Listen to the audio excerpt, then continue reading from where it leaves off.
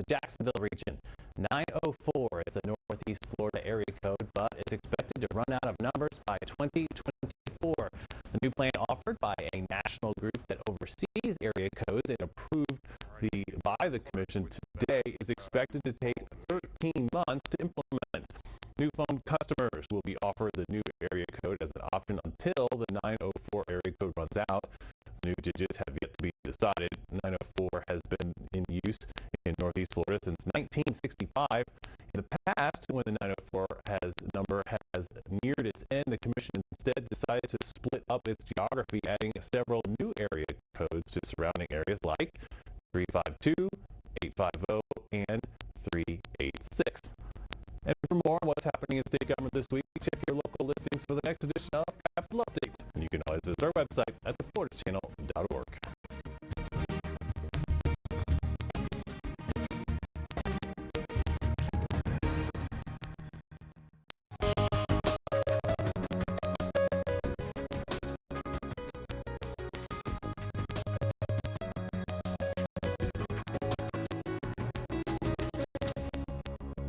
The Indianola Inn, the second hotel built in the Fort Walton-Destin area, was built on this midden mound in 1912. It was the only structure ever permitted to do so. In 1927, the rate for staying at the inn was $25 per week. The inn burned in 1962, and today it is currently a condominium complex.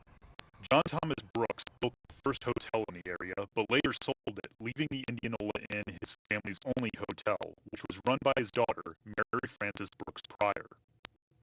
The Indian Midden Mound, dating back to between 500 BC and 1000 AD, was used as a disposal area for early settlers of the Fort Walton area. During a 1966 archaeological excavation, Fort Walton, Weeden Island, and Santa Rosa Swift Creek period ceramics were found. During a 2005 archaeological study, animal and fish bones, pottery, and arrows were also uncovered. A button found in 1966 was attributed to a soldier of the Fort Walton Guard. During the Civil War, this site was used to protect part of Santa Rosa Sound known as the Narrows, where it enters Choctawhatchee Bay. Archaeologists have theorized that the height of the mound was raised by the Walton Guardsmen, affording them better cannon positioning. A cannon discovered in the 1930s was displayed on the sound side of the Indianola Inn until 1962. It was then moved to the Indian Temple Mound Museum in Fort Walton. Today, the Indian Mound is a preservation area and a reminder of the long and... You're watching Jack's PBS More, WJCT, Jacksonville. At PBS, we know that helping students learn is a teacher's top priority. That's why we offer our free, easy-to-use digital platform, PBS Learning Media. With thousands of standards-aligned resources in every subject, plus videos and interactive activities from the trusted programs you know and love. Wildcrats, Nova, Ken Burns, and much more. Find the content you need to enhance lessons and help spark your students' sense of curiosity at PBS Learning Media. Visit pbslearningmedia.org to learn more. Your favorite member benefit is getting better and bigger. Over the next year, Passport is adding new shows and doubling the number of episodes. Stream on any device with Passport on the PBS Video app. Our regular programming is being preempted so that we may bring you the following special presentation.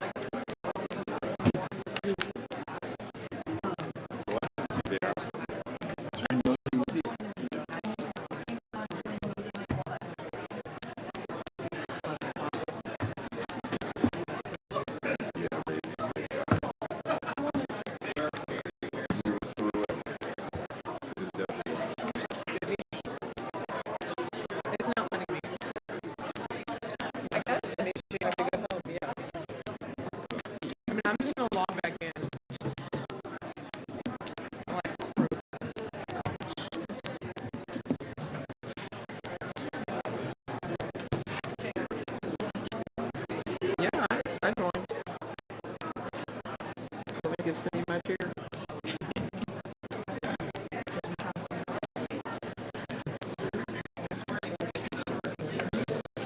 No, but you go ahead. I'll get it. No, never started. School Board of Duval County School District is now convened in its regular monthly meeting. To everyone present and to our television viewers, I wish to extend a warm welcome to this meeting of the Duval County School Board. The vision statement of the Duval County School Board states, every student is inspired and prepared for success in college or career and life. The mission statement of the Duval County School Board is to provide educational excellence in every school, in every classroom, every student, every day. The Duval County School Board is here tonight to listen to reports from district staff and to set policy for the district that will improve student achievement. We will also address budgets, contracts, personnel appointments, and other business items that require a vote of the board. The management and day-to-day operations of the district are the responsibility of the superintendent. It is not the role of the board to make managerial or operational decisions. The board has policies and procedures in place to assist the superintendent in resolving management and operational issues. If items appear to move quickly, it is because the board meets in an agenda committee meeting prior to the board meeting for an in-depth review of all agenda items. The committee meeting for the June 7, 2022 school board meeting will be held on May 17, 2022 at 9 a.m. and the public is invited to attend.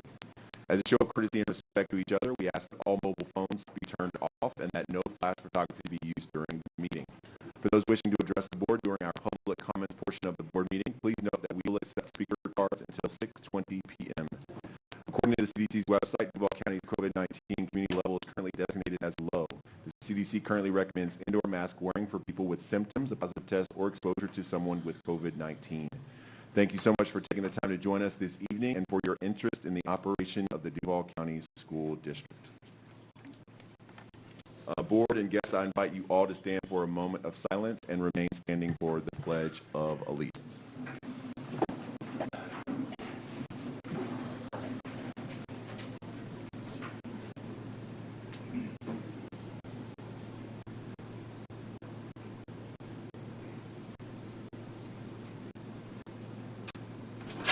Thank you. I pledge allegiance to the flag of the United States of America and to the republic for which it stands, one nation, under God, indivisible, with liberty and justice for all. Very good. Thank you. You may be seated. At this time, we will have our school presentation from District 1, Fort Caroline Middle School. Oh, you're dancing already. Okay. For the visual and performing arts. We'd like to call on Caroline Middle School and the visual performing arts principal. Principal Wellington is in the building. Welcome, sir. Yes, yes, you deserve a round of applause. Well, good evening. Thank you, first of all, to our school board, to our chair, Mr. Willie, to our co-chair, our vice chair, Dr. Coulter, who absolutely happens to be my school chair. To our superintendent, Dr. Green, thank you so much.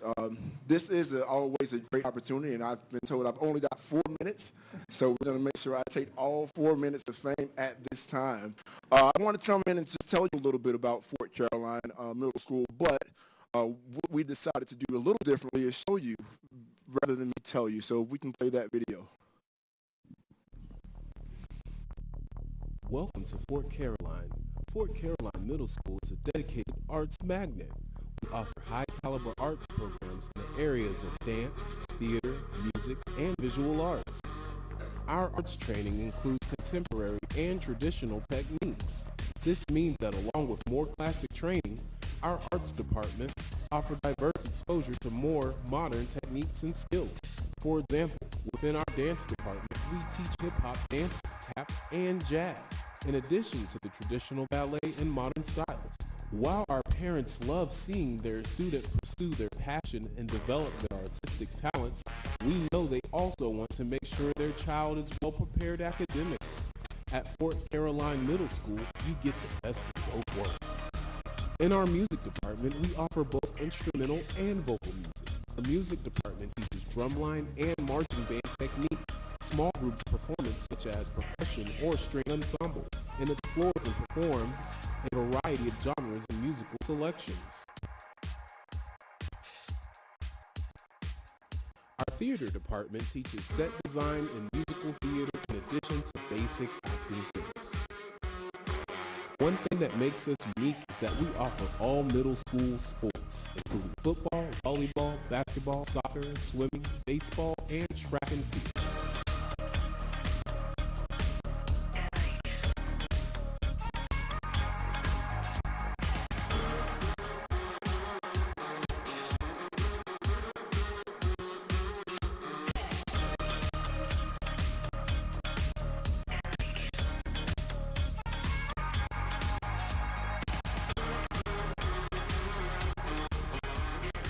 Our visual arts departments offer diverse exposure to more modern techniques and skills for visual arts. We offer instruction in painting, drawing, filmmaking, and photography. We feel we've built the perfect art school for today's student who wants to leave middle school a complete, well-rounded student and person. Fort Caroline Middle School, you belong here. Well, that's the fort. And that's the place that we call the fort. We've been calling that for a very long time. And here's the thing. When I had the opportunity to speak here 4 years ago, I said that Fort Caroline is the best kept secret here in Duval. And I will say that with some help from some very important people, Dr. Coulter, our school tour superintendent, Shawanda Peak, to my regional superintendent, Dr. Hall. We've had some major support over the past couple of years, and so we can't say that we're a secret anymore. We're really out there. We've had a groundbreaking ceremony on December 10th for our auditorium that will be built soon, and we're just excited about the things that are happening at Fort. This year in particular, our recruitment went up over 58%, and it has been. Yes, you can clap for that one if you can. We are super duper excited about students returning to Duval County Public Schools.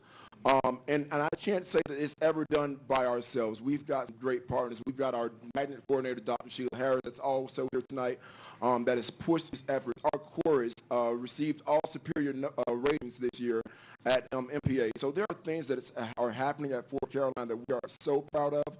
And more importantly, we're just happy and excited that you all are starting to hear about us, know about us, and share the good news about Fort. So thank you all.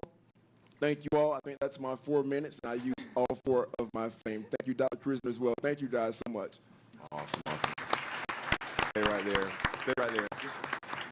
I know many of us got a chance to come out to the fort for the groundbreaking, and what an amazing culture that you have built and you will continue to build. So it's just an awesome sight to see. And I want to turn it over to your representative that represent your area, Vice Chair Coker. So first off, thank you to you for your leadership. You are such a charismatic person, and supporting you as your board member is just a pleasure and a delight and a blessing. I will tell you, we invite everyone to come to Fort Caroline Middle and see our arts program, because you will fall in love with what you see there. Chorus is thriving. The band program is just doing amazing work. We recently had a dance showcase. Creative writing is happening. They're just really, really great things. And I agree with you that it's no longer a secret.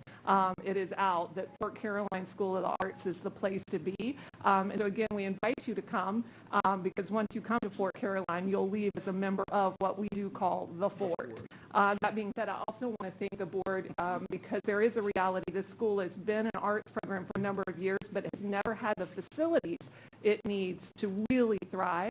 And we did have a groundbreaking recently for the auditorium for this school, and it's going to be an amazing opportunity for the children across our city, but particularly the Arlington community, to have a facility like that. So I need to make sure I say thank you to my colleagues for supporting us on that. And other than that, you are just a blessing to the Arlington community, and I love supporting your work. Thank you so much. Thank you all.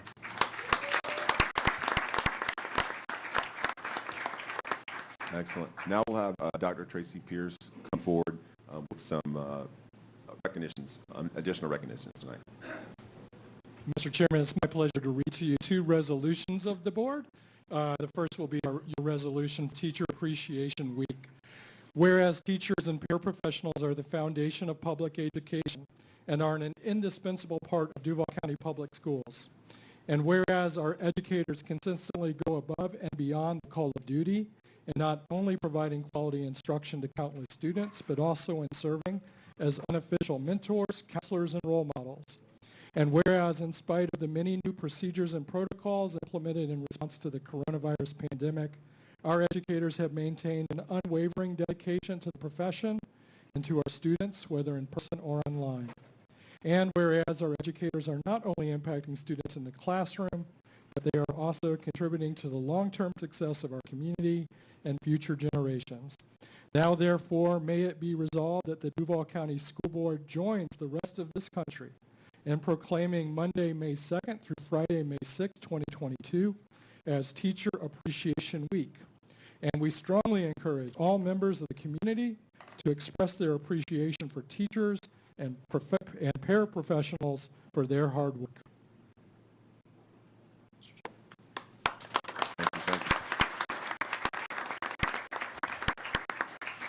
And I do, if we have short comments there, folks, it is Teacher Appreciation Week, so just want to thank all of our teachers publicly once again for all of their hard work. I know I've been in a number of schools this week, and I know gifts are being showered to our teachers, which is so well deserved. So oftentimes it can be a thankless job, but we want to just publicly say thank you to every single teacher and educator in our system today and across all schools, because teachers are critically important. So once again, can we give it up for our teachers for this week and every week? Your second proclamation today is for Mental Health Awareness Month, and I was reminded that there's a traditional picture with our mental health staff, so I would invite board chair or vice chair or board members and Dr. Green to come for the picture as I read the proclamation. Mental Health Awareness Month Proclamation 2022. Whereas mental health is essential to everyone's overall health and well-being, and whereas all Americans face challenges in life that can impact their mental health, especially during a pandemic, and whereas prevention is an effective way to reduce the burden of mental health conditions, and whereas there are practical tools that all people can use to improve their mental health and increase resiliency, and whereas mental health conditions are real and prevalent in our nation, and whereas with effective treatment, those individuals with mental health conditions can recover and lead full, productive lives. And whereas each business, school, government agency, healthcare provider, organization, and citizen share the burden of mental health problems and have a responsibility to promote mental health wellness and support prevention and treatment efforts. Therefore, the Duval County School Board now hereby proclaims May 2022 as Mental Health Month in Duval County Public Schools. The school board also calls upon the citizens, government agencies, public and private institutions, businesses, and schools in Jacksonville, Florida, to commit our community to increasing awareness and understanding of mental health, the steps our citizens can take to protect their mental health, and the need for appropriate and accessible services for all people with mental health conditions.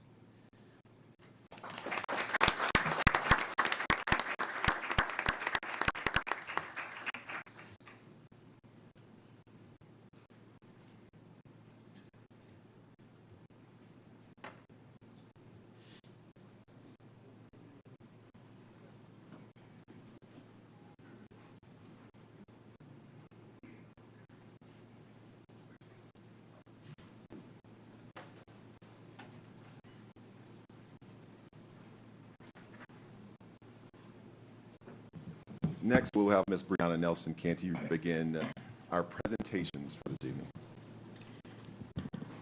Beginning our recognitions, we want to highlight two schools who are receiving major recognition for raising the bar when it comes to student performance on state assessments. Both Dinsmore and Thomas Jefferson Elementary Schools are two of only 26 schools in the state to be awarded the Exceeding Expectations Award from the East Coast Technical Assistance Center, or ECTAC. ECTAC is a network of 47 Florida school districts. They are in their 8th year of presenting these awards. The awards are given to Title I schools who meet stringent criteria, including being above the state mean on the Florida State Assessments in English, language arts, and math proficiency, learning gains, lower quartile learning gains, and science. Dinsmore and Thomas Jefferson both meet 100% of the criteria. Each school will receive a plaque for their school and a check donation. Each principal will also receive a special award. Presenting the Exceeding Expectations Awards to the schools is Marjorie Murray, the Director of the East Coast Technical Assistance Center.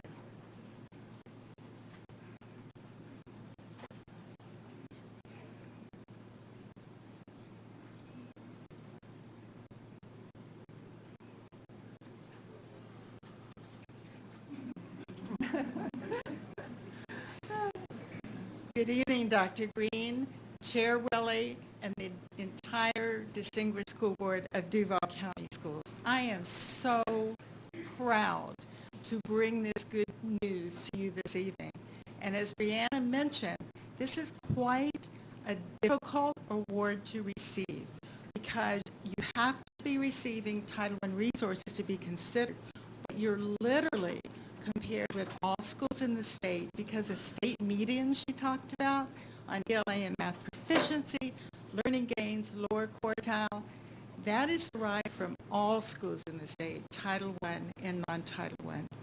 And when we filtered the school grade database in 2018-19, that database of 1,895 schools to be considered, only 26 in the entire state met that stringent criteria, and after a school visit are being awarded this. And you have 2 of them.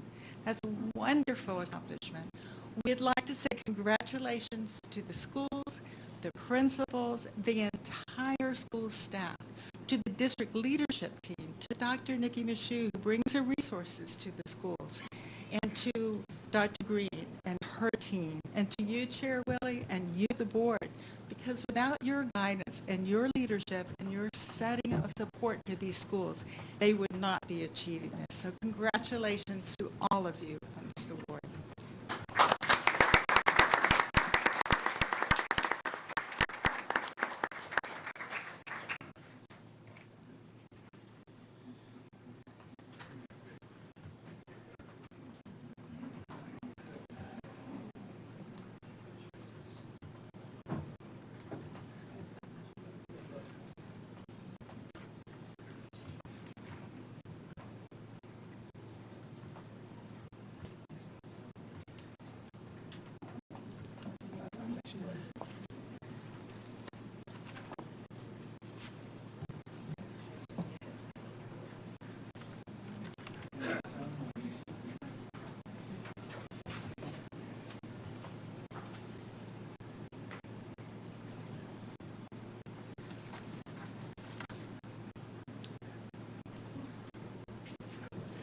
Next, we would like to honor a group of professionals who have been on the front lines in battling what has been an unprecedented pandemic. These are our school nurses and health service-related staff. First, we'll begin with our health services administrators who have worked diligently to support medical staff across the district. These individuals are Elizabeth Trisotto, Jawan Wade, Kalandra Lagar, Garrica Thampton, and Shelby Archer. Some of the work these leaders and their teams have done include provided over 45,000 employee COVID-19 tests throughout the district, administered almost 4,000 COVID-19 vaccines, distributed 48,000 ELIM test kits to schools for symptomatic student use, maintained the COVID-19 dashboard and reporting all COVID-19 cases to the Florida Department of Health, and implemented Hazel Health, which is an initiative to provide virtual, physical, and mental health services to students at no cost. Next, we would like to highlight, as part of this award, 3 school nurses for their years of service and with the district. Each of them have served in a district for more than 20 years. Kelly Deacon of Mount Hermon Exceptional Education Center has been with the district for over 26 years. Mary Louise Daniel of Mandarin Oaks Elementary has been with the district for over 25 years. And Lisa Giuliano of Alden Road has been with the district for over 20 years. Please join us in congratulating and celebrating these amazing nurses and administrative staff for their dedication to student and staff health across the district.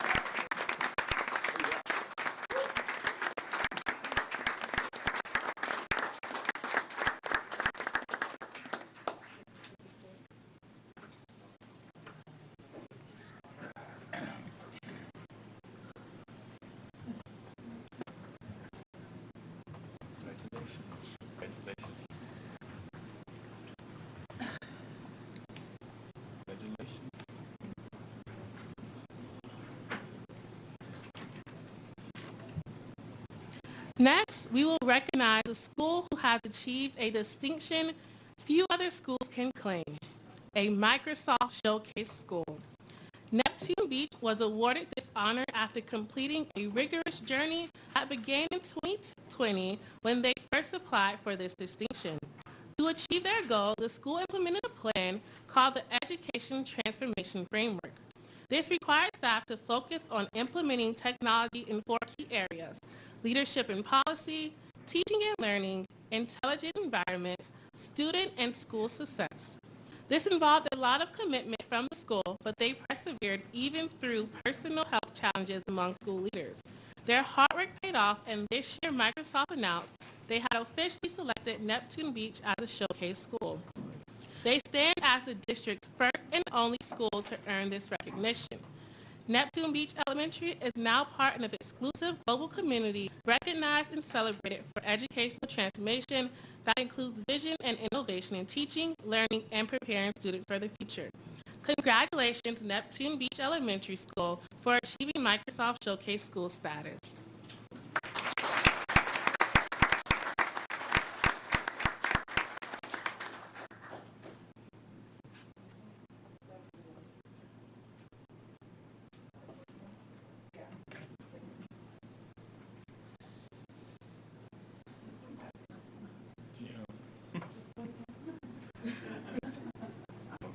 Hi, Dr. Green.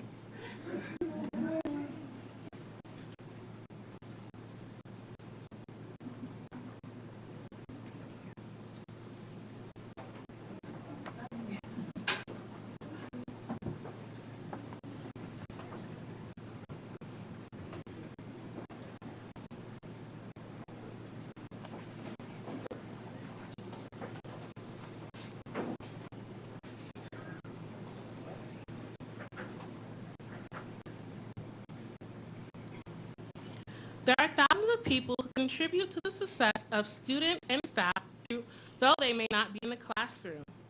Tonight, next, we would like to recognize one such person. Cindy Seaburn is an analyst on our IT team who goes above and beyond to make sure the district utilizes best practices with its internal business system known as SAP. This is a system we use for all of our internal business processes, including budgeting, accounting, and payroll. Part of her success has been because of her work with the national network of SAP users known as ASUG. Ms. Seaburn has been a volunteer with ASUG since 2012, and her supervisors say that her work with ASUG has allowed the district to better implement SAP and problem solve SAP issues. Specifically, Ms. Seaburn works to network with other SAP users, putting together 6 web calls during the year and highlighting relevant topics from K-12 organizations. In 2014, she was invited to join the Florida Department of ASUG as the Jacksonville Market Lead. She was recently named as Volunteer of the Year for ASUG, and her colleagues say this is much deserved.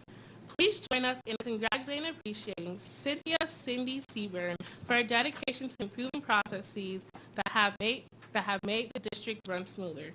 Ms. Seaburn will be receiving a Superintendent Coin of Excellence.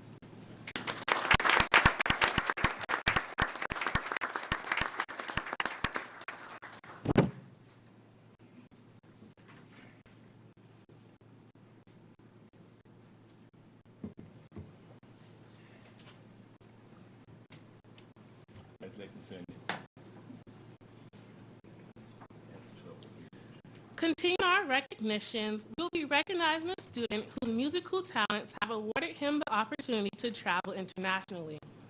Wolfson sophomore Mitchell Sefton is known as an incredible musician. Mitchell is Wolfson's clarinet section leader who auditioned and was selected for the All-District Honor Band, made up of students from Duval and Nassau counties. Mitchell was then selected for the All-State Concert Band, where he was chosen from hundreds of auditions throughout the state. Adding to his accomplishments, Mitchell performed a Level 6 clarinet solo at the District 17 Solo and Ensemble Festival, where he received superior rating, which in turn qualified him for state. Finally, after being nominated by his band director, Christina Ledford, Mitchell sent in an audition video for the Rail Strides Honor Performance Series, where he was selected for a seat in the high school honor band this summer in Vienna, Austria. Only the top musicians from each country are selected for this honor band. For this, Mitchell will be receiving a Superintendent Coin Excellence. Please join us in congratulating Mitchell Sefton for his outstanding achievement.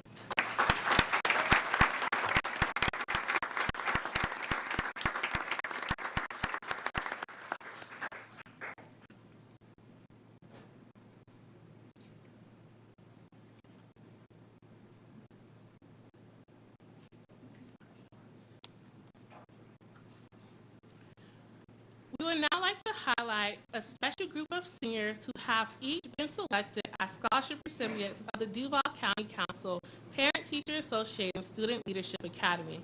The Academy was developed in 2010. Students in 9th through 12th grade are nominated to the Academy through each high school principal and PTSA board. It's through this academy that students receive training to help them advocate for themselves, their education, their classmates, and their school.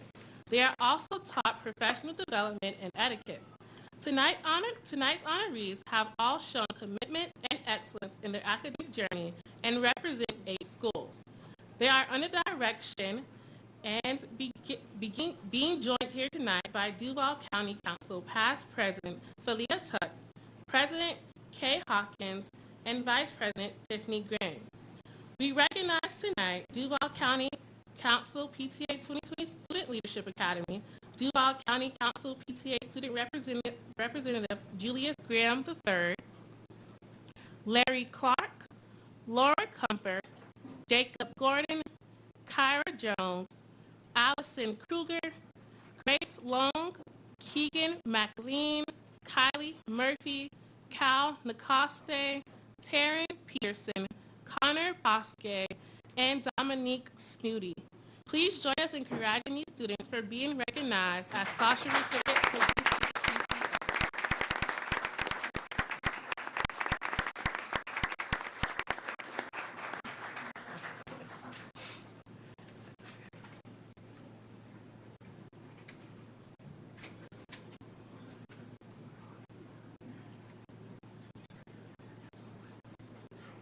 Everyone look at me.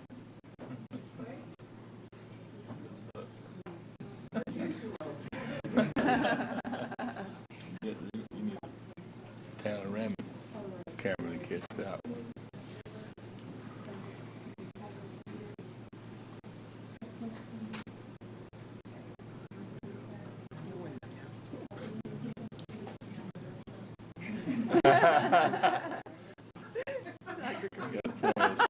Gotta put on your stilettos, Dr.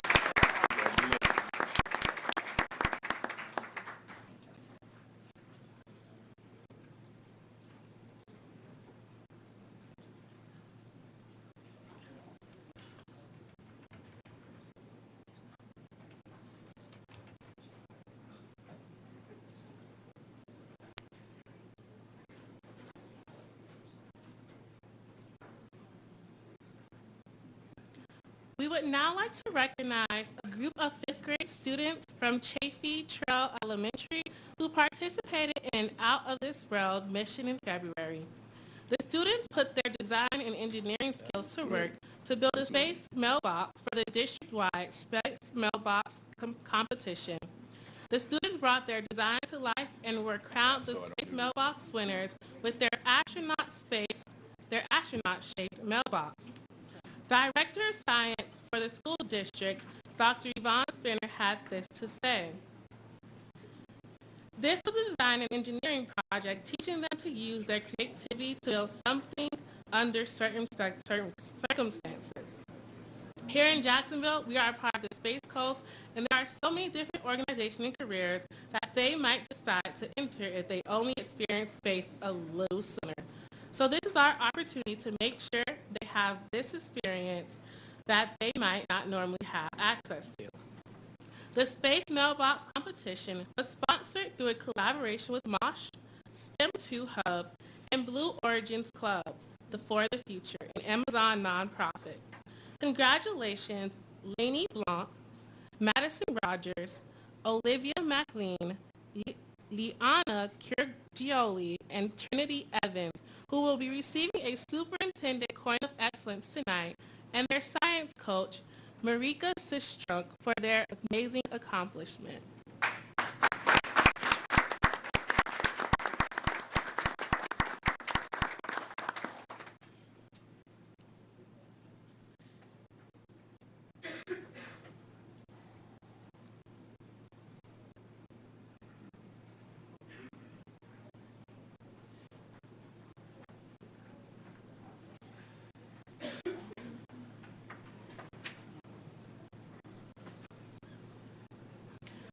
We now will be recognizing 10 students who are recipients of Gold and Silver National Scholastic Art Awards.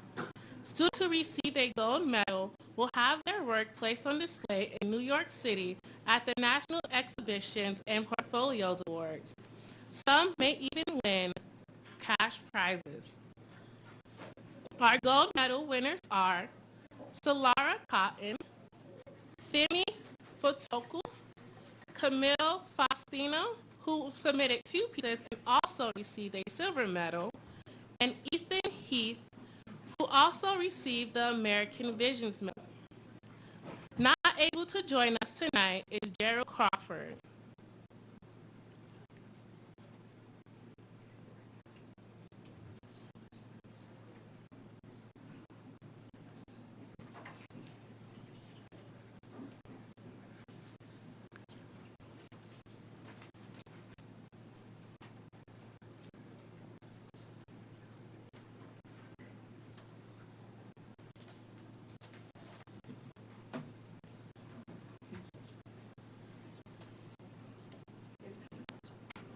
Our silver medal winners are Ella Dish, Matthew Ritchie, Eve Wilson, and Elias Thomas.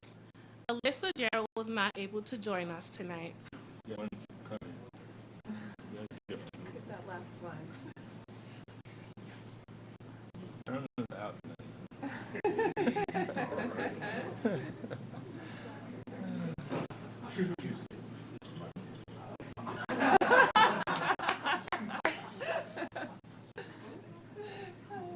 There were no bronze medals awarded. Congratulations again to these students for their great accomplishments.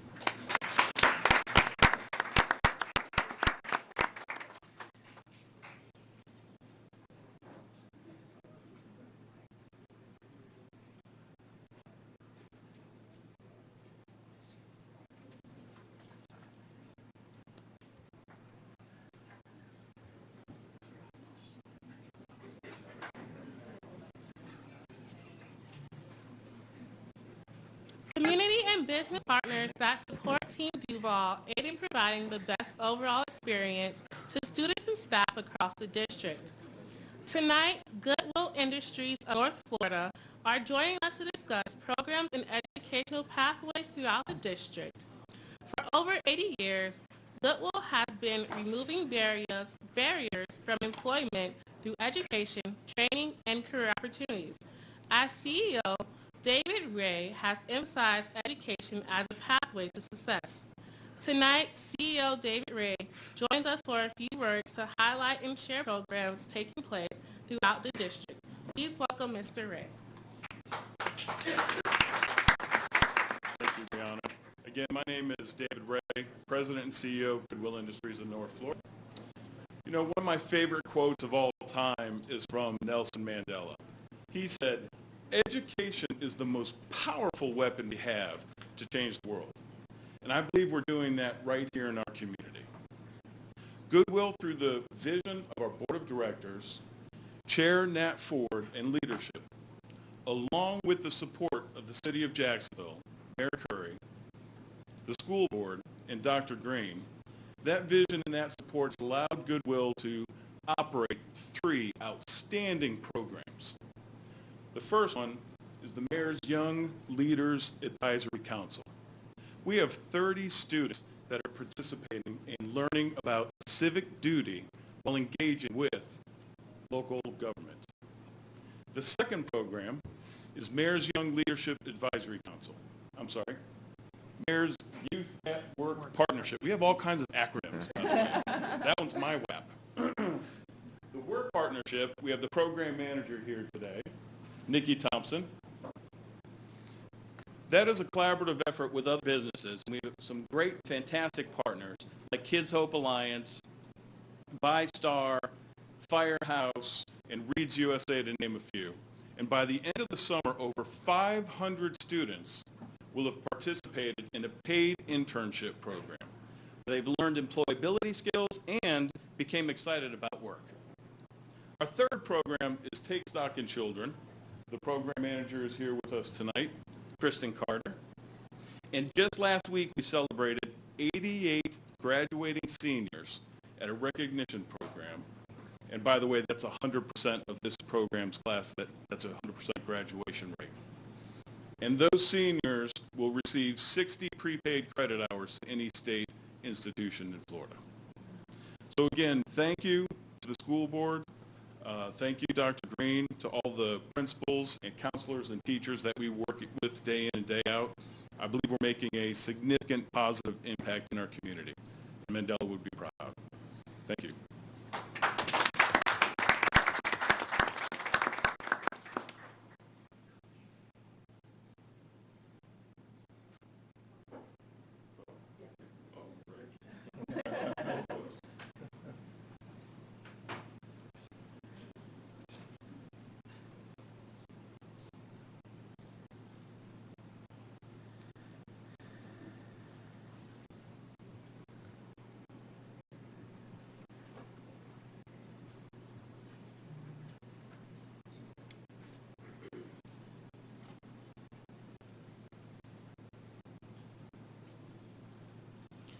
Last but not least, we recognize a business partner who is making this Teacher Appreciation Week even more special. Tapestry, the brand that includes names in its company's portfolio, such as Coach and Kate Spade, have donated approximately 1,400 Coach-branded items, including wallets, purses, and even some briefcases to thank local teachers for all they do to support and educate our students every day. These items are being distributed to teachers throughout the district in recognition of National Teacher Appreciation Week. Joining us today is Senior Director of Distribution Operations for the Jacksonville Distribution Center, Kristen Nestor. Thank you to Tapestry for your continued support of educators across the district.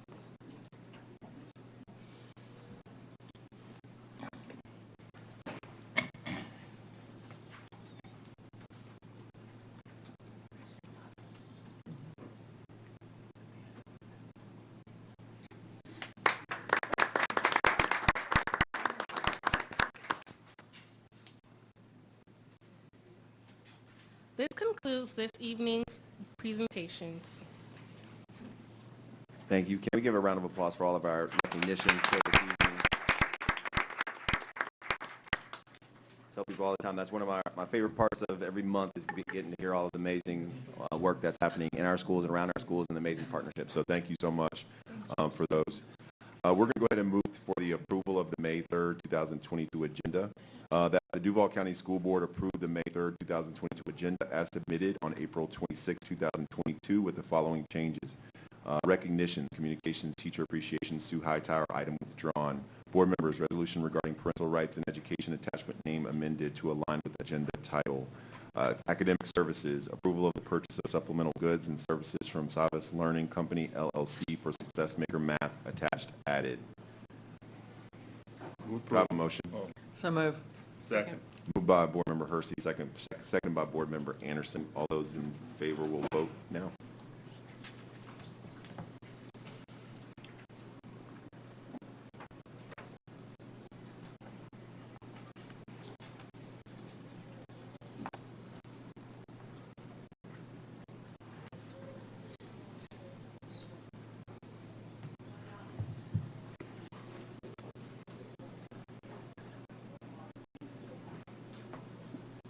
By your action, you have passed item 7-0. Thank you.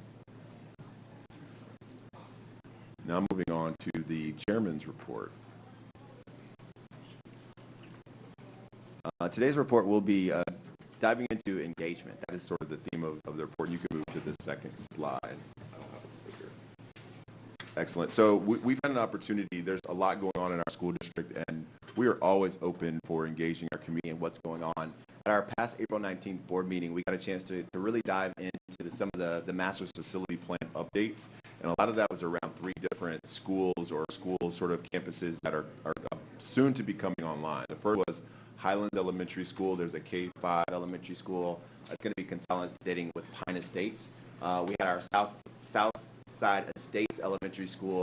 That's a Windy Hill consolidation. And in our Jean Rabeau High School, which is going to be a contract for a new high school there, and looking at what that means for that campus out there.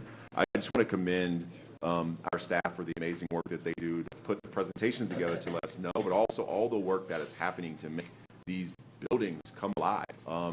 And I'm thrilled for our community to be able to see new buildings, to be able to have our students walk through those walls and actually be able to see that. So I wanted to bring this to your attention because we've been engaging you all along, and we're going to continue to engage you in the process. These buildings aren't up yet, but there's a process we want to talk about to make sure that as we dive deeper into it, you can be more involved. And you can move on to the next slide.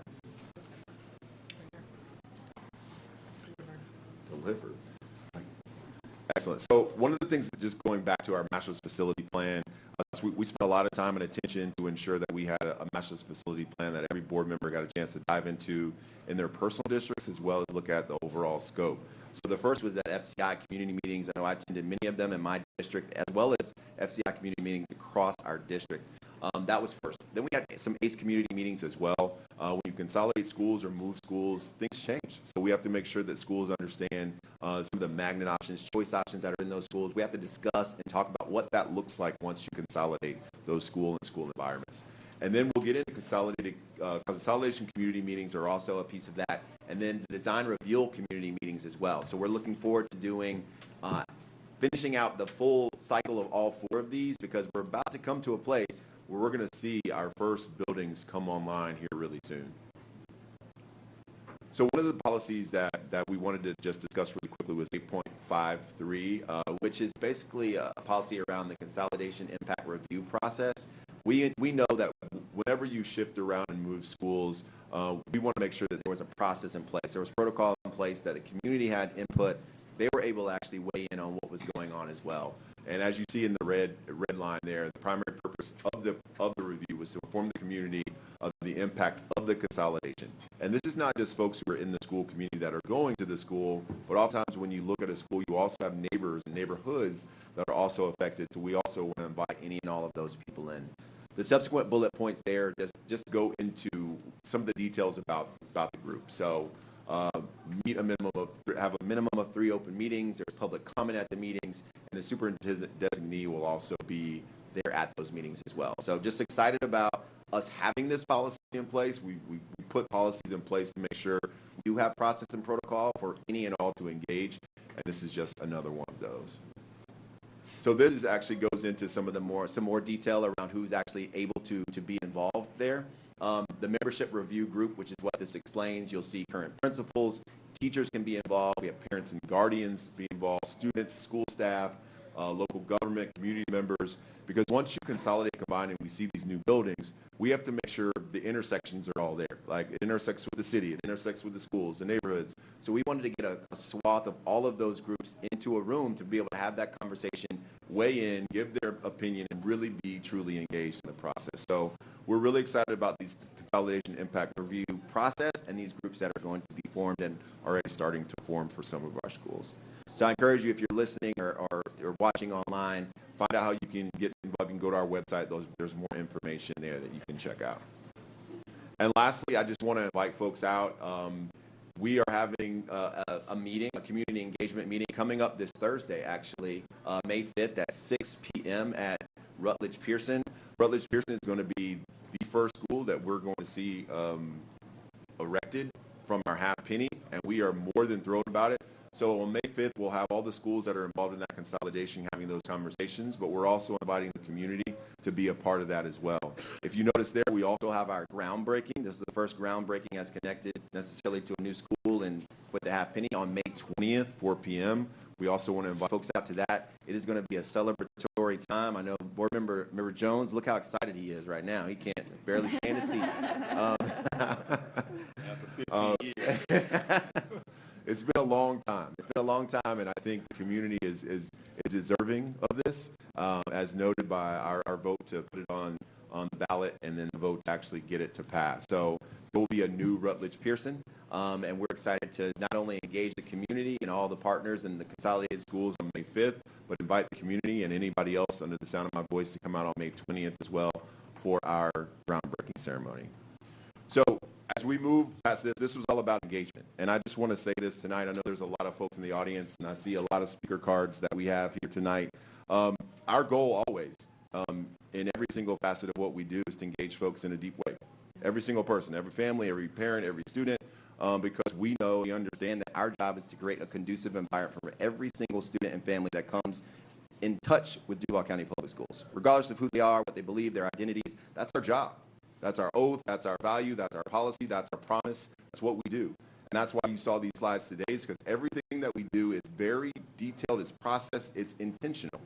We do it because we want to engage. We want to make sure we hear your voice. I know I do it. I know every single person that's across this dais right here, they're in schools, they see it, they understand it, and that's what they bring up here with us today. So I'm just encouraged by the folks, us to be able to hear your voice. We're encouraged to be able to hear your voice tonight. But at the end of the day, I do want to let folks know that we sit up here as people who are ready. We're ready to listen. We're ready to engage, because our job every single day is to engage this community. So we appreciate it. Thank you for those slides, and now I'll pass it over to our superintendent. Thank you, Chairman Willie.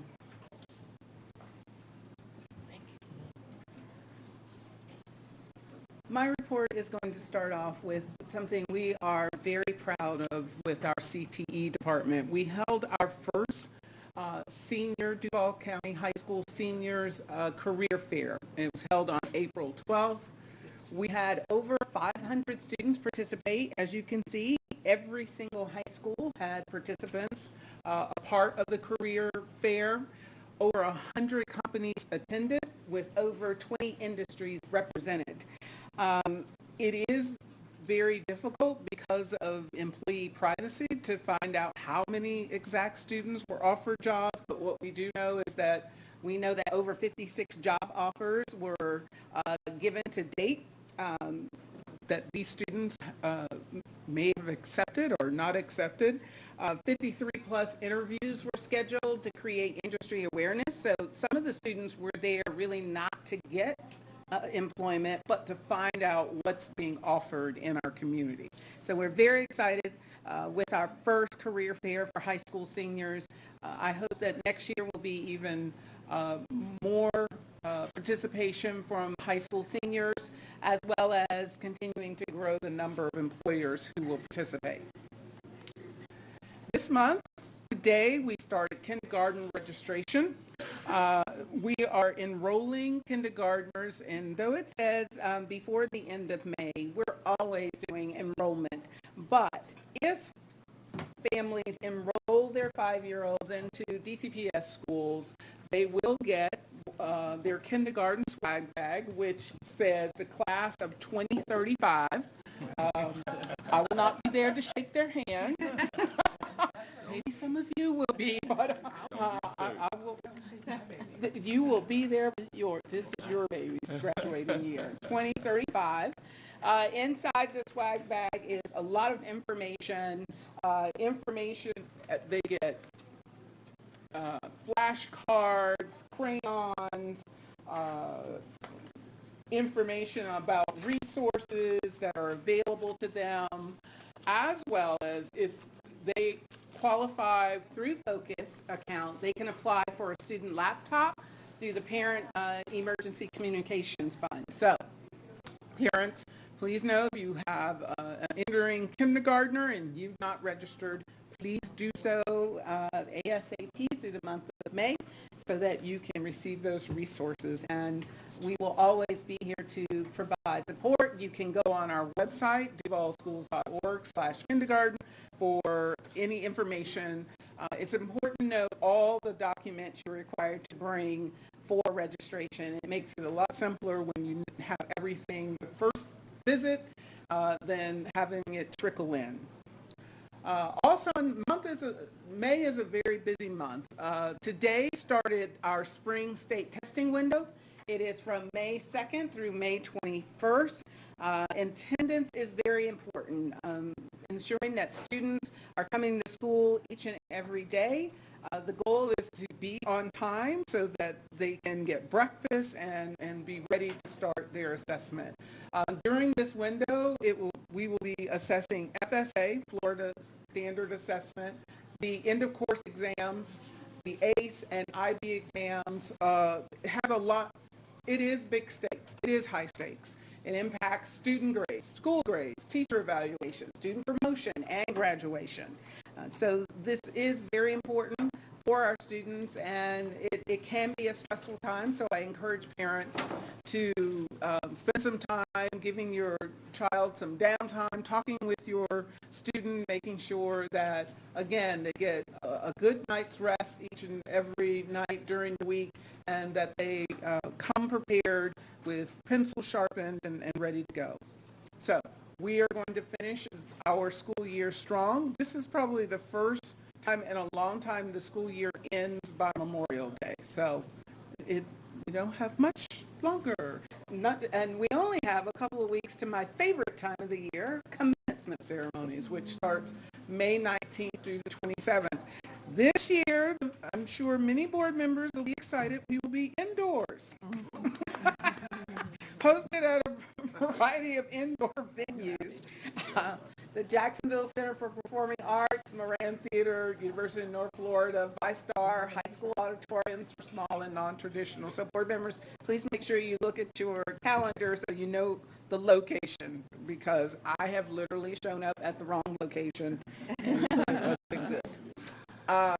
Just so you know, the requirements of these venues vary, so there will be requirements. Large bags are prohibited items. They won't be allowed. So try to bring your small camera, your phone serves as a good camera, but each school will communicate specifics based on venue. And also make sure that you pay attention to the COVID-19 requirements. Each venue has their own requirements that participants will be required to follow. As you heard, the board passed a resolution tonight on Teacher Appreciation Week. Today is actually National Teacher Appreciation Day, and we wanted to highlight our most veteran teacher, Sue Hightower. Unfortunately, Sue could not be here with us tonight, but Sue started subbing in 1966. I hadn't started school yet. Earning $13.50 per day. She started teaching full-time for Duval County Public Schools in 1968 at Reynolds Lane and earning $3,857.14 for 126 days. I guess school wasn't 180 days back then. That's about $30.60 per day. She went to Pinedale in 1982 and has been teaching there ever since, 40 years at one school. So when you look at Ms. Hightower, technically she has about 54 years of teaching experience, and it's all been in Duval County Public Schools. So we really need to give a big shout out to Sue.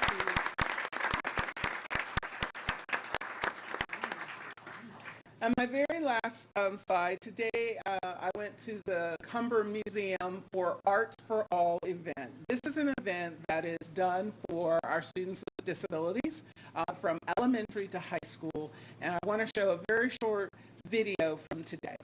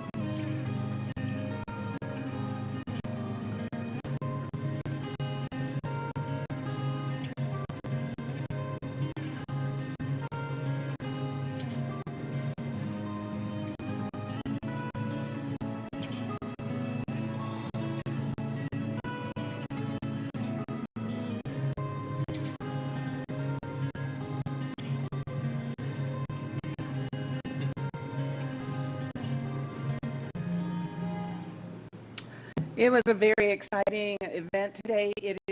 Tomorrow will be the second day, so if you have an opportunity, you can go out and see our children engage in some wonderful activities. To see them out on field trips was, you thought they were going somewhere really, really big, but it was amazing, and they had and Dr. Kushner was there as well, probably over 100 volunteers that were there just to support our students and that program. So thank you to the Cummer Museum and all of the volunteers who were there today and who will be there tomorrow to continue that event for our students. Thank you. Excellent. Cummer Museum, what a great partnership. I know the Parents Who Lead just had a session over there as well, and they got to do a private tour before it opened up one day. So just really appreciate the Cummer and all that's going on. And that bag right there as well. I'm looking forward to getting another bag. I got one last year for my kindergartner. And still, she's used the flashcards so much she doesn't need them. So she's mastered the flashcards that were in there. So that means she's doing great work. So I appreciate that and excited about all the new families and the new kindergartners that we'll have in our school. So thank you for that report. We'll now move on. We don't have any departmental reports or any sales surtax oversight committee report this evening. So we will move on to our public comments.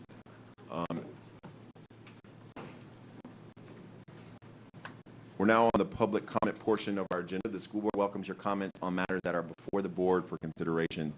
It is not the board's intent to respond this evening, but to use the input in our deliberations. To give everyone appropriate respect and courtesy, we ask that the audience refrain from audible comments or applause. When you come to the microphone, please state your name for the record. Please limit your comments to 3 minutes. When the green light is in front of me, starts blinking, you will have a minute remaining. When the light turns yellow, you will have 30 seconds remaining. When it turns red and the buzzer sounds, your time will be up. If your concerns exceed the time, you may present written comment to the board. Board policy provides for an orderly and efficient meeting without disruption by words or actions.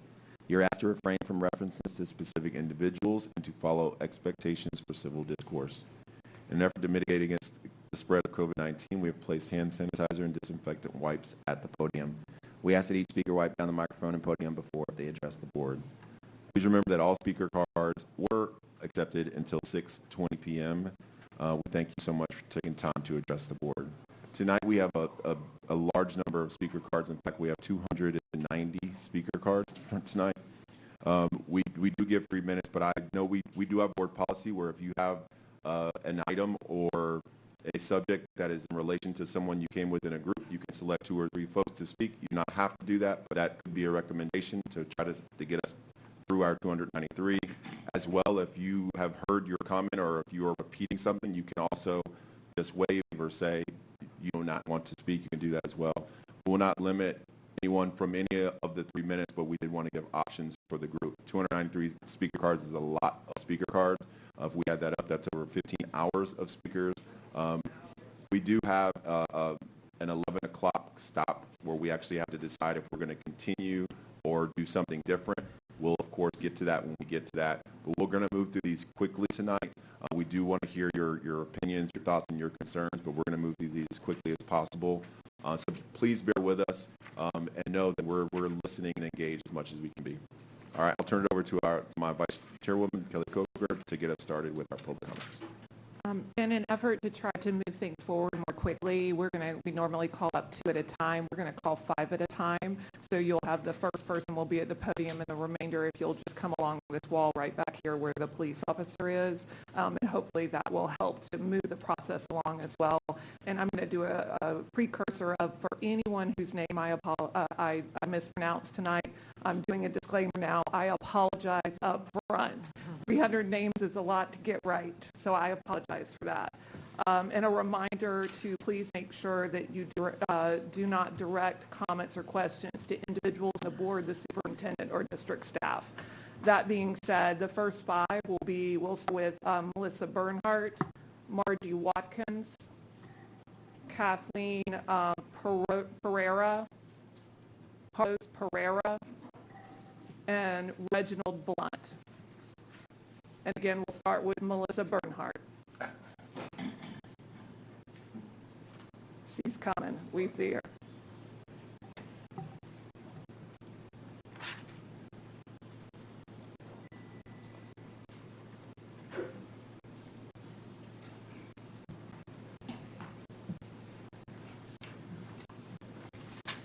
Ladies and gentlemen of the board, thank you so much for this opportunity to speak to you today.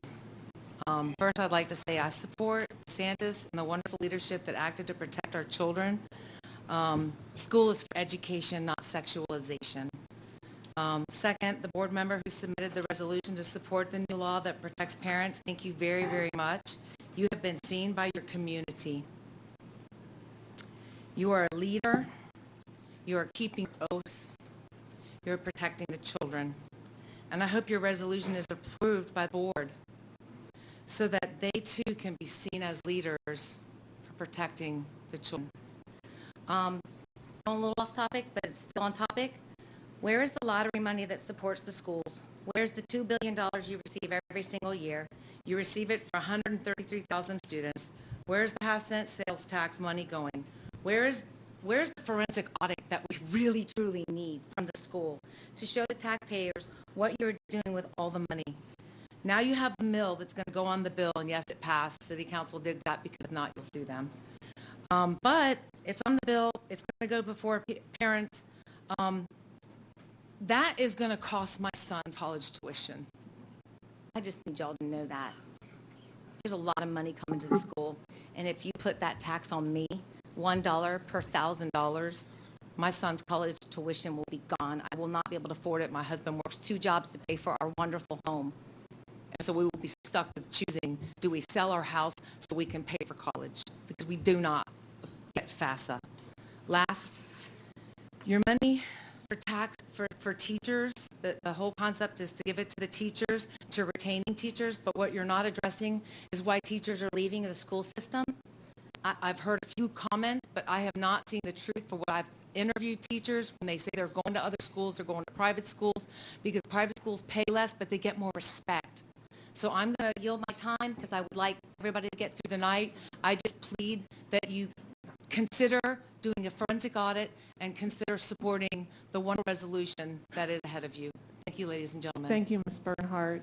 We'll now have Marjorie Watkins, and if Seaber Newsom would come to the end of the line. Hi to the board. I'm Margie Watkins, and thank you for having me here. I'm so thankful I'm living in a free country. I fled Iran, and I came here to be free, and we couldn't have these kind of schools there. But I live near Woodland Acres. My husband, Johnny Watkins, born and raised here from South Carolina. His 2 daughters went to Woodland Acres. He's been living in that house on Jasper 40 years. But he has cancer, and he's on a fixed income. We cannot keep raising our taxes. We're going to be homeless, and we don't ask anyone to help us. We are real people that we work, and we don't have poor mouth and ask people, but we have to live with what we have, and we help our neighbors. And we have children coming to our house, and we mentor them. 80% of them are colored children. They come to our kitchen. They love us. But we don't talk about sex to them. If we talk about sex, they will put us in jail as sex offenders. I don't want my money goes towards the schools to teach my grandchildren and my children and my community church children about sex. I used to be for 3 years afternoon assistant in Providence with 3 years and 4 years old. What I taught them, love, and I made them homemade cupcakes and took them and sandwiches, and we danced, and I loved them. 5 of those families came to Jesus, and they got baptized because of my love. I didn't talk sex to them. I didn't even like the boys and girls to go to the bathroom at 3 o'clock when they woke up from their nap. I have a daughter and grandkids. I have a son in heaven. He got killed when he was 18 years old. So I know all these things. And I'm not an old-fashioned. I went to school in London and in North Wales and college. But I don't want, this is a private thing. I don't want to talk about sex to my children. And we have all kind of people in my family. But that is something between parents, not teachers. If a teacher wants to talk about sex to my children, that is a sex offender. Thank you so much. Thank you. We'll now have Kathleen Pereira, and I'll ask that Myron Blankenbaker come to the end of the line. Good evening. Thank you. My name is Kathleen Pereira. Thank you for letting me speak. I'm a mother of 4 children who were educated in Duval County Public Schools. And there's also one of the things I've always remembered is there's been a long partnership between the schools and the community. All the while that my children were in school, I fully backed the teachers because I thought their intention was to prepare my children for the future. But now with everything happening in this country and in the world, I'm not so sure about schools and the teachers who may want to indoctrinate rather than teach these children. Think about this. How can the teachers teach innocent children when the teachers themselves may be confused about their own identity? They'll be teaching confusing ideas to confusing children. The teacher should teach reading, writing, and arithmetic, not ideology promoted by deviants. Support the Parent Rights Bill of Rights, which I never thought I would have to say in any school board, but we need to protect our children. Thank you. Thank you. We'll now have Carlos Pereira, and we'll ask that Ann Hill please join the line.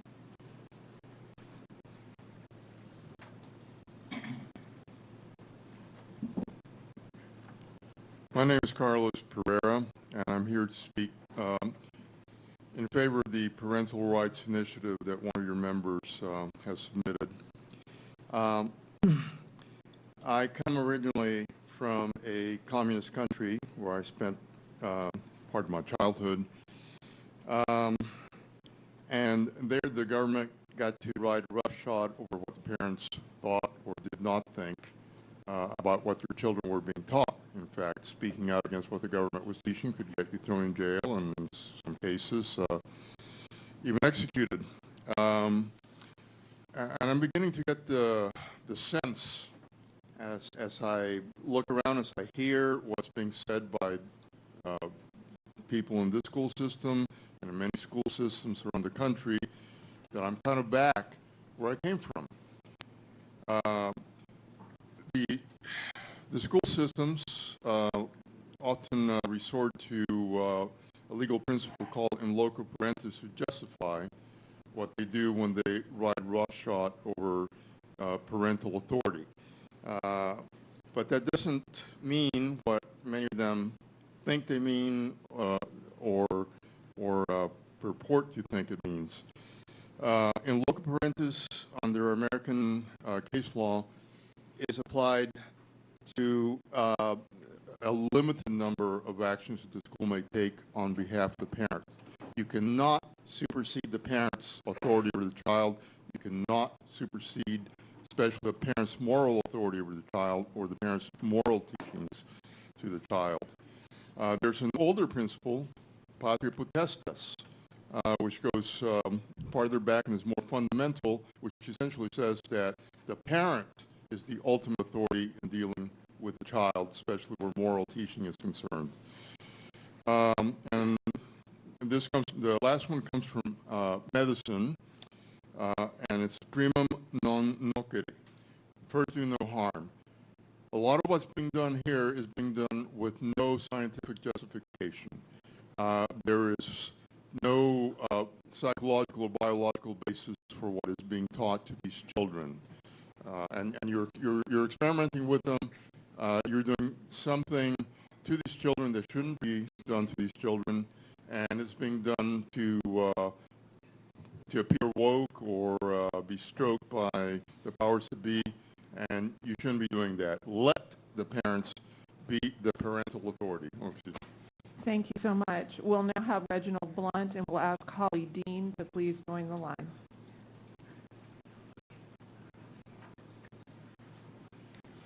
Good evening. Thank you for allowing me to speak. I come here before you and for your support for HB 1557, and no violation of it should pass. The worst thing that happened about COVID was a lot of people died. The best thing that happened is that parents across the nation were exposed to what their children were being taught. Unfortunately, this has been happening to schools across America, and Duval County is not an exception. This has been in the planning for probably 3 or 4 decades, who knows? But it's been in the forefront. Powerful organizations like Disney have pushed their ideology that directly impacts school board policies. Myself, along with millions of men and women, have fought to preserve our rights in this country and our freedoms, and that's for all groups. I have faced the enemy in the face. I didn't know whether they were going to kill me or not. And that's what we had to fight through, and to have to come back to America and see some of the egregious things that are happening is really heartbreaking. The media is complicit, spreading all kinds of bad information. You have socialist factions that want to change the country and turn it upside down. And now you have the school board. The push to snatch the innocence from our children and sexualize their thoughts is downright criminal. And I'm sorry to say this, and I respectfully say this to the school board, 20, 25 years ago, you all, most of you all, not all, you would have been in jail. You would have been in jail for what you, and if you're promoting it, you're complicit in allowing things like this in the name of tolerance, bullying. I don't like what I'm seeing. You may not have created this fusing document, but again, you're complicit in supporting it. The only thing that I can say to parents, because I have no faith anymore in this school board, get your children out of these public schools. If they can't turn this thing around, get your kids out, because you send your 5-year-old to school to learn about coloring and reading, and he comes back with the most lascivious behavior, and you're saying, what in the world is going on with my child? Forget teacher pay. You're going to have to hire a handful of psychologists to deal with the lascivious behavior, or it's going to happen to 5-year-olds and 4-year-olds and whatever ages you all want to twist. That's what's going to happen. And I think that is outright wrong, because you all come from a generation, the same generation I came from, and we didn't have to deal with this stuff. Parents dealt with it, and that's who should deal with it. Get it out of the schools, get the counselor and the psychologist, and deal with it off the campus and teach the. We are behind in education in the world, and we're worried about what's in kids' underwear. That is absolutely ridiculous. Let the parents deal with it. I don't care what the teachers' unions are paying. This is ridiculous, and it needs to stop. Thank you.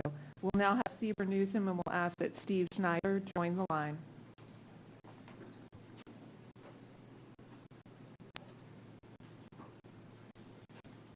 Hello, my name is Sieber Newsom III. You've seen me down here before. I support the proposed resolution, the Parental Rights Bill, and its sponsor.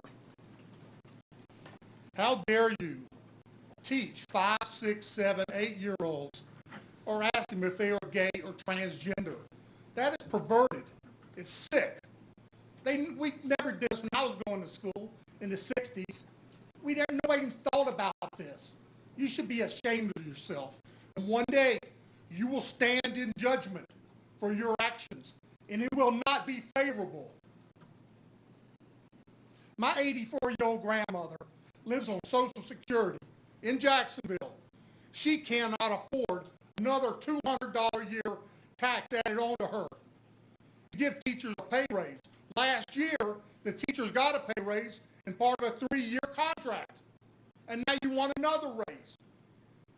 The House and sales tax raised hundreds of millions of dollars more than expected. Take that money and give the teachers a raise if you think they need it. Not taxing people like my mother-in-law and others who live on a fixed income and Social Security. They can't afford it. They're going to have to choose between that and getting their medicine or whatever. They can't afford another tax, especially the way things are today with inflation. And one more thing. I don't think the superintendent is the best. Please refrain from calling people directly. She would never be elected. If it was an elected position, it would never happen. Thank you. And the people will not vote for this proposed property tax, believe me. We'll now have Myron Blankenbaker and Gordon Terry, if you will join the line. Hello, My name is Myron Blankenbaker.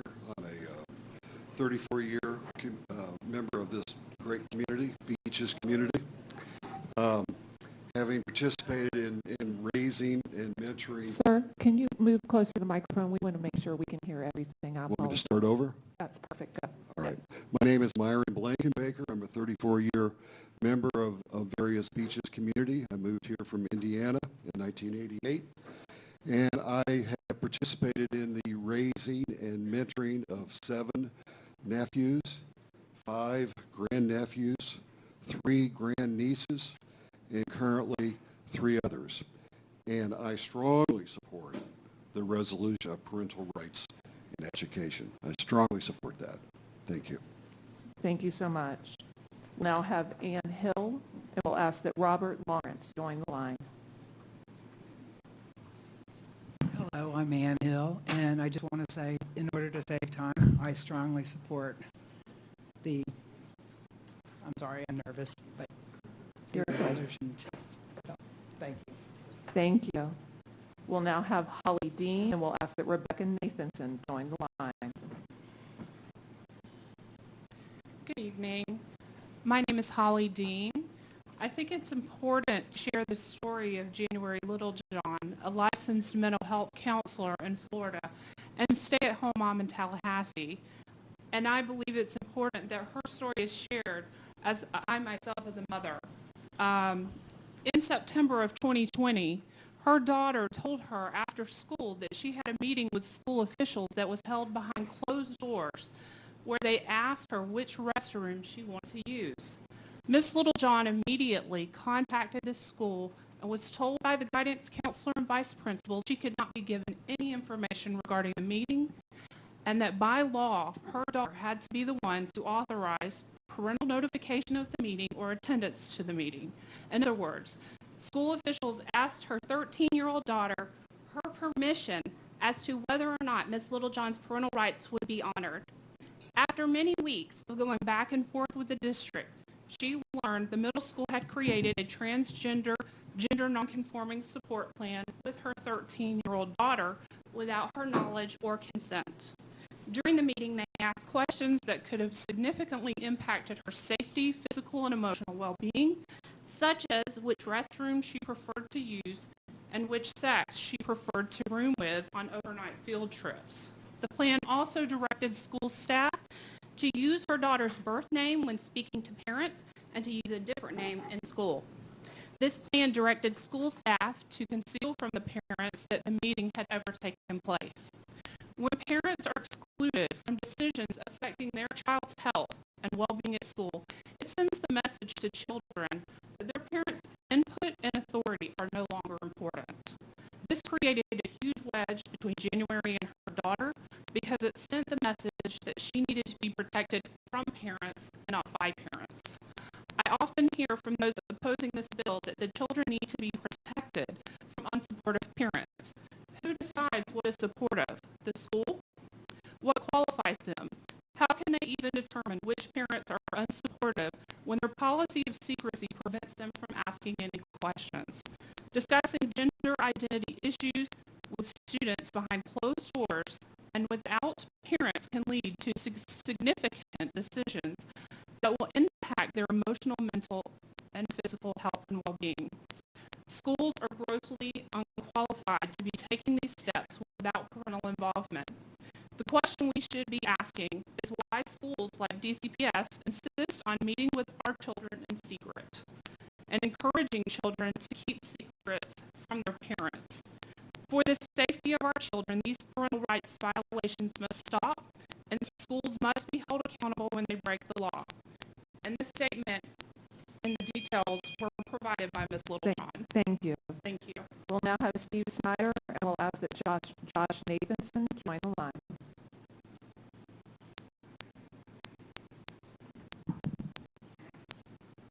My name is Steve Schneider. I'm a husband of 1 and a parent of 3. I ask you to please support this resolution and our parents by endorsing the Parents' Rights Bill that the legislature passed and our governor signed. Our young children do not need to be taught about sexual preferences, sexual acts, or sexual identities.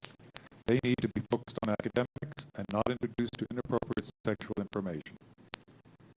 The job of our schools is to give our children the best academic education possible, while teaching them to become upstanding citizens with self-discipline and attainable goals. When we succeed at that, our children will all be able to either get a job, go on to college, join the armed forces, or attend another type of training for employment. The school board's job does not include indoctrination, especially in sexual matters. Propaganda has no place in our schools. As you well know, our children are being sexualized by all forms of media.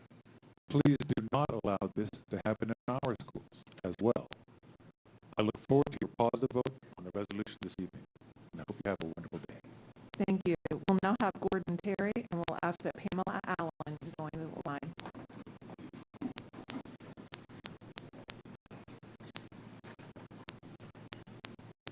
Good evening. My name is Gordon Terry. I thank you all for your service on the Duval County School Board. I'm looking at 7 people whom we elected and trusted would make good decisions concerning our children's academic education. But the closing of schools during COVID opened our eyes to some non-academic things our children are being taught nationally and possibly here. Encouraging sexual preference, encouraging a boy to use a girl's bathroom, and purposely keeping parents in the dark about what is being taught is not education. This is indoctrination. Jesus told us this would happen, that men would become lovers of themselves and disregard righteousness and truth. Brainwashing our children and perpetrating perversion on them is evil. No school board, school, or teacher should have the authority to make decisions for our children and purposely keep it from the child's parents. God is heartbroken at what is being pushed on our children, especially at such a young age when their little minds will believe anything. Parents are heartbroken at what they have discovered, but just like Loudoun County, Virginia, we are now awake, and we are not going to stand for it. I urge you very strongly to vote for parental rights in education because we will not back down from this. These are our children and grandchildren. Thank you. We'll now have Robert Lawrence, and we'll ask Martha Terry to join the line. Good evening, Robert Lawrence. Thank you for the opportunity to speak. I'll be brief. I am here to support the parental rights in education resolution and all of you who support it. Thank you. Thank you. We'll now have Rebecca Nathanson, and we'll ask Keisha King to join the line.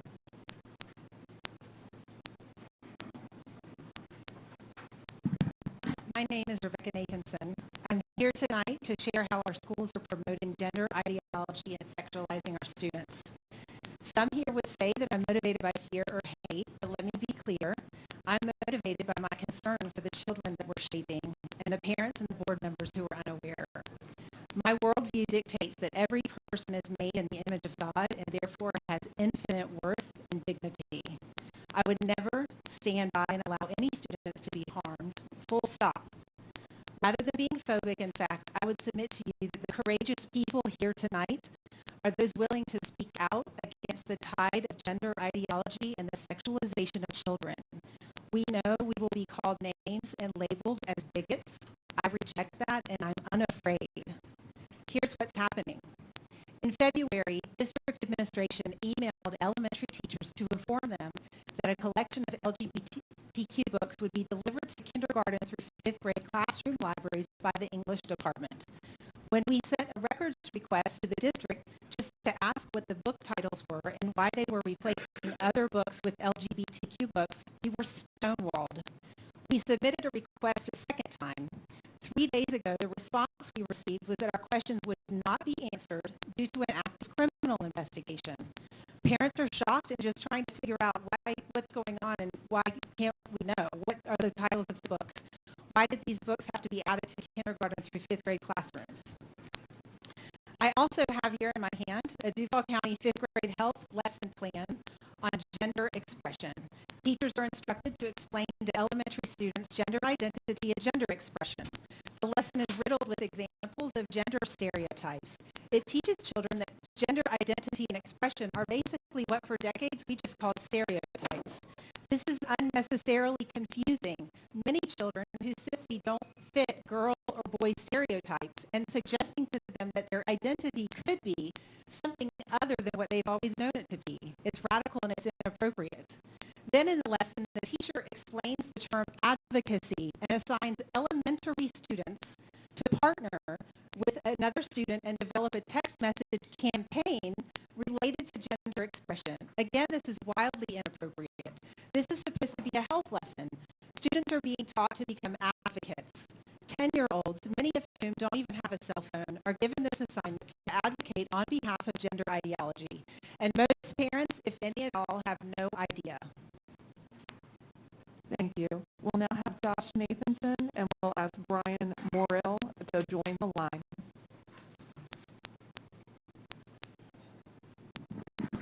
My name is Josh Nathanson. I'm here tonight to share examples of how our schools are promoting gender ideology and sexualizing our children. Specifically, I'm concerned with clubs centered on student sexuality and teachers who are asking children to state their preferred pronouns. Regarding the clubs, I wanted to keep an open mind, so I sought out more information. I learned details about DCPS sexuality clubs from a video available on YouTube. The 45-minute presentation was given by district employees to an audience of district personnel from across the state of Florida. I encourage everyone to watch this to get an idea of what's happening. The link will be available on marblesforliberty.org.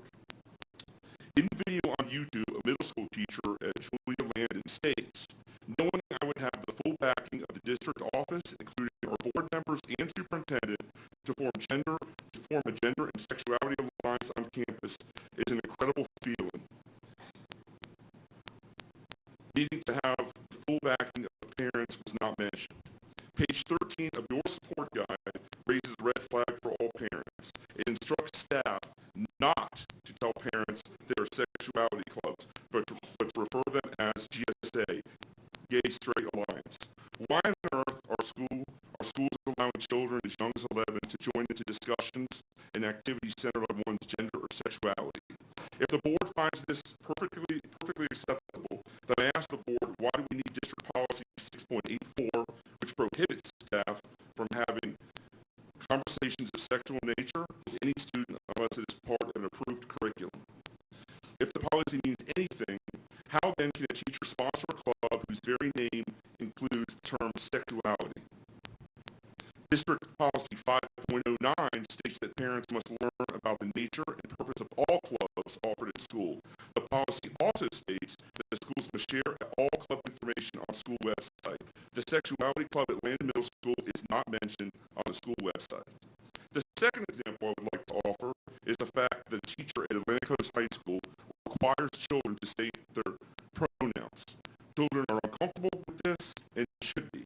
Being asked to state one's pronouns is requiring children to participate in the catechism of gender ideology, the belief that genders are numerous and unknowable to all but the subjects. It is the belief that no one can possibly know that I'm a man unless I supply these. I do not believe this. Most of us regard this as nonsense, and indoctrinating public school children into this belief is unacceptable. In summary, the district has a pattern and practice of both violating its very own policies as well as hiding information like this from parents. Not only do we want to know what's going on in our schools, we want the gender ideology and sexualization of our children to stop. Thank you for your time. Thank you. We will now have Pamela Allen, and we'll ask Mary Kathleen Murray to join the line.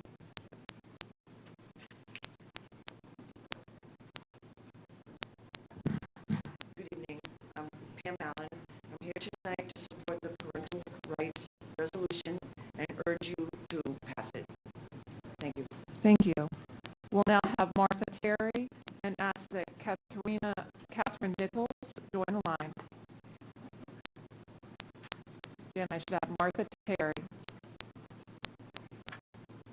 I believe she must have gone. Her item was parental rights resolution. Keisha King would be next. And let's go ahead and have Debbie DeCipio to join the line.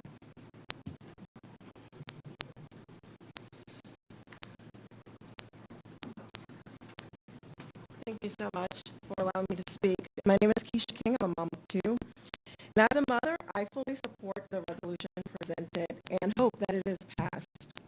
I am baffled at the school board who would ignore parents and the law. Instead of education, it's indoctrination. Your LGBTQ support guide says every student, every child, every classroom, every day. That is a lot of focus on one specific topic. I wish that that much focus would go into educating our children, because maybe then their scores would be lifted up, and not, instead of touting graduation rates, we could actually focus on their education and seeing where they really are in math, science, reading, and all those things. I really don't understand why are you so hell-bent on teaching the LGBT support guide to little children who barely graduated from being toddlers. This guide goes to 5-year-olds. 5-year-olds. I will tell you this one thing. Parents will not stand idly by while you try to remove our voice from the children we birth. Parents, this is for you. If you can, it behooves you to take your children out of these government indoctrination camps, because if you don't, you're going to look at your baby and see you will not be able to recognize them if you let the school boards keep their hands on them. They have made their proclamation in the support guide. Every student, every child, every classroom, every day. Finally, the Bible says, if anyone causes one of these little ones, those who believe in me, to stumble, it would be better for them to have a large millstone hung around their neck and to be drowned in the depths of the sea. So woe to the world because of the things that cause people to stumble. Thank you very much. Thank you. We'll now have Brian Morrell, and we'll ask Jason French to join the line.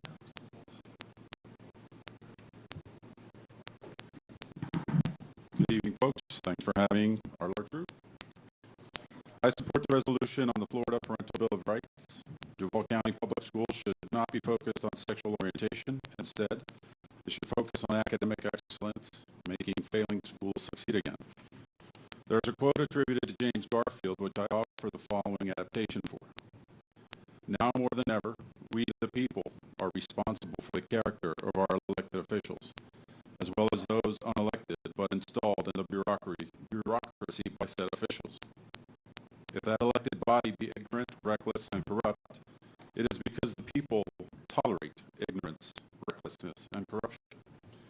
If it be intelligent, brave, and pure, it is because the people demand these high qualities to represent them in keeping with the laws of nature and nature's God. Today we are all being made aware of indecent, immoral, even illegal activities. We can no longer claim ignorance. We the people are awake. We have become aware of the questionable and even criminal behavior many elected officials have engaged in. We trusted them. We trusted you. Please remember that you work for us, taxpayers. Although we know you may come under pressure from very loud special interest groups, we the people will no longer tolerate questionable or criminal behavior by our elected officials.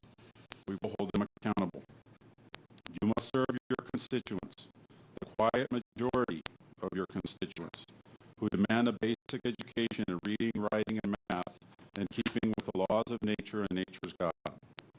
In the next century, if the next century does not find us a great nation, it will be because those who represented the enterprise, the culture, and the morality of the nation did not aid in controlling the political forces which would destroy it. God bless you, and may God bless the United States of America.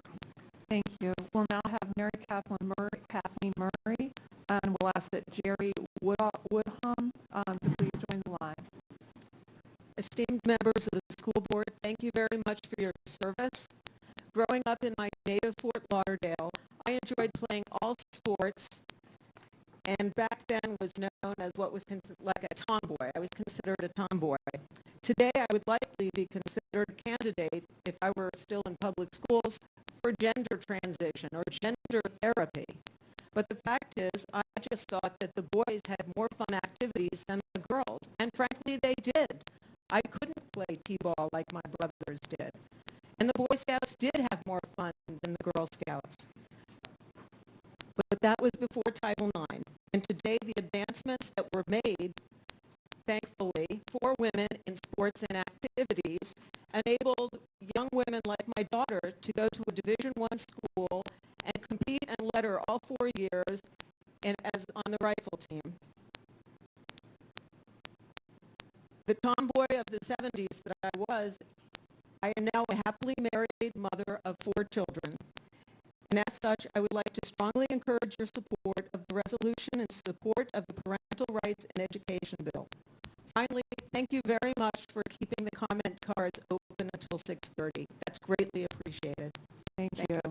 We'll now have Catherine Nichols, and we'll ask that Band Enrico Bowden please come to the line. Good evening. My name is Catherine Nichols. I'm a mother, a grandmother, an auntie, an educator, and a Christ follower. Please let us all go back in time without the DeLorean. Most of us were given every opportunity to experience the innocence of childhood and that special time of freedom. We were safe, we were well cared for, and we were looked after by our neighbors and their friends. Others of us were denied the innocence of childhood through no fault of our own. Our innocence and freedom were perverted, and the theft produces PTSD, shame, and complications in every step of life.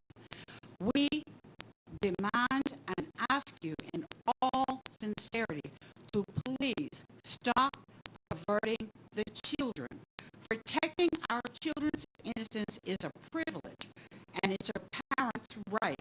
It is an honorable thing to do also for educators, of which I am one. Please pass the Parental Rights Resolution. Thank you so much. We'll now have Debbie DeCipio, and we'll ask that Kathleen Aguilera join the line. I apologize. I'm sure that was not the right pronunciation of your name. Ms. DeCipio. Hi, my name is Debbie DeCipio, and I support the resolution supporting parental rights in education. I am asking you to approve this resolution. It's a sad time in the history of this country when a law is required to protect parents' rights. Parents have authority over their children, not the school board, not teachers, not mental health counselors, not doctors. Parents decide what values to teach their children. Sex and gender conversations are the role of the parents, not the school board or teachers. It's never okay to withhold information from a parent concerning such serious issues. Really, it's never okay to withhold information from a parent, period. The fact that 2 ELA English Language Arts Department employees are under criminal investigation is very concerning. Why are they under criminal investigation? Is it because they provided LGBT reading materials for K-5 classroom libraries? Surely not. This is a perfect example of why House Bill 1557 was needed. Before April 30th, a records request employee electronic DCPS signature was a show of support for the LGBT agenda. After April 30th, her electronic signature is no longer advertising or supporting LGBT, as it should be. How many other DCPS employees have electronic signatures supporting other agendas? Again, these are reasons why there is a need for parental rights laws. I ask you to please support the resolution supporting parental rights in education. Thank you. Thank you. We'll now have Jason French, and we'll ask Joey Marmo to please join the line. Good evening. I'm Jason French. I'm here tonight to support the Parental Rights and Education Bill. So much of our lives, and that's everyone in this room, myself, our lives were formed early during our school years. So much of who we are today is because of what we learned when we were in school. Things like there's a difference between boys and girls, there's a difference between fish and animals, the earth is round, so on and so forth. We're supposed to be preparing children for the real world. And as you know, there's a major trade labor shortage in this country right now. This bill affects that even further because it confuses children about what their gender is, the difference between male and female.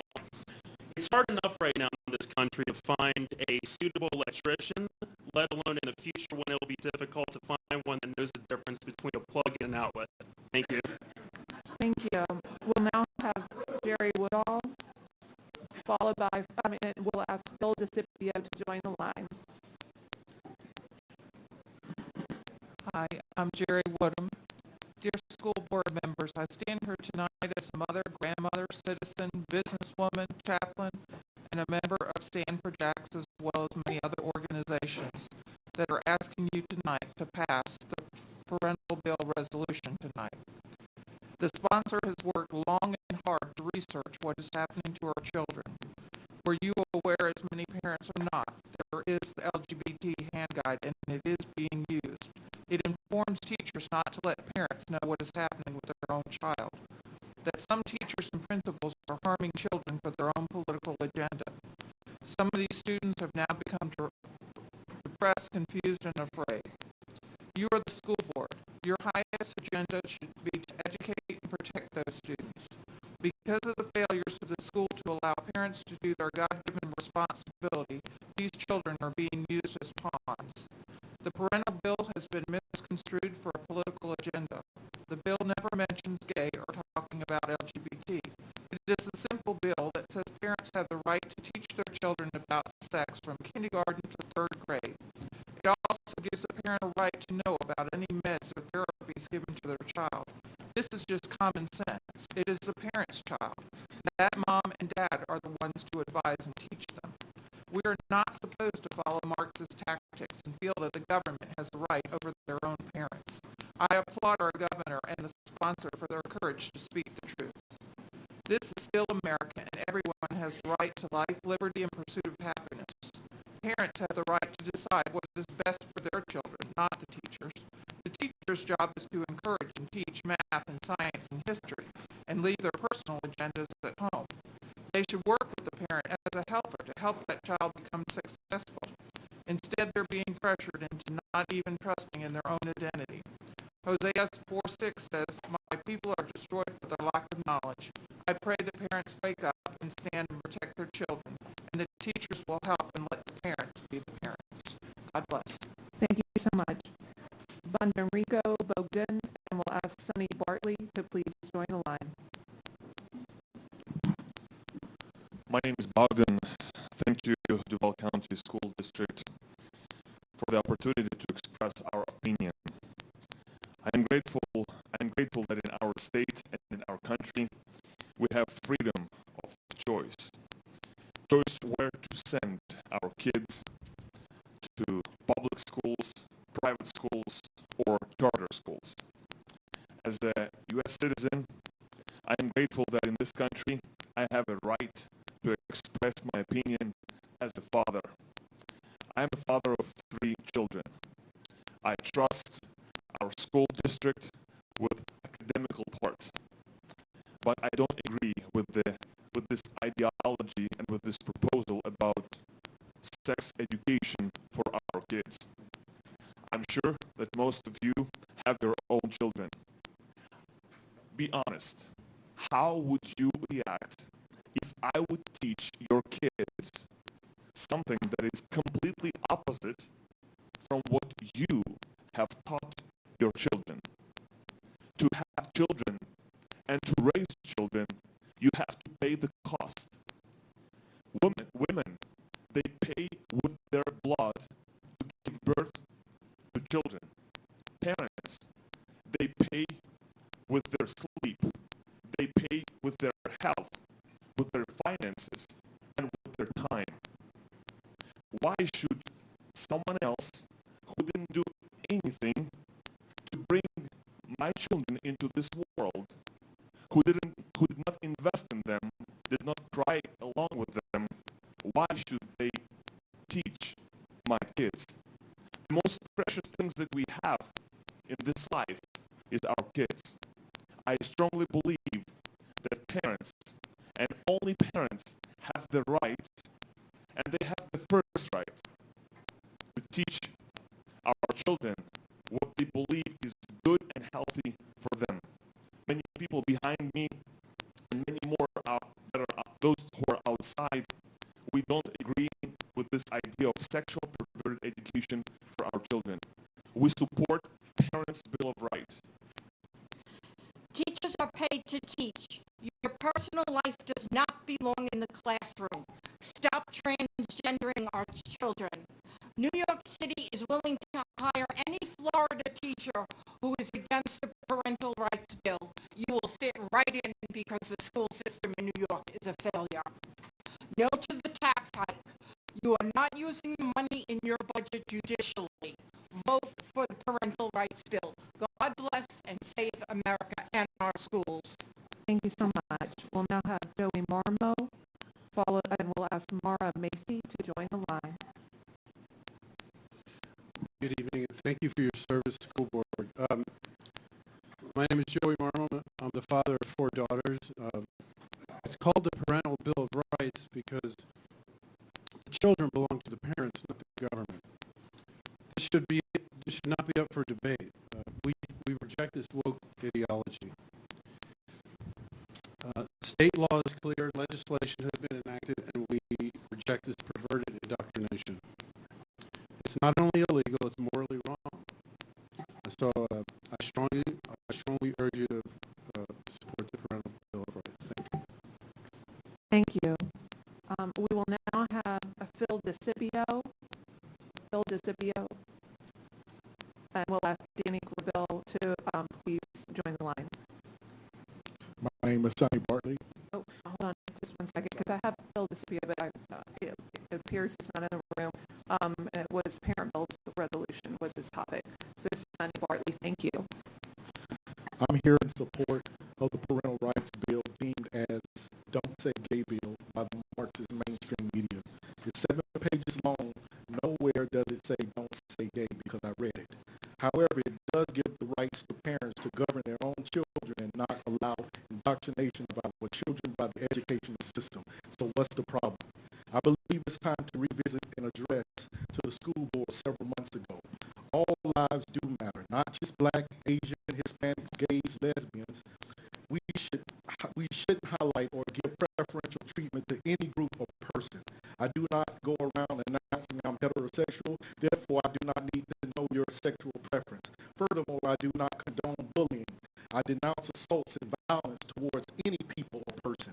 All criminal acts should have a swift and harsh penalty without special treatment of a singled out case, because evil is evil no matter who it's towards. The care and safety of all children should always be the general focus and no one group singled out for a political agenda. Plain and simple, equal justice for all under the law. I believe in traditional marriage, one man, one woman, and holy matrimony.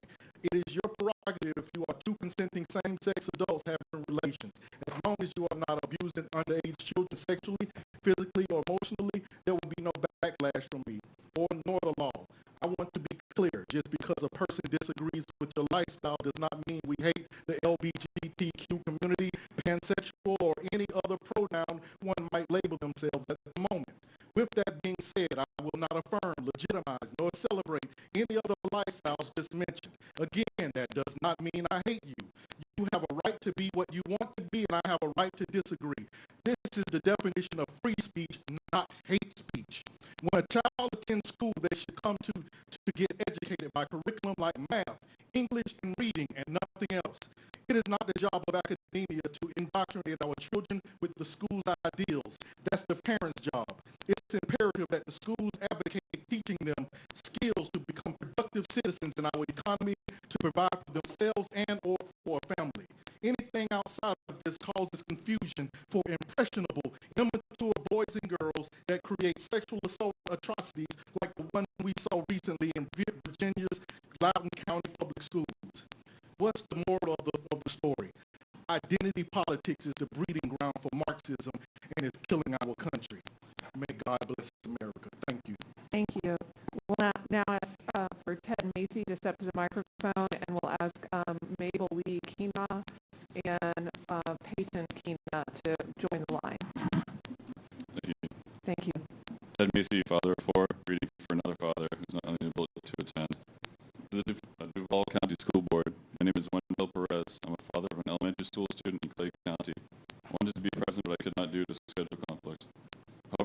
presenting this statement for your consideration. In a nutshell, this is my story. In January of 2022, I went to my daughter's elementary school to deal with a very sensitive incident. My daughter attempted suicide by hanging in one of the school bathrooms. My wife and I were told that it happened because of an ongoing gender issue. We were in shock because we were not aware of any gender issues. And our daughter never showed any signs of questioning her biological sex. We were told the gender issue came up in meetings that they were having with my daughter behind our backs. We learned that during those meetings, our daughter's confusion was affirmed and validated by using fictitious male name and male pronouns.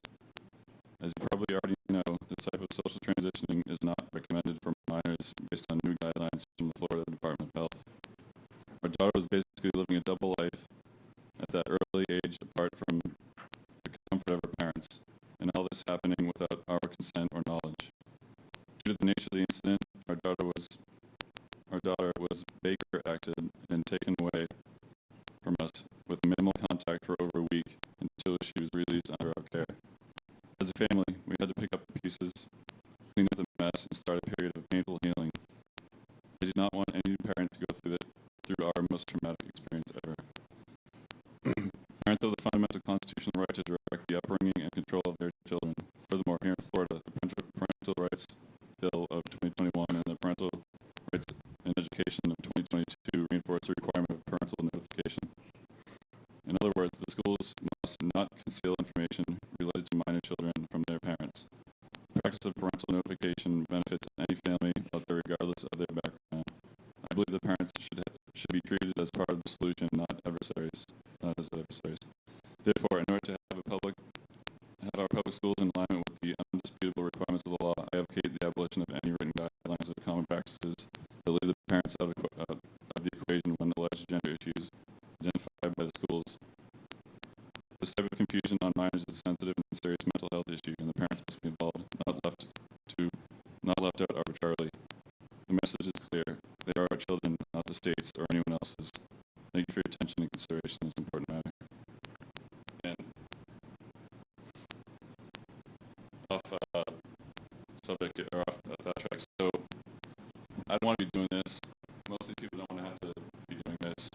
Or it'll be a string eating your burger, or you're going to be getting a special of the week with my kids.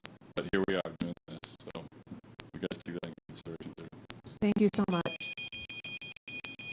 We'll now have Mara Macy, and we'll ask that Sue Barnes join the line. Good evening. My name is Mara Macy. Some of you may remember me from last month's meeting when I brought it to the school board's attention about the remarkable ineptitude of the audition process and communication between Lavilla and Douglas Anderson. Right after my husband and I spoke, we were swept into another room by DCPS staff, told the problem would be addressed, that we would be contacted with the resolution. That didn't happen, but I'm not actually here to discuss that. I'm here to discuss the first time we got swept out of one of these meetings into another room to resolve the problem. It was the beginning of the school year.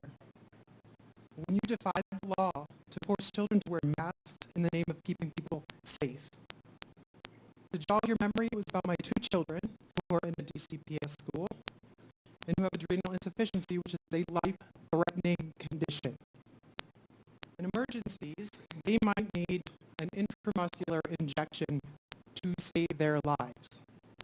Florida law does not provide schools the ability to inject this medicine or any medicine outside of an EpiPen or glucogen, although I was informed that if a school has a full-time nurse, he or she will be permitted to inject the adrenal insufficient child. And I guess we just have to hope that that child doesn't have an adrenal crisis when that nurse is not there. And forget about the kids who don't have a full-time nurse. This law, which actually puts my children in danger, was not one you were willing to violate in the name of keeping them safe. This demonstrates that safety was not the factor that was important with your mask decision to begin with. I listened to your April 12th board meeting workshop live. It's funny that you don't want to be accountable for keeping my children alive. But you think that public government-run schools are responsible for instilling certain beliefs on social issues and giving them a safe place from their parents and values and sovereignty, which violates our rights as parents. Granted, not the type of safe place in which you would be able to save their lives if, I don't know, say they had an adrenal crisis, but I digress. Point blank, it's not your job to raise our children. It's your job to teach them to excel in academics and to keep them safe in school. I saw several of you at the city council meeting last week. You were there in hopes that the city council would follow the law and put your request for a tax increase on the ballot to be voted on by us, the people, the taxpayer. That's fine. The law says that's the way it's supposed to be. So be it. That's the way it should go. But you only advocate for laws when it is in your interest. I personally will not support a tax increase of a school system that infringes on parental rights. And you may want to take that into account when addressing the resolution. Thank you. Thank you. We'll now have Danny Graybill, and we'll ask Carol Thomas to join the line. Good evening. I'm Danny Graybill. This is not about homophobia, bigotry, or anti-LGBTQ+. This is about morality and support of this resolution, which is a shield of protection for our children. In regard to the disturbing controversy over the governor's HB 1557 bill, if I were allowed to poll the entire school board by a show of hands as to who were professing Christians, I'd have to question the validity of your claim to Christianity according to the stance on this perverse issue of allowing sexuality and gender identity indoctrination into the curriculum of our schools. Let's hear what Divine Providence has to say about this issue, which was spoken earlier. I just may remind you, Matthew 18:6. Whoever causes one of these little ones who believe in me to sin, it would be better for him if a milestone were hung around his neck and he were drowned in the depths of the sea. I sure hope some of you can swim. If you place as much emphasis on defending prayer being brought back into schools as you are, and allowing the morally distorted and perverse teaching of bisexuality and gender identity in support of the radical LGBTQ plus agenda into children's education, our children and our society would be so much healthier spiritually, emotionally, and cognitively. Parents have the right to know what their children are being taught, and they have the right to ridicule any distorted curriculum being offered to their children. The children belong to their parents, not you. Our children should have the freedom to discover their own individuality within reason. All children experience different seasons of identity crises, such as the Oedipus and Electra complex. And this form of woke indoctrination is not a healthy beginning, and I thought we were not supposed to allow outbursts in this room. Thank you. Your elected responsibility is to maintain and emphasize the core education of math, reading, science, history, and overall literacy. Show me where in the HB 1557 that the states don't say gay and where the bill does not protect our children, and I'll cut the grass and wash the cars of each school board member here today who opposed this bill and this resolution. Please support this resolution to adopt and support HB 1557 by protecting our children in most profound ways. Thank you. Thank you so much. We'll now have Mabel Lee Kina, and we'll ask Louis Teg to join the line, please.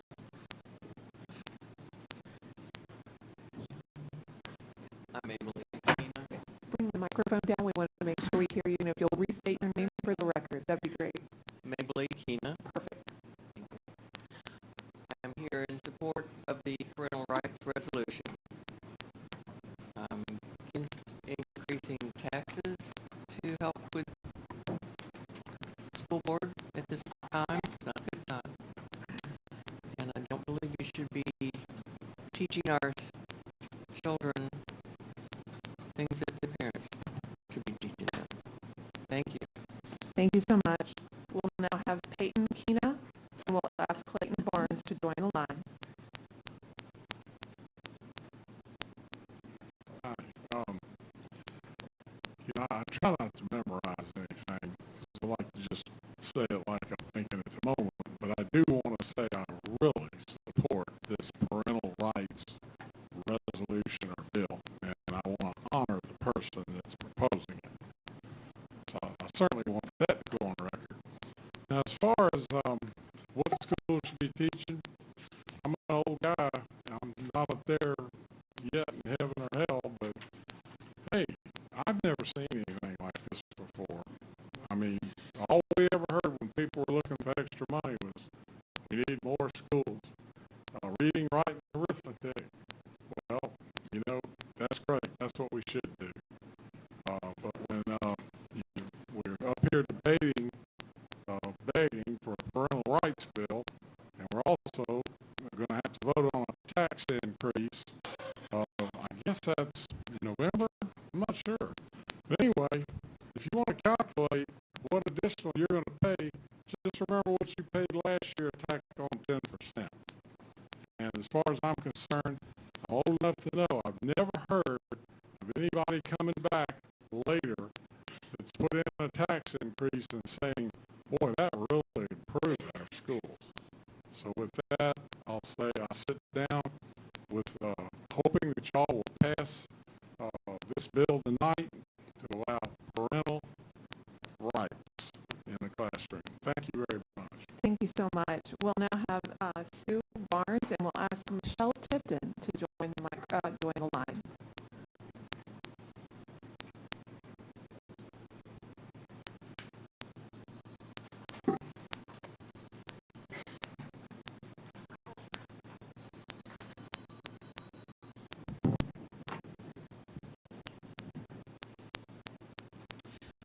My name is Carol Thomas. I'm a mother of 4 who have given me 13 wonderful grandchildren. And my blood is boiling. I can't believe I'm having to be here and hear this stuff and know that this is happening in our schools. What are you all thinking? This is lunacy. This is destruction of children's lives. And I applaud Charlotte Joyce. Ma'am, please don't refer to school board members as superintendent or district staff by name. Thank you so much. We appreciate you. Sorry. Can we silence our cell phones, please? That's happened at least 2 or 3 times. Can we do that for me, please? And I'm going to add 20 seconds back to the clock. Thank you so much for your patience. Thank you. I feel like I woke up in a bizarro world, and like people have said, COVID-19 has turned out to be a blessing that this stuff has come to light. What is this stuff that was being done behind closed doors and in darkness to our children? I can't even tell you if one of my grandchildren had been affected by this, what I would be doing at this point in time. It would not be something I could just live with. I feel like Alice who's gone down the rabbit hole. I feel like, Toto, we're not in Kansas anymore. What is wrong? And it's not the only issue in our country right now. There's so much lunacy. There's so much insanity. And I think it has come from rejecting God. No 10 Commandments in the school since early 60s. No Bible reading. No teaching of morality. That vacuum got filled. Boy, did it get filled. And it's been filled in every aspect of our lives. We are reaping the rejection of God from our country and our schools and our institutions. I had jotted down Jesus' warning. Jesus is very strong in what he says about do not harm the children. I jotted down another scripture from Psalm 26:6 that was in my reading this morning. I washed my hands in innocence. I took my time. I made the effort to come here. I do not like standing before you. I do do not like speaking in public. But Lord, I have done what I can do in this situation at this point in time. And I thank you. Thank you so much. We'll now have Carol Thomas, and we'll ask, oh, sorry, I'm so sorry. No, thank you. Louis T., and we'll ask for Lori Crumden to join the line. Good evening. My name is Lois Tagg. It's mispronounced often. Sorry. I am a mother, a grandmother, a great-grandmother. I went to Southside Estates Elementary School in the 1950s, so you can do the math if you want to. And on my way up here, apparently I lost all my notes, but that's okay. I'm going to speak to you from the heart. First of all, I'm very, very grateful for the resolution that's been raised and proposed before you, because I do think it is the right thing to do. You know, in the civil laws of our nation and the local laws of our city and our state, a parent is responsible for the actions of their children. If they're delinquent, if they harm property, if they do something illegal, the parent is held responsible for that. Why is the parent not being recognized as the person who should be training up their child in the way they should go, so that when they're older, they won't depart from it? It surprises me because I lived in this city as an elementary kid. They didn't have kindergarten back then, by the way. I started first grade. But I went to a school that was safe. We learned, reading, writing, arithmetic. We learned about manners. We learned about our nation, patriotism. But nobody talked to us about sex as a 5-year-old. It's just something that's not necessarily done. Here's another thing that I have a question for you about. In our schools, there are school codes on everything, particularly dress codes. And those dress codes are designed, I know, with myself, my granddaughters, my grandson, now my great-grandson who's 2.5 years old. He's going to go into that eventually. You can't have your hemlines too high. You can't have your shirts too low. You can't have too much see-through going on. Why? That's to protect our children from being distracted while they're in school about the sexual parts of bodies. But here we're talking about indoctrinating that. This does not make sense to me. And I really, really, really ask you, please, to pass or endorse this resolution and protect our children. You have the most important job, I believe, of any elected position. That can sound crazy because what about the president? But the truth is, you see young lives, you help mold them, you help instruct them, they seek your approval, they learn to trust you. Please don't misuse that trust. Please don't harm our children. Thank you so much. Clayton Barnes is supposed to be next. I don't see Clayton, though. What Clayton's waiting? And it was on parental rights. So I'm going to ask Ms. Tipton, Michelle Tipton, if you'll come to the microphone, and I'm going to call up Sherry Goddard, Nicole Faria, and Jamie Wells to join the line. Thank you, Tipton. Good evening. I have a couple questions. I would love to see a show of hands of how many of you think... you can't ask audible for... Okay. Yeah. So you can ask rhetorically to yourself. Sure. I'm sure many of you think that it's illegal to steal from your neighbor. And I'm sure many of you think it's illegal to assault your neighbor. I think everyone commonly shakes your head to that. Do you think that that person should be held accountable for breaking the law? Should people be held accountable for breaking the law? Rhetorically, yeah, but please continue. Why is it okay for the Duval County School Board to be breaking the law? Why is it okay for the school board to be breaking the law? Florida legislature passed and Governor DeSantis signed the law titled Parental Right for Education. Duval County School Board is breaking the Florida Constitution. Duval County School Board is breaking the Florida law. Duval County School Board needs to be held accountable. We've heard many different people speaking on different things that are being said and done in front of our children that are breaking this law. I'm completely at a loss as why the school board doesn't think that they need to follow the laws in the legislature that is brought through from our governor.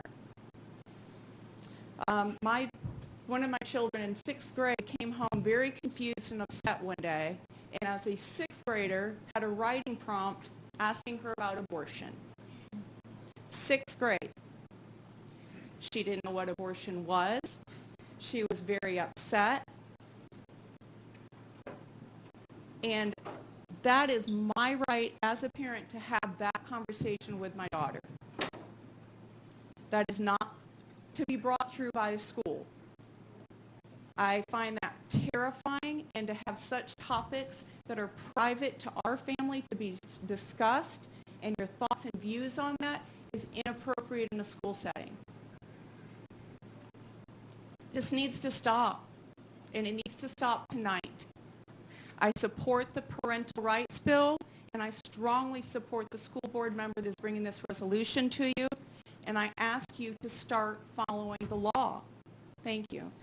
Thank you. We'll now have Lori Crendon, and I will ask for Jennifer Technic to please join the line. Hi. Good evening. My name is Lori Crendon, and members of the Duval County School Board, thank you for your commitment to providing excellent educational opportunities for our children. I strongly support the resolution of the Florida Parental Rights and Education Bill that our wonderful Governor DeSantis signed into law. This law actually protects the innocence of our children. The bill does not say, don't say gay. It actually states the sexual orientation education of children will not be taught in kindergarten through grade 3. Period. The word gay isn't even in the bill. Duval County Public Schools should focus on academic excellence and should not be focused on sexual orientation. Period. I would like to read an excerpt from a book titled The Hiding Place, The Triumphant True Story of Corrie ten Boom. I'm sure you have all heard of her. Keep in mind, this book was written over 50 years ago. And this is a conversation she had with her father when she was a little girl in the late 1890s. Sex, I was pretty sure, meant whether you were a boy or a girl. And sin, that made Aunt Tonty Johns very angry. But what the two together meant, I could not imagine. And so, seated next to Father in the train compartment, I suddenly asked, Father, what is sex, sin? He turned to look at me, as he always did when answering a question. But to my surprise, he said nothing. At last, he stood up, lifted his traveling case from the rack over our heads, and set it on the floor. Will you carry it off the train, Corrie? He said. I stood up and tugged at it. It was crammed with watches and spare parts he had purchased that morning. Well, it's too heavy, I said. Yes, he said, and it would be a pretty poor father who would ask his little girl to carry such a load.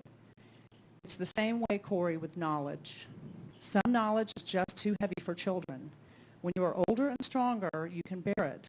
For now, you must trust me to carry it for you. So I'm going to read that part again. Some knowledge is too heavy for children. When you are older and stronger, you can bear it. For now, you must trust me to carry it for you. We are asking our children to carry loads that are way too heavy for them. They should not be forced, as children, to see and feel the world through the lens of adults. Innocence is worth protecting and worth fighting for. We need to do our part as teachers, parents, and caregivers to carry certain things for them until they are old enough to bear the load. I trust that the school board will keep the interest of the children at the forefront, do the right thing, and support and pass the Florida Parental Rights and Education. Thank you.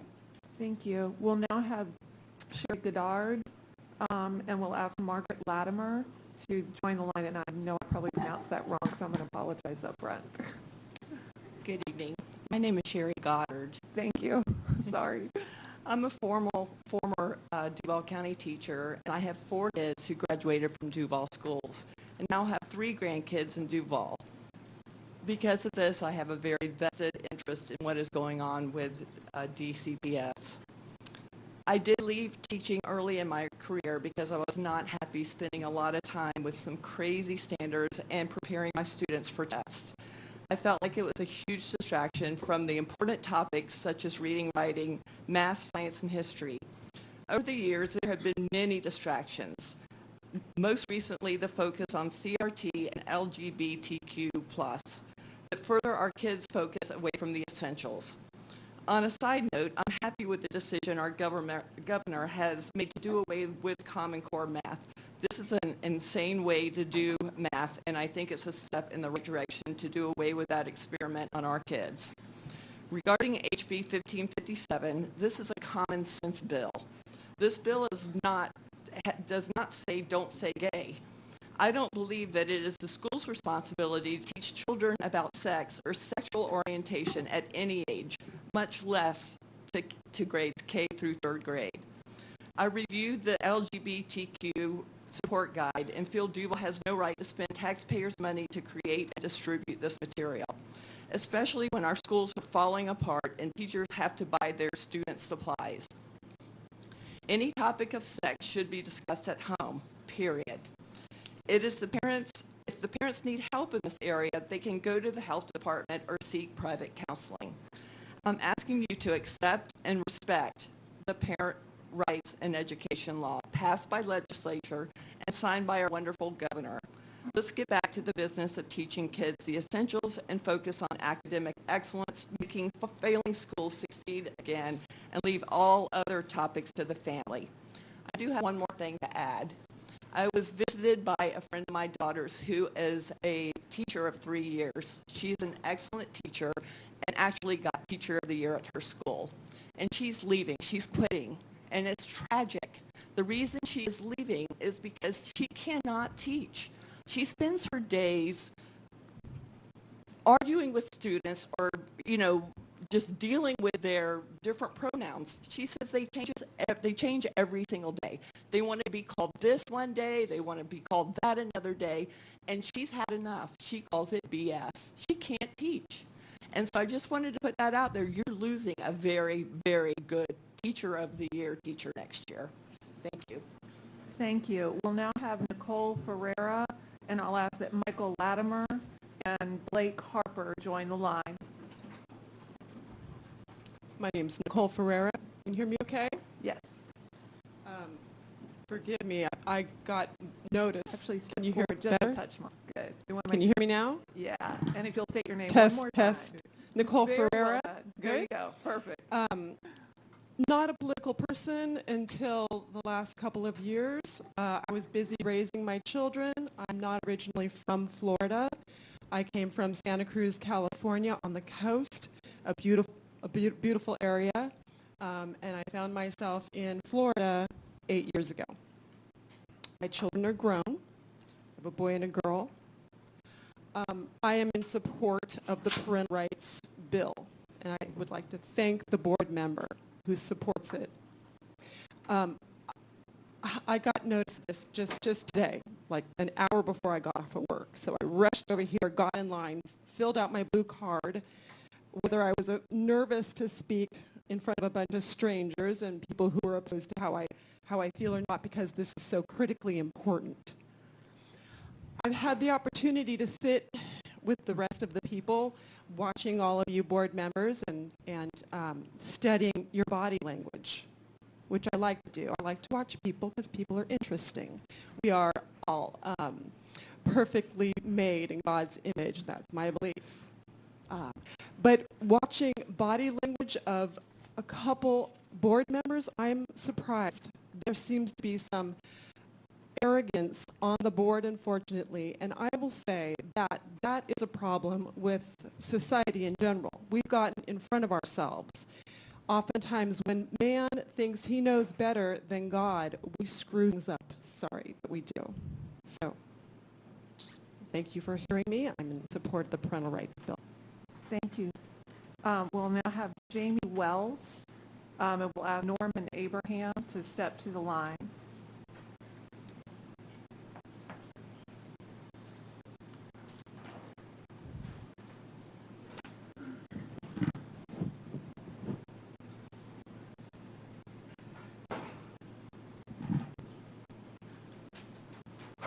Good evening. My name is Jamie Wells. I'm a former DCPS employee, principal investigator, and coordinator for the CDC HIV prevention grant. In 2013, I was asked to spearhead a $2.1 million grant from the CDC to aid in reducing the HIV infection rate, teen pregnancy, bullying, and also to increase support for our most vulnerable population, our LGBT students. Collaborating with multiple agencies in Duval County that included the Florida Department of Health Duval, UNF, JU, the United Way of Northeast Florida, Jasmine, and many others, the goals of this grant were met and exceeded. I was the coordinator in charge of establishing DCPS first school-based teen health centers that educated students, screened them for STDs, pregnancy, and HIV. The grant work also included reducing bullying in our schools, assisting our LGBT students in an effort to reduce truancy, trauma, and not earning their high school diploma. Assistance was provided to students via our collaboration with Jasmine in dealing with their social, mental, emotional, and family issues surrounding their sexuality. Not every child can go and talk to an adult in their family. In 2013, students committing suicide was still a major issue in this district. With the collaboration of 7 community agencies and Duval County Public Schools and School Board and many others, that number of 9 in 2013 was reduced to 1. Our goal was 0. We were not given detailed demographics on students. However, based on what we learned visiting schools, providing parent academy sessions, training to teachers, staff, administrators, we believe that support, information, and knowledge provided may have assisted in reducing the number of students lost to suicide, truancy, dropping out, and our discipline problems. GSAs, parents, and the LGBT students were supported from the district level. Sex education was continued to be supported from the district level with great appropriate content. I taught health education in this district most of my career, full-time. In those curriculum, I assisted with writing, editing, and selecting the textbook. Parents were always welcome to come and see and hear what we were teaching.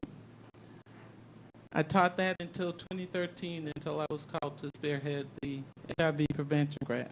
I found that if parents were informed and involved by information dissemination, their anxiety, lack of support, and defenses were diminished. Thank you. Thank you.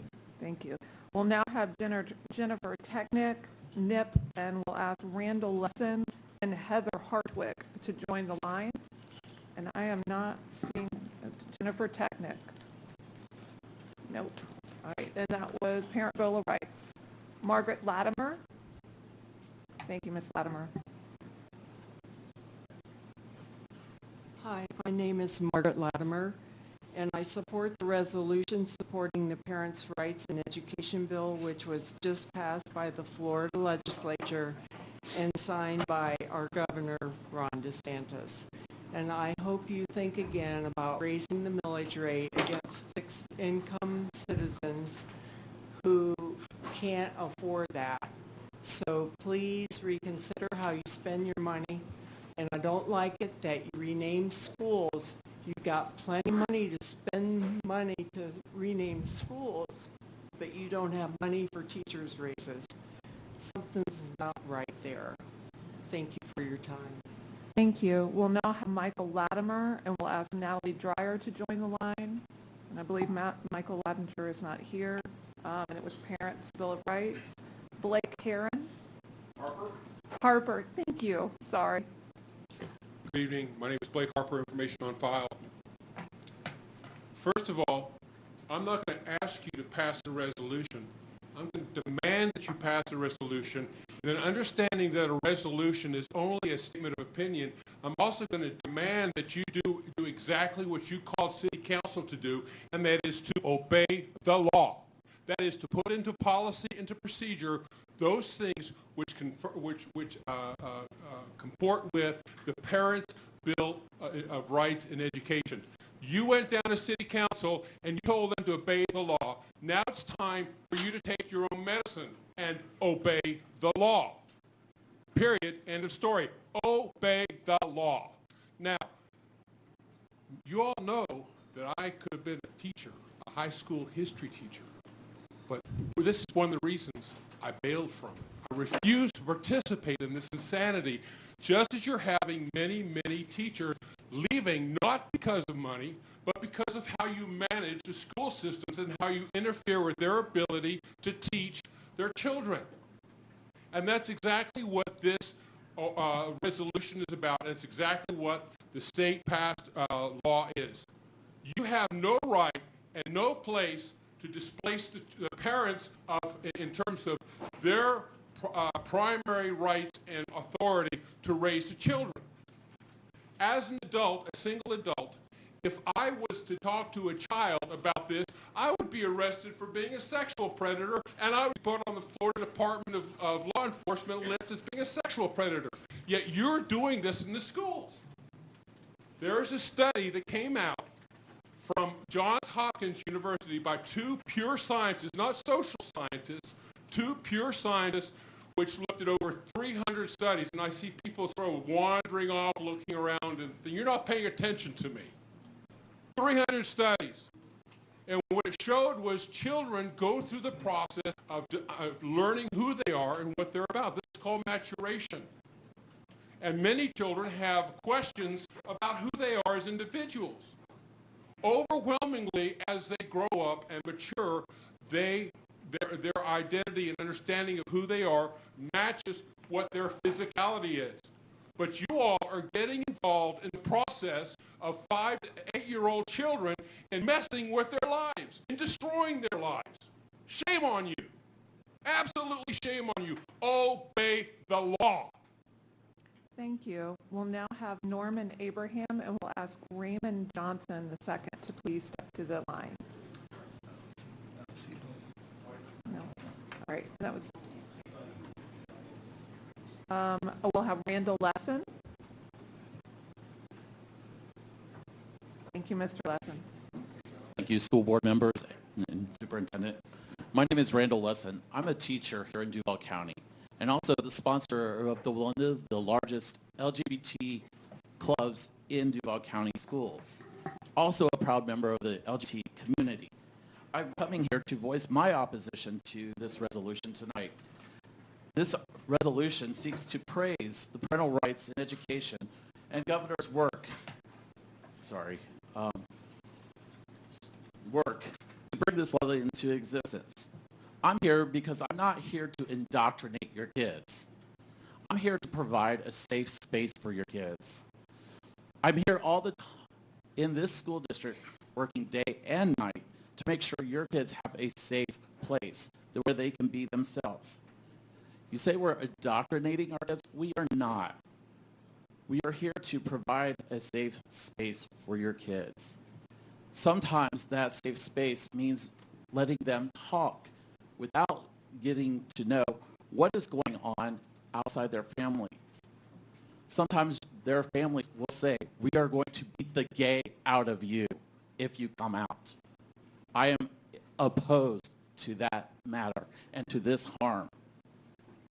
I'm not just here as a high school teacher, but I'm also here to serve as a member of my own community, standing up for my friends who are parents in this community, who are also LGBTQ, whose children sometimes are not made to feel welcome because they have same-sex parents. This is a tragedy in our community. Just because we do not fit the 1950s traditional norms, give me a break. This includes my friend Jo, who just lost her partner last October, and now whose daughter, who is not even in 3rd grade, can't even talk about her mom that she lost. There are others in Riverside, Murray Hill, Mandarin, Ocean Way, whose kids are being taunted and ridiculed because of their same-sex parents. And this ridicule is going to be sanctioned by a friggin' resolution that you're putting forward tonight. This is unacceptable. As a teacher, I'm begging you to not pass this resolution. Protect our LGBTQ students and support our LGBTQ parents, family members, siblings, and others who we hold dear to our heart. Thank you. Thank you. We'll now have Heather Hartwick. Not seeing Heather Hartwick. It was on the resolution. Natalie Dreyer, and while Natalie Dreyer is stepping up, we'll ask Wade Clark and Brittany Mask to step over to the line. Sorry. It's okay. All right, good evening. My name is Natalie Dreyer. I'm the mom to 2 amazing middle school students. I'm here this evening to ask you to vote yes on the resolution to support the Parental Rights in Education bill. And I have 2 main reasons to ask this of your board. First, the majority of this board has already voted to challenge the government of Florida and lost. On October 7th, you were issued sanctions from the Florida Department of Education for having willingly and knowingly violated the rights of students and parents by denying them the option to make personal and private health care and educational decisions for their children. Duval County cannot afford the time, the distraction, or the expense spent again in challenging the state of Florida. There is much other valuable work that needs the board's time and attention.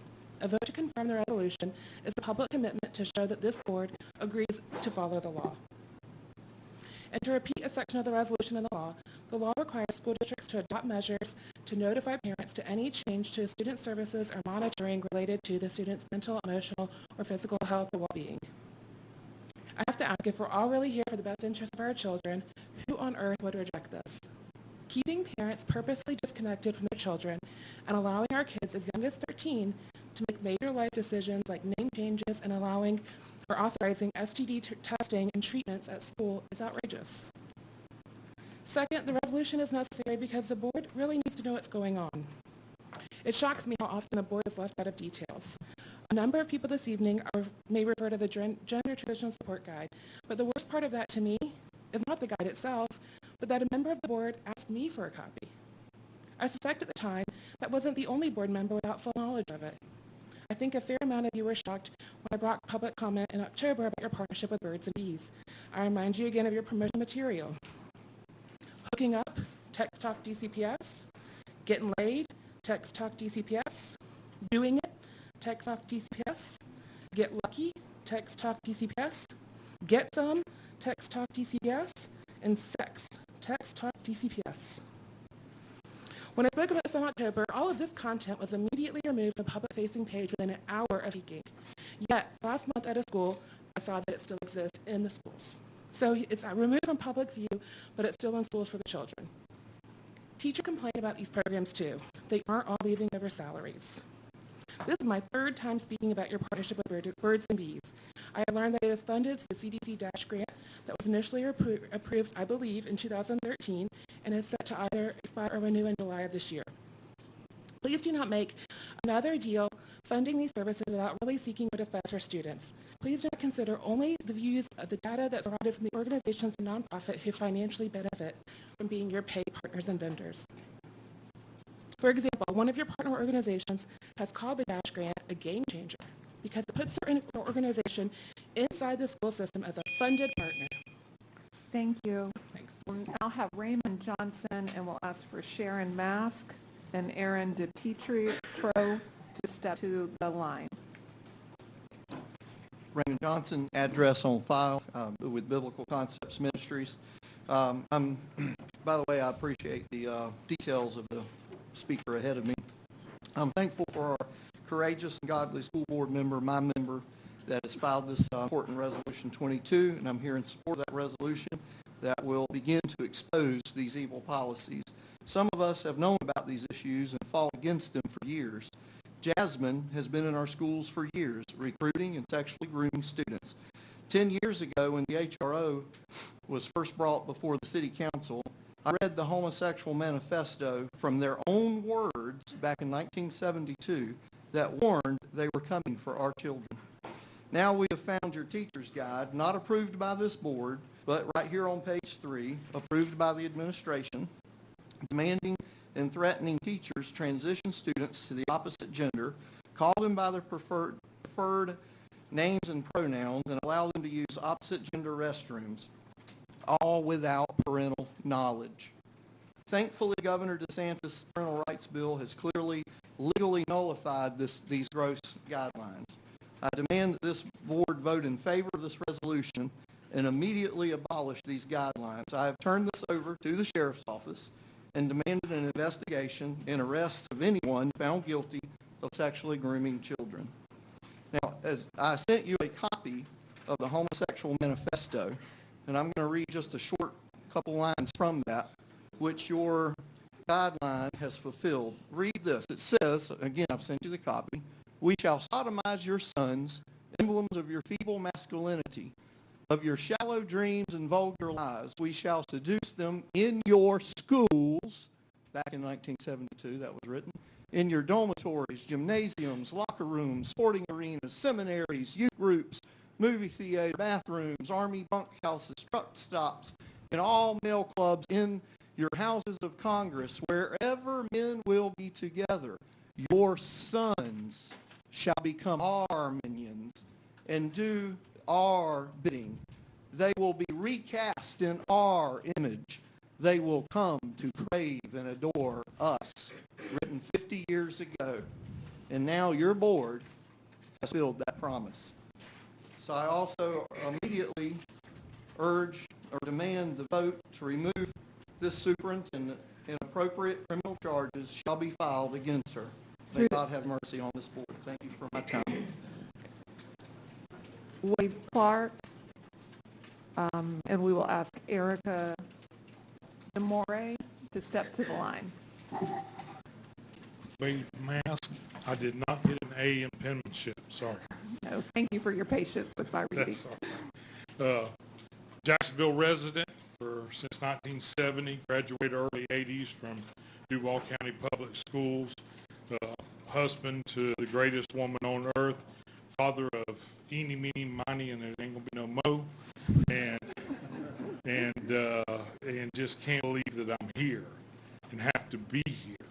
It's just unbelievable to me. I just can't believe it. I'm a pastor. I'm on Stanford Jacks, and as a pastor, I see fallout from families from all kinds of different situations, tragedies in life, heartbreaks, just the things that just tear families apart. As educators, you get them for 1 year or 2 years if they don't do too well and they get held back, and then that's it. But the parents, they have them for their entirety of their lives. And so how in the world we're sitting here saying that that's okay? And so rhetorically, I asked myself, when I was 4, I was trying to decide between a fudge sickle and a celery stick.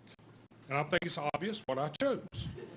And that was the biggest decision about how could I have decided some of the things that we think children are trying to decide here. Lord, I was eating things I shouldn't have ate and touching things I shouldn't touch. And I was a 4-year-old, an average 4-year-old. And so rhetorically, I wondered to myself also, how did this get enacted in Duval County? Were a couple of educators one day sharing a meal together, eating lunch, and said, let's make some guidelines where we don't tell the parents squat about their children. That sounds like a wonderful thing. Let's do that. I wonder how that come about. And then, rhetorically, I wonder to myself, who in the world thinks that it's okay to talk to 5-year-olds? And I'm not talking about, let's talk heterosexual. To talk to 5-year-olds about heterosexual sex, about anything about sex. Who in the world thinks that okay? Anybody that thinks that that's okay, that's the problem. And I think we know the answer is anyone that thinks that's a shame, that's a disgrace. They're 5 years old. God bless you. Thank you. We'll now have Brittany Mask, and we'll ask that Peter Gibson step to the line. All the masks just say that they're with me. Oh, awesome. Thank you. So the masks are with parent rights on their cars. Aaron DiPietro, and we're going to ask that Sandra Bond and Keon Michael come to the line. Thank you, and good evening. Aaron DiPietro. My information is on file. I'm also on the leadership team for Stanford Jacks, and I am here in support of the resolution supporting House Bill 1557 passed into law in this last legislative session in Tallahassee and signed into law by Governor DeSantis, the Parental Rights in Education Act. The background of the legislation is recognized in the Supreme Court case Troxel v. Granville, written in 2000, that the interest of parents in the care, custody, and control of their children is perhaps the oldest of the fundamental liberty interests recognized by this court. In a time when the rights of parents to guide their children are being eroded, the legislature had a duty that they fulfilled, and this body has a duty also to protect the rights of parents, especially in the field of education. The proposal that is being seen before us today regarding House Bill, regarding this resolution seeks to further support the bill that sought to build on the educational provisions of the state's Parents' Bill of Rights, allowing greater parental access to school information on their minor children and forbidding school districts from withholding information on children from their parents and requiring them to share information when school policy changes occur with minor children. And it also is restricting official school district instruction for sexuality, sexual orientation, and gender identity for children in kindergarten through third grade. Again, we're talking about children 5 to 8 years old. Parental involvement is the single greatest factor in the educational success of a child, period. Across the board, study after study demonstrate that to be the case. The state of Florida and the Duval County Public School Board has a compelling interest in assuring that the rights of parents to care for their children is not hindered in any way. Undermining parental oversight creates distrust, turmoil, and confusion for children and can severely and negatively impact a child's mental, emotional, and physical development. Sexual topics of any kind are best left to parents to discuss in the home. Parents know what's best for each of their children at the ages and maturity levels that the parents believe they're ready for them. This allows schools to focus on academics and real education and leaving these other issues to the parents at home. State law and the House Bill 1557 makes clear exemptions for parents that are abusive and neglectful for their children. So this legislation does not change anything in state law regarding that. School teachers and administration are required by law to report abusive and neglecting parents, period, end of story. This legislation does not change that. Again, this bill affects a number of critical areas where the state schools are attempting to bypass parental authority and decision-making with children's education. This bill ensures that school officials are properly accountable to parents and taxpayers in order to empower those parents in making the best decisions for their children. Thank you. Thank you. We'll now have Erica DeMore, and we'll ask Bobby Michael to please step to the line.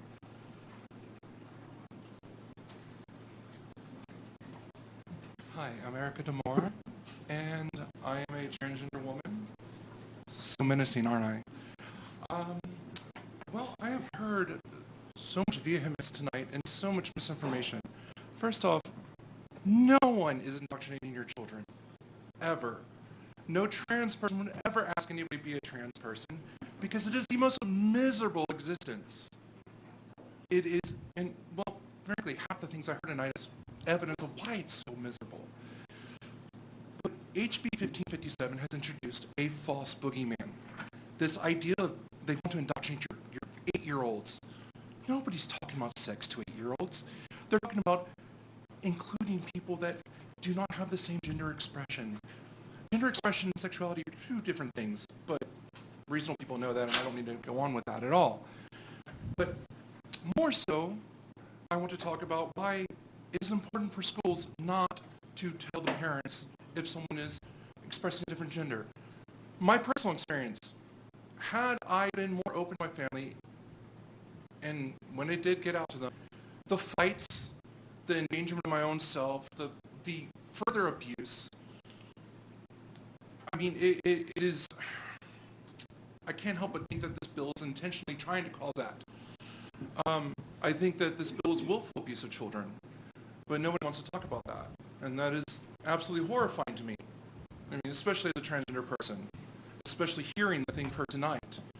I mean, I feel like I'm in a 1936 rally and I'd beer hall pushed, but, you know, that's just me, maybe. But mercy aside and understanding or pleading for it from people that I'll never get it from, nor do I care to have it, this bill is so vague and opens up so many opportunities for frivolous lawsuits, which the district itself will have to foot the bill for. Also, up to 40% of the student body does identify as transgender or LGBT at some point or another. So you are disenfranchising a grand number of people just for the so-called safety of a few heteronormative kids by such speech. I don't really think it hurts anybody to not pass this bill, but it hurts many to pass it. So I cannot tell you how vehemently I oppose HB 1557. And from my experience, this is just one more attack on the LGBT community. I will leave it at that. Thank you for hearing me out. Have a good evening. Thank you. Thank you. We'll now have Peter Gibson and Candace Knotensen to jump to the line. I believe Mr. Gibson is not here. He was speaking on the resolution. We'll ask Ms. Sandra Bond. No, we do not have that person either protesting the Don't Say bill. Oh, wait, is this you? Oh, Sandra Bond? Great, thank you. I'm glad you're here. Thank you. I am a 78-year-old mother. Pull the mic down for us. Ma'am, if you'll pull the mic down and restate your name for the record. Oh, Sandra Bond. Thank you. And I'm a 78-year-old mother of 3 and stepmother of 2 and grandmother of 5. And my stepson is 54, and he has been with his partner for 30 years today. In fact, he met his partner 30 years ago today. And the partner and his family are part of our family. My cousin committed suicide in 2004 at age 55.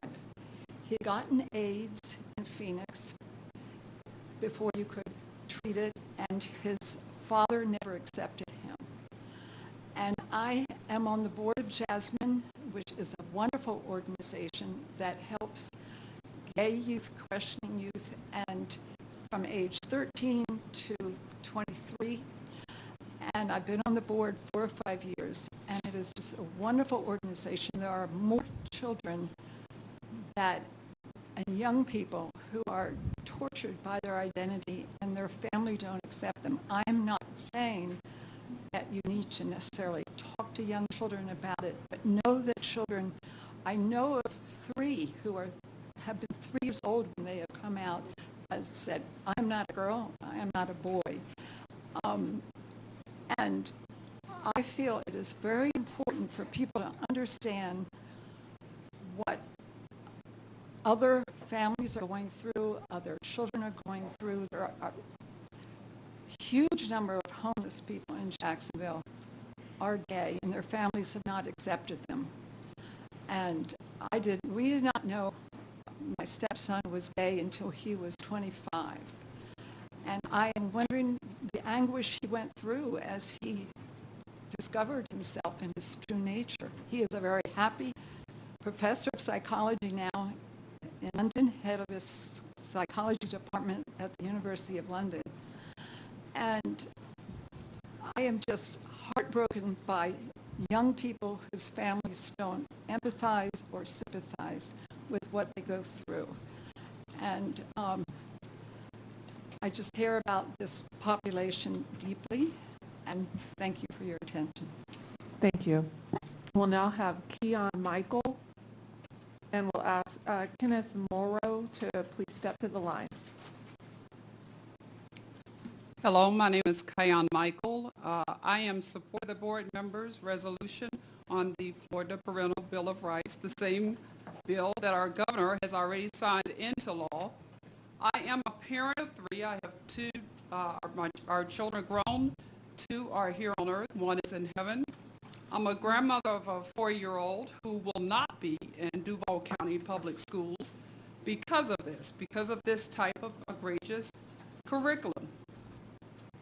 This bill does not say anything about Don't Say Gay bill. I've read it. It's nowhere in there. And I don't think there's a person in this room, myself included, who does not have a family member or a loved one that belongs to the LGBTQ plus community, but we love them anyway. I was born and raised here in Duval County, and the curriculum was totally different. I went to North Shore Elementary School. I went to Sandalwood. I graduated from Sandalwood High School. I went to Kirby Smith Middle School. And to come back here, we are a retired military family.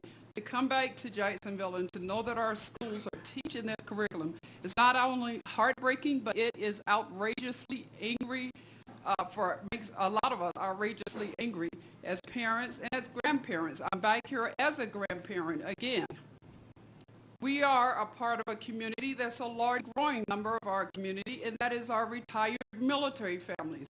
After hearing what I've heard tonight, I now have a new goal in life, and that is to raise the banner and to alarm our military family members who are moving here what is going on in our public schools, because they have a right to know.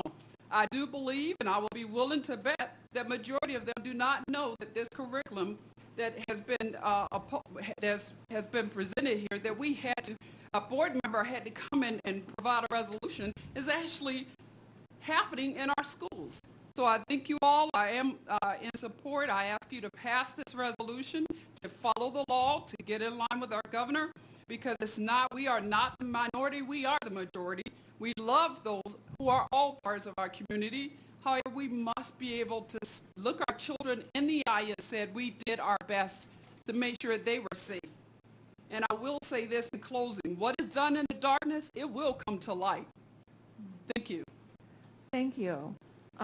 We'll now have Bobby Michael, and we'll ask James Bruner and Angela Reichenbach to please step to the line. Good evening. My name is Bobby Michael. For those that don't know, that was my wife, Kyan Michael, that just finished speaking. So I'm strongly in support of the Parental Rights for Education bill. I support the sponsor of this bill. I support our governor, Ron DeSantis, for signing the bill into law. It is the law now, so it's time to follow the law. Thank you. Thank you. Candace Knudsen. She was going to speak on parents' rights. I'll ask for Kenneth Morato. Thank you. I'm sorry if I'm not getting that last name correct. All right. I'd like to thank you for the Will you opportunity. pull the microphone and state your name for the record? We want to make sure we can hear you. My name is Kenneth Morrow, resident of Clay County, and I'm in support of this resolution. But I'm here because of one thing. What happens in Jacksonville does not stay in Jacksonville. It affects the surrounding communities in Clay County, in Nassau County, in St. Johns County, and also in Putnam County, and in Flagler County. It's important that we get this thing right. In reference to the taxes you're looking for additional monies to pay salaries for the teachers. But again, I asked you to take a look back 2 years ago when you wasted money changing names of your schools because they impacted the community in one way or another. Additional taxes are not the resolution to your problem. You have to take a look at the current economy. Just to give you an example, gas is almost double. Homes in Clay County, new homes, went $330,000 to start. In Duval County, $380,000. In St. Johns County, up until 2 weeks ago, it was $500,000. Now that's $600,000. How do you expect your residents to go through and continue to support your schools even with minimal tax increases?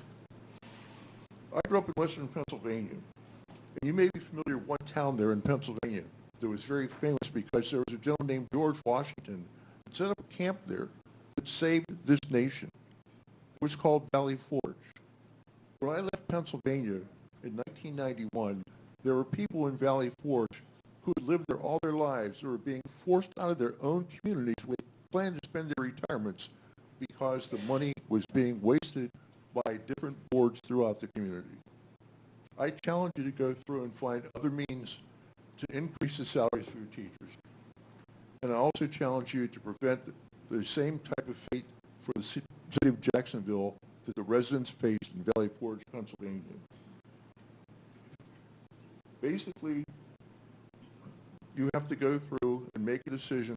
That decision should be to pass this resolution tonight. And from there, make sure that our future in Jacksonville is bright and continues to be that way.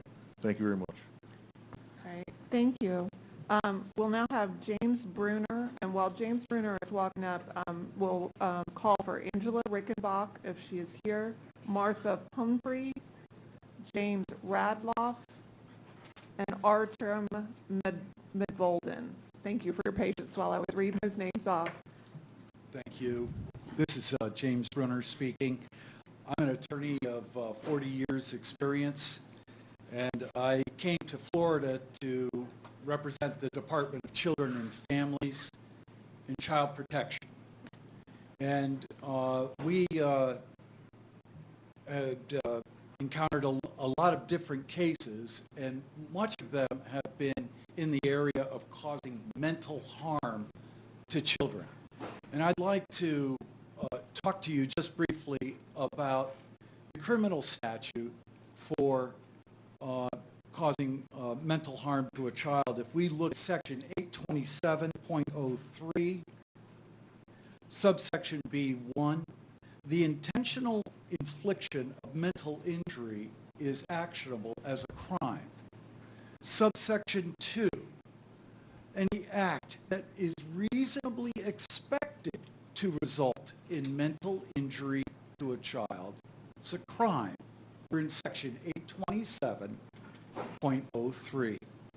Thirdly, actively encouraging one to commit an act that is reasonably expected to result in mental injury. If we take the governor's law that he passed, he's defined this activity that you're proposing or that is in this resource guide.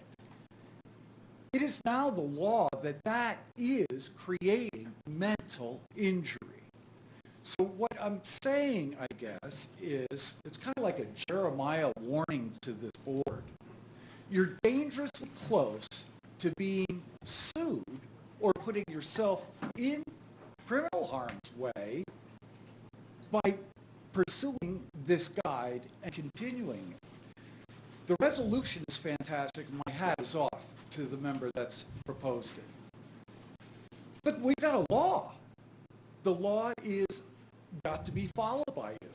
Under that law, I believe you've got to remove that resource guide immediately, or you are in legal danger as a school board. I have sued school boards for emotional harm to children, and you're quite close to it. It's not a threat to you. It's just kind of a warning. I hate to see you get into that situation, but you all are very dangerously close. When the transgender gentleman, woman said that this is going to lead to lawsuits, you better up your legal budget. Thank you very much. Thank you. We'll now have Angela Reckenbach. I'm sure that I see her. And it was on parent rights. Martha Pumphrey,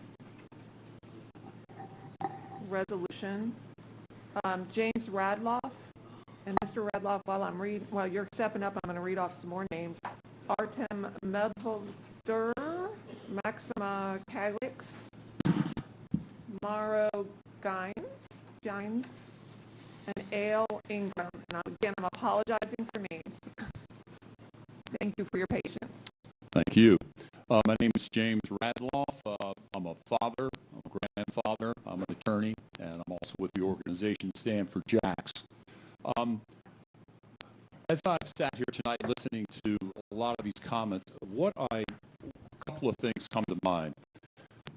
Parents are very upset because they are being kept out of the loop in regards to decisions and information regarding their children. Totally unacceptable. And what also is very disturbing also is the fact that there is this support guide that nobody seems to know where it came from, as school board members who put this out there, who actually implemented this procedure. And why was it not brought before the school board to actually vote on this particular issue before it was in fact implemented? And there seems to be also a total lack of transparency with records requests. Why is this information being withheld from parents who want to know materials that are being brought to their children and having their children subjected to these various policies? And so I support this resolution. I think the board needs to look at why are some of these requests being slow-walked or just outright stonewalled. This is a public school. These people have a right to know what materials are being provided to their children. And so I'd ask that the board be look into why these requests are not being honored. Again, I support the bill and ask that the resolution, and ask that the board approve it. Thank you. Thank you. We'll now have Artem Medvelder, who doesn't appear to be here anymore. Parents' Bill of Rights. Maxima Calix. And ma'am, if you'll pull that microphone way down so that we can hear you. My name is Maxima Calix, and this is my first time ever to be in a steam crowd. People over here. You'll get close to that microphone so we can hear you. Thank you. Okay. Can you hear me now? Yes, ma'am. Okay. There's a lot of talk about the sexual education of the young children. Nobody ever said, but I've never read any place what that means. What is it that you teach to the young people about sexual education? So since you cannot tell me, my imagination is going to go wild and imagine you're teaching young people what sex is all about, okay? So now, to me, when you do that, you are poisoning the mind of the children when you tell them at a very young age about sex. Because then if they hear about sex, these young people will start experimenting, okay? And when they do, they don't understand what they're doing, but they're just having sex because that's what they heard from their teachers or from the school board, okay? So then, do you realize, and I'm sure you do realize, the ramifications of what happened to the children when they become pregnant? Will they get abortion? Will they have abuse? Will they abusing their children? And their life is sentenced to poverty because they are so young, they don't have any money, and their boyfriend doesn't have any money, so they are going to become a welfare recipient of Florida. And that's not a good thing. Okay, so, and I heard a lot of their parents saying that it's their job to talk to the children about sex. It is their right to teach their children according to their Christian principles. So really, it's not your business to be telling them about sex at a very, very young age. Okay, another thing I want to talk about is about this LGBT that we are talking about. Okay? They are people, they are human. I can understand their feelings. But I don't know why all of a sudden it became a part of the curriculum in the country or all over the country. Now, it's not, I'm sure that you did not. Thank you. Thank you. Thank you. I just want to say that Thank you. Your time's expired. Thank you so much. Ms. We'll now have Manro Gines, who is apparently not here, and there was not a topic listed. A.L. Ingram, and while Mr. Ingram is stepping up, I'm going to call from Lillian Gines, Blake Guthrie, Robert Wilson, and Mazia Davina. Thank you. My name is Alex Ingram. I live in 32205. That is District 6. I work at Sandalwood. I would encourage many of you out here to come and visit my classroom. I have an open door policy. A lot of you guys have no idea of what's going on in your schools, and you're like, I don't know what's going on in the schools, but someone told me, or I saw on YouTube or TikTok or the Twitters or whatever. I don't know what the kids are up to today. But this is wild. I mean, truly, this is wild. This is your fault. Right? That's why I'm just be angry. That's what got attention. I don't know. I've got whiplash. I've got whiplash because I went from a miracle worker who taught their coworkers how to do Zoom and Teams, when those coworkers, by the way, had a hard time distinguishing between reply and reply all, to getting my class, their class, and everyone else's class up and online. I was called a superhero, doing everything I could to facilitate learning, the learning experience in person and online. I've been called dad. I've been called mom.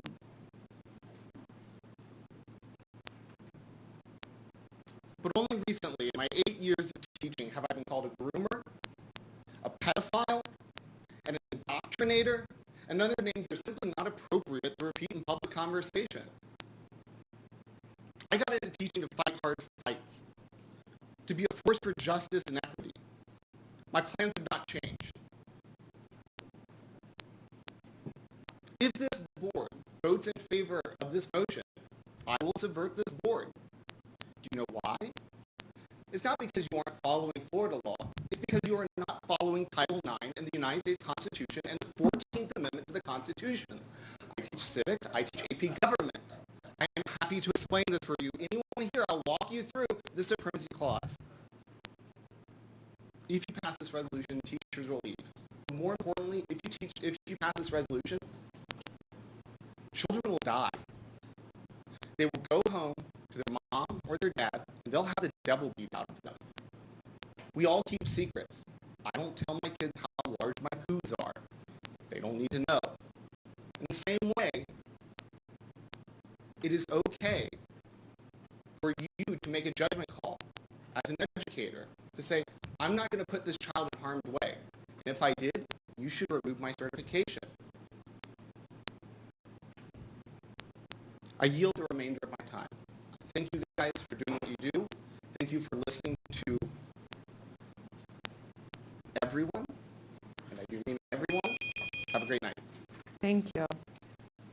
Lillian Gines is next, but I'm not seeing Lillian. So Blake Guthrie. And while Blake Guthrie is stepping up, I'm going to call Joseph Brooks Batchelor, Marianne Harden, and Darlene Miller. Tough act to follow. Good evening. My name is Blake Guthrie. I was born and raised Duval County citizen, and I am a teacher here in Duval County as well. I'm also a proud member of the LGBTQ community here in Jacksonville, and I'm appalled at this resolution.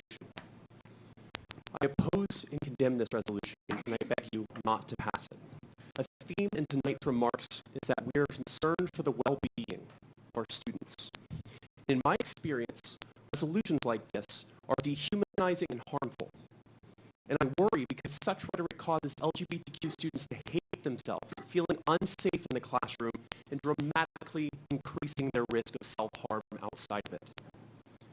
One of the refrains that I've heard tonight is that secrets are being kept from parents.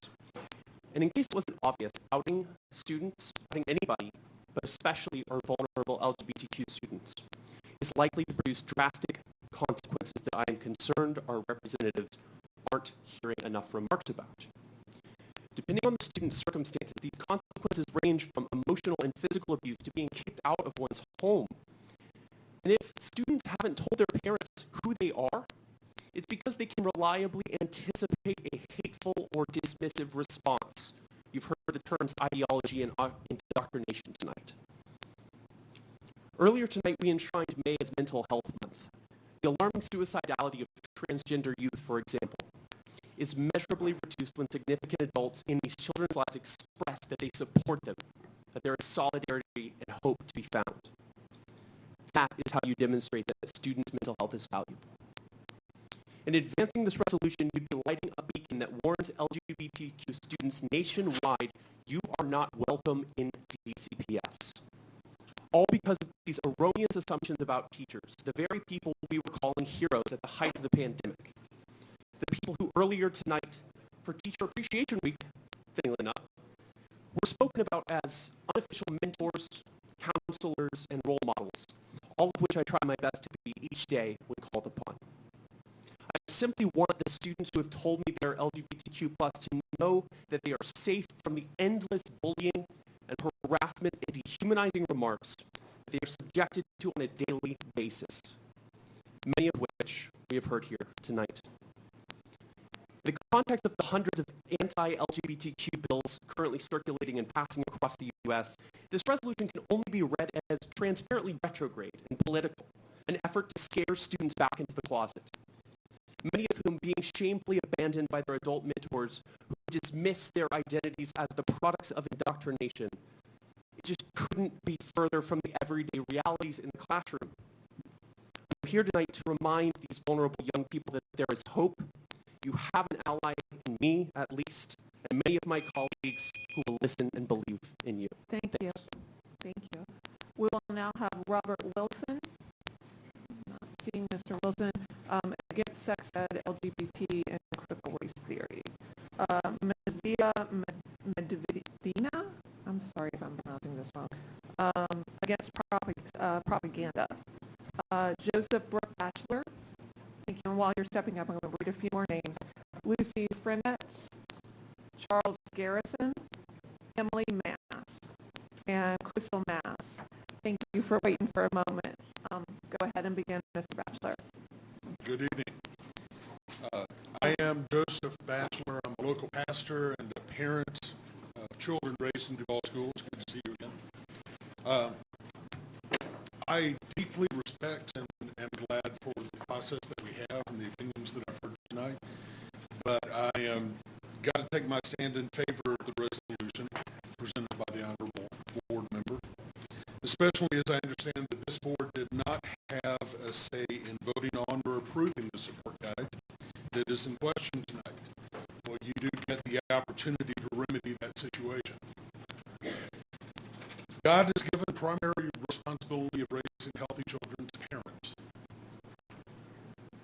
And I have serious questions about the wisdom of hiding from parents the thinking, the struggles, and the behavior that their children have given their sacred responsibility.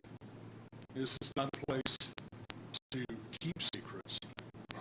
Parents do have a right to know about their children's thoughts and behavior while they're at school. They have a right to know when factors affecting their child's education and health and well-being are being kept in the dark by school policy. Things are difficult enough already. I hope I speak for all parents in that we should be working together with the school board and the teachers for the betterment of our children. The current support guide works against it. Further, do you really want teachers to be put in the moral dilemma of facing trouble, getting in trouble by this policy if they do care enough to communicate to parents on behalf of their children? You're putting them in a very difficult situation by forcing them to choose, at times, between what's better for the child and obedience to rules that are in opposition to the laws of the state of Florida. In the mission statement of the support guide, and I'm pleased with this, it is asserted that the district will make our schools safe, quote, in accordance with state, federal, and local policies and laws. I assume that also includes includes the duly passed law that's been in question tonight. So I urge you, in honor of that mission statement, to vote in favor of the resolution put forth by the honorable member. Thank you. Thank you. Mary Ann Howden, not seeing Ms. Howden, Parent Bill of Rights. I do see Ms. Miller. Ms. Miller, if you'll step forward, and while she's stepping forward, Yaroslav Brajeka and Leanna Comas-Moreno. Good evening. Thank you. Thank you for being here this evening. I teach first graders. In first grade, I hear everything. And by everything, I mean everything. Sometimes I wish parents should pay more attention to what they're talking about in front of the little ones, because I know more than they think I do, because I hear everything. I shall not elaborate because it's a lot. At the same time, you know, the little ones are just innocent. And they are, and they truly are. And they really don't know the difference between when the child comes in, oh yeah, I have two mommies. Well, I do too. Well, you know, one might have two mommies at home, and one might have mom and stepmom, which they call mom. Both. And they don't really see a whole lot more into that. I just want to make sure children are safe. I want to make sure children do feel safe to come to teachers for help. We are the front line. We have caught children who are in trouble and things we've had to call resources in. And all that being said about that, I also just want to take a few minutes to remind you too that the heart and the passion of my husband and I are our ESC children. And somewhere along the line, I don't want them to get lost. And I plan to send all of you an article that I read and found very interesting. Because, like we said before, I'll say it again, our autistic children are 10 times more likely to commit suicide than their peers. Why is it something we just hear about? Because, and I'll tell you in the article, these children really haven't been on anybody's radar. They weren't even on the doctor's radars. They weren't, because they like to, sometimes some of them have this issue where the autism causes them to do self-harm. Well, everybody kind of brushes this off as, well, they're autistic. This is part of their behaviors. Well, not necessarily. Some of them are crying out for help and nobody's listening. So, I implore you again, see if we can find some resources, add some more training to hear them when they need help. Thank you. Thank you, Ms. Miller. Lucy Frenette. Not seeing Ms. Frenette. Against teaching of sex in schools. Charles Garrison. Don't say gay bill. Emily Mass.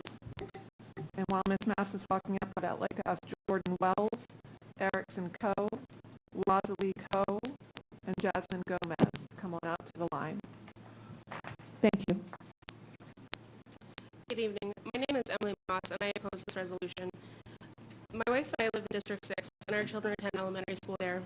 If approved, this resolution would have a direct negative impact on my family and LGBTQ students throughout the school district. This resolution would make our schools less safe for already vulnerable students. Of immediate concern is the proposal to disapprove the LGBTQ+ support guide.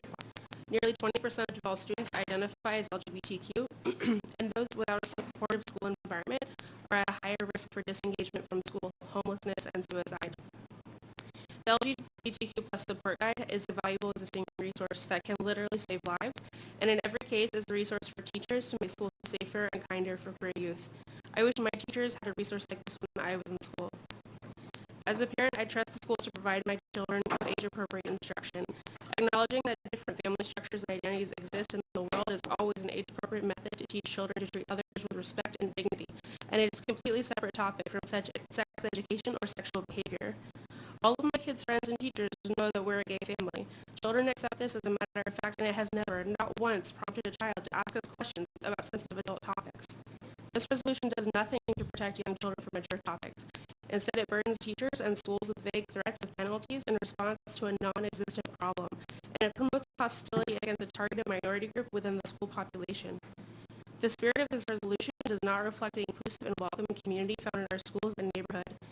LGBTQ families and youth are a valuable part of the school community. We are your fellow parents, neighbors, and friends. All parents have the right to know their children are safe and supported at school. I urge you to vote no. Thank you for your time. Thank you. Crystal Moss.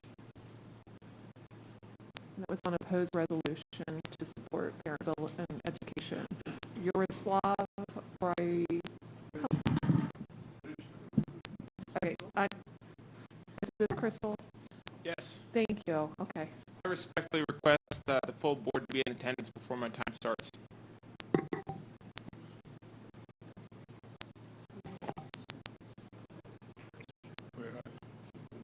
We're apologizing. She went to the restroom very quickly. Of course, no problem. I am patient. Would someone else like to go while we're waiting? If you want to come on up, we'll take another one. Thank you. And we totally understand. And your name is, so I can make sure I pull your card. No. Okay. My name is Yaroslav Brichka. Brichka. I want to make sure I get that right. Thank you. And I'm father of 6 kids. We were born in Jacksonville, Florida. And my kids go to Duval schools.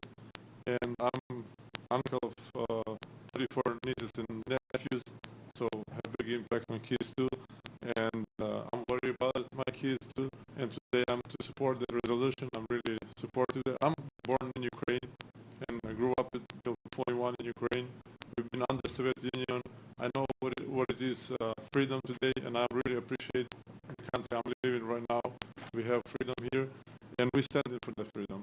Today, Ukraine stands for their freedom. We have, you all know what's going on right now up there. My parents still there, one of my sister is still there, and I'm here to support kids, support our schools, because really, I know a lot of young families, and they are afraid to even have a kids. They say, in time that we're living right now, it's really hard.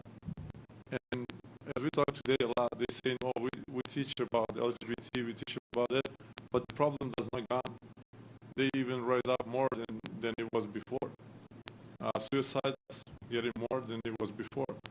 So then I would say that schools should teach the mathematics, they should teach reading, they should teach us, our kids, the knowledge, but not the sex.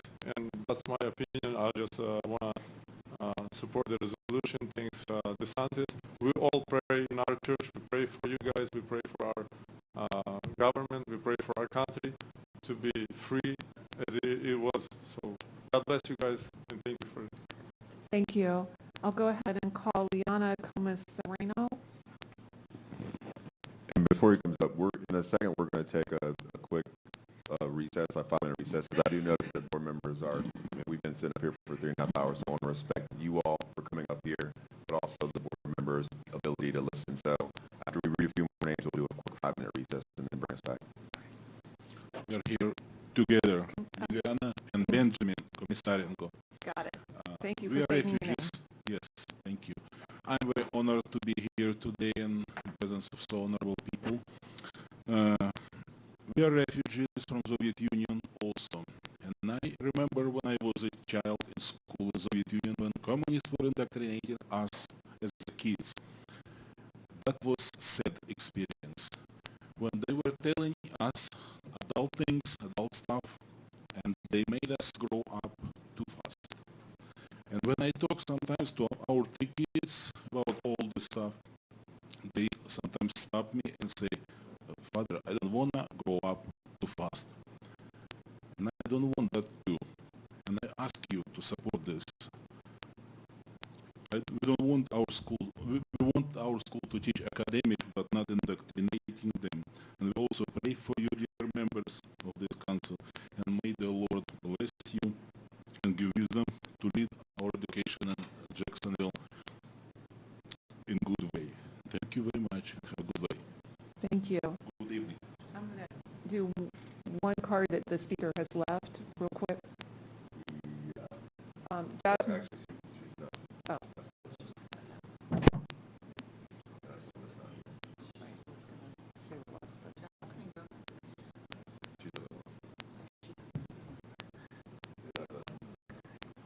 three more, and Ms. Walls. Do the folks who are standing up, and then we'll do it. Got it. Thank you for your patience. We're trying to find our even breaking point and not make speakers stand too long. Jordan Wells.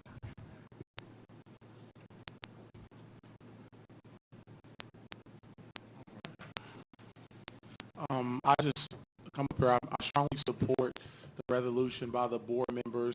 I think it's really interesting that I worked for Duval County and I left because of this type of stuff.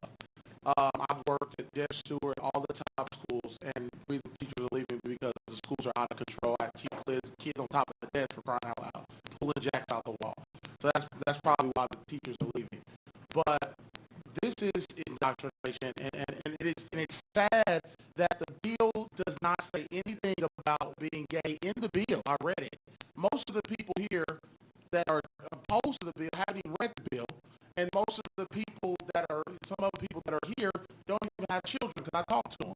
So I think it's very interesting that we have a lot of people that are activists and been stormed up by the media. You know, they're trying to take LGBT rights away from people, and that's not what the governor was trying to do. The governor just made a law that is a simple law that any school board member with any type of, I've been in education almost 10 years, should understand. In K through 3, we should not be having conversations about anything but about the ABCs. I mean, I just was talking to a 4th grader at the school I'm teaching who can't even write in 4th grade. Can't write in 4th grade. Duval schools are failing. The schools are, a lot of them are F schools. They're losing principals and they're losing teachers. In the school, we're failing the students. And we're in here having activism. I really believe, and I wish, my personal opinion, was that the school board is not supposed to be a partisan position. That's why when you run, there is no D or R by your name. I think that has been deceptive because people are putting politics above students. People have, whether they're Democrat or Republican, they have that position even though they might not say it. And it's politics. And it's not healthy for the students.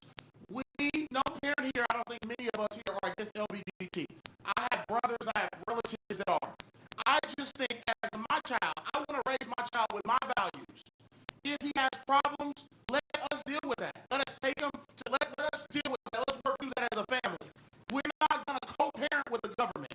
And I think everybody here agrees. We don't want to co-parent with the government, with the school systems. You don't know what's best for my child. Leave my child alone.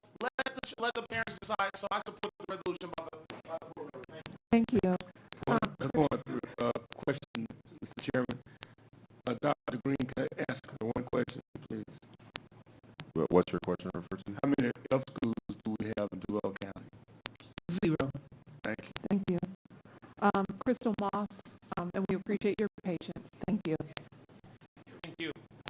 My name is Crystal Moss, she, her, hers, and I am a member of the PTA at Fishweir Elementary. We have 2 kids, 1st and 3rd grade, and I appreciate the service you all do for our kids and keeping them safe and getting them educated. We appreciate the administrators and the teachers at our school. I'm a butch lesbian. I just told you my gender identity in a way, and I told you my sexual orientation. But in no way did I speak about any sort of sexual acts. That is only inferred by people who don't understand what those words mean. Regardless of that fact, I do believe that the safety of our students should come first.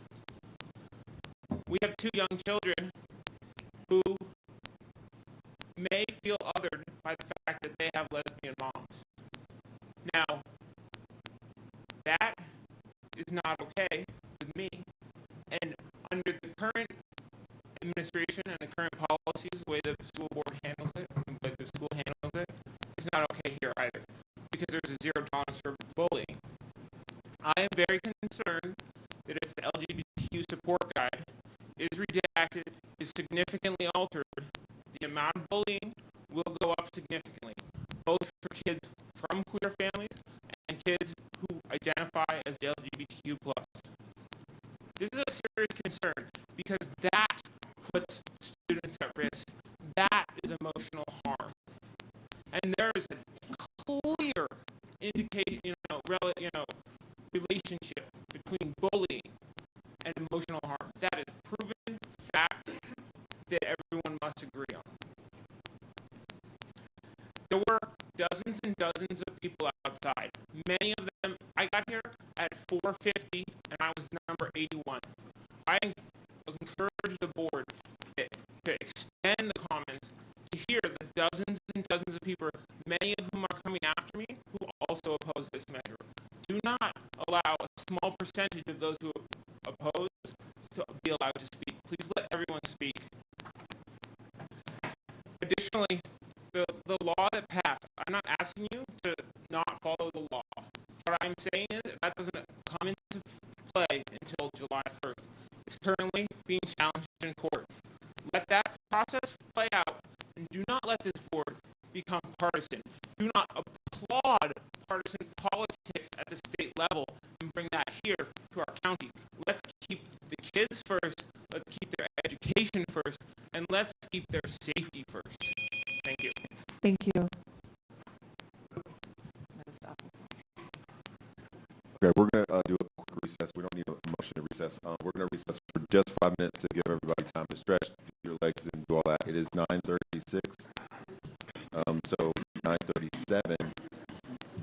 So we'll come back at 9:43. We'll give an extra minute. 9:43.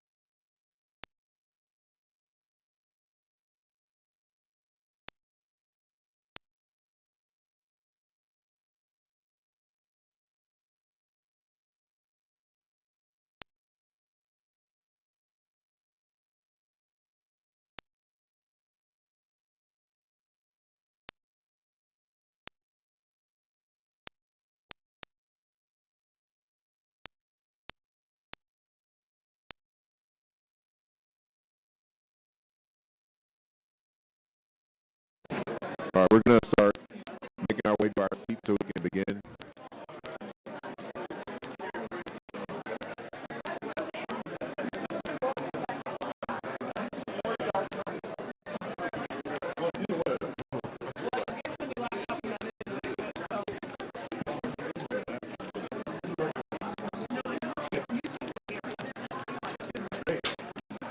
All right, we'll make our way to our seats. I did hear the police are selling pizza slices out front.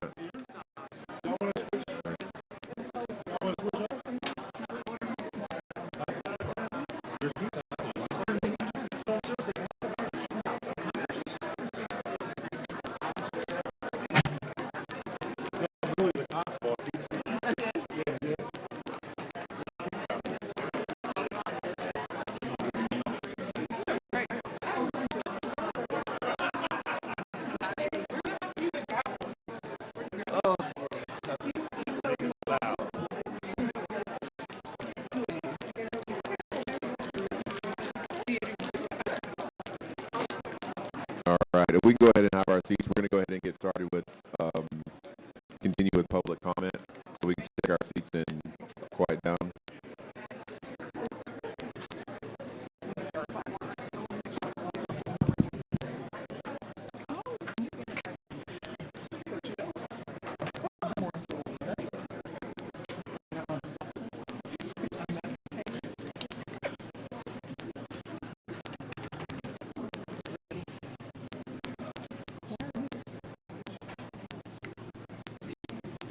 Turn it back over to Vice Chair Coker to start reading ordinance.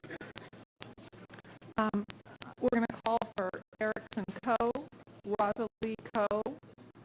Jasmine Gomez, I believe, is not going to speak, and she is on Read USA. Oh, she's not speaking. That was on Read USA tutoring program. Aaron Tyler, Adam Gordon, Robert Thomas, and Jan Thomas. I'm going to read that first set of names one more time for everybody. Erickson Co., Rosalie Co., Aaron Tyler, Adam Gordon, Robert Thomas, Jan Thomas. If you'll come forward, if you're the first one, we'll go ahead and take you as others are coming to you, and you'll state your name for the record. Good evening. My name is Adam Gordon. Thank you for taking the time to listen to all of our opinions and our comments. It's with a heavy heart this evening that I'm here. I'm a father of two. I have a 5-year-old son and a 3-year-old daughter. As my son, I know, was approaching the age to go into kindergarten, I started really looking into Duval County Public Schools. I went to Duval County Public Schools. I remember my first day of kindergarten at Crystal Springs Elementary over on the west side. And as I started looking, I got more and more concerned. I'm here to strongly support the Parental Bill of Rights. It's essential that parents have the ability to get vital information about their children. And to not disclose that information is dangerous to the children and to the families. From kindergarten to third grade especially, where the bill basically said that we did not, not to teach gender identity to children. My 5-year-old son, he wants to know if he has to eat all of the vegetables to get dessert, and if he can watch PJ Masks after dinner. That's what his concern is. It's not all of these other things. And I've heard all the other concerns loud and clear. People concerned about there being repercussions on the children, negative effects on potential children in schools. And I'll just say, I'm strongly against bullying.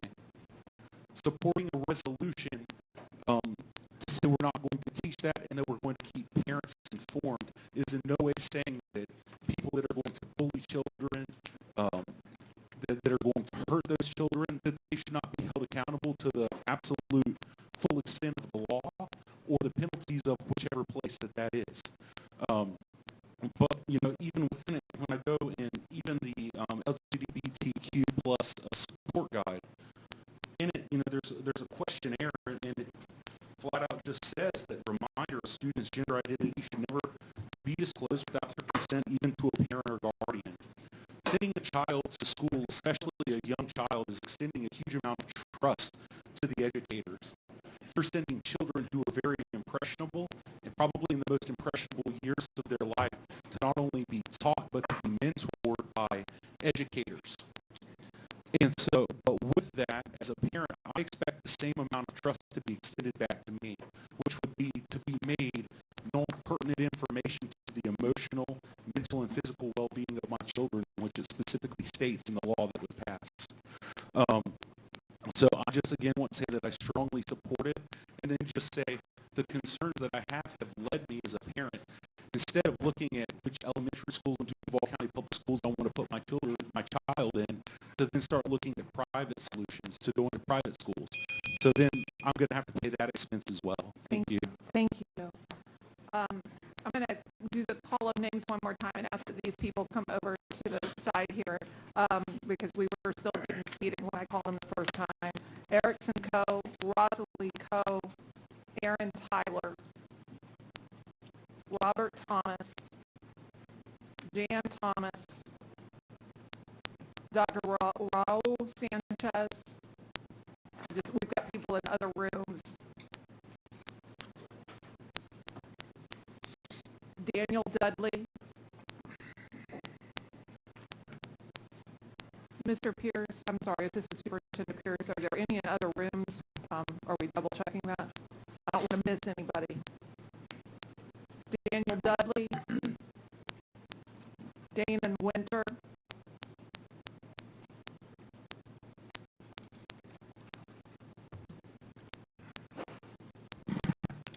My name's Daniel Winter. I want to say thank you for your service. I've had the honor and privilege to serve youth for over 30 years now as a teacher, coach, doing youth camps, youth events all over Jacksonville. And I have a heart for youth. It's been a real blessing to me to be able to serve them and help them and their families.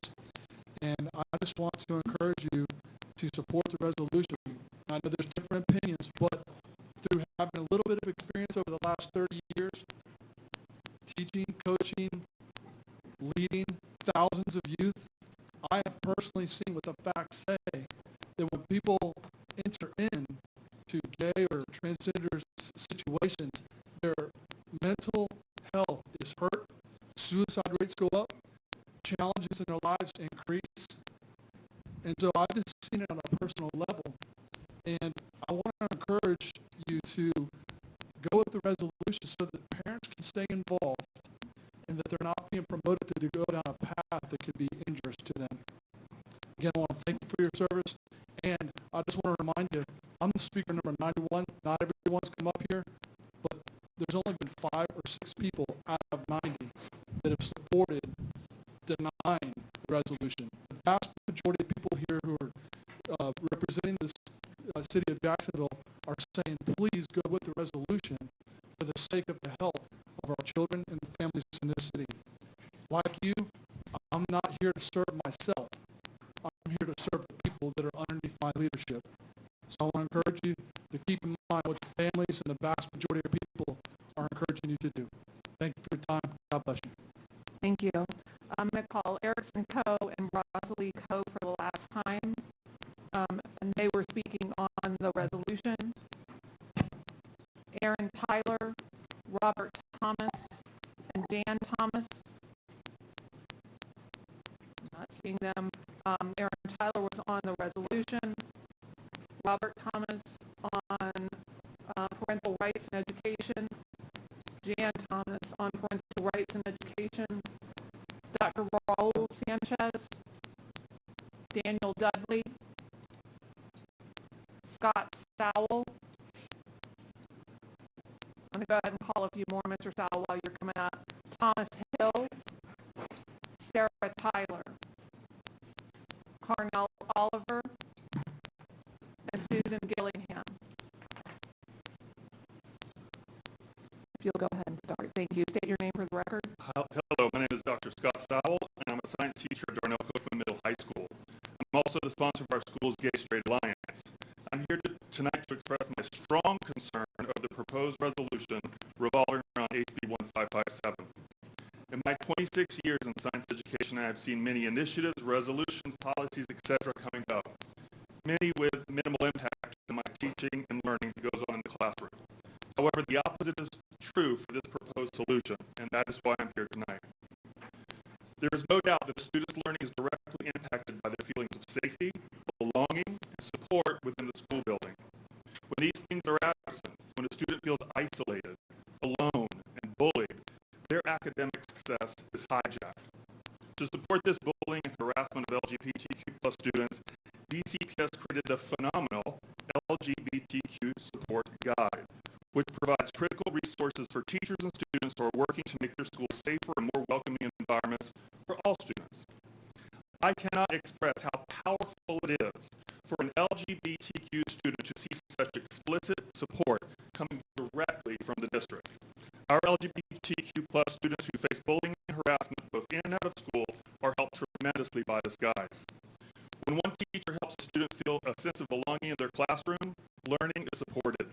To extend that support to an entire school or even an entire district is an incredibly powerful thing.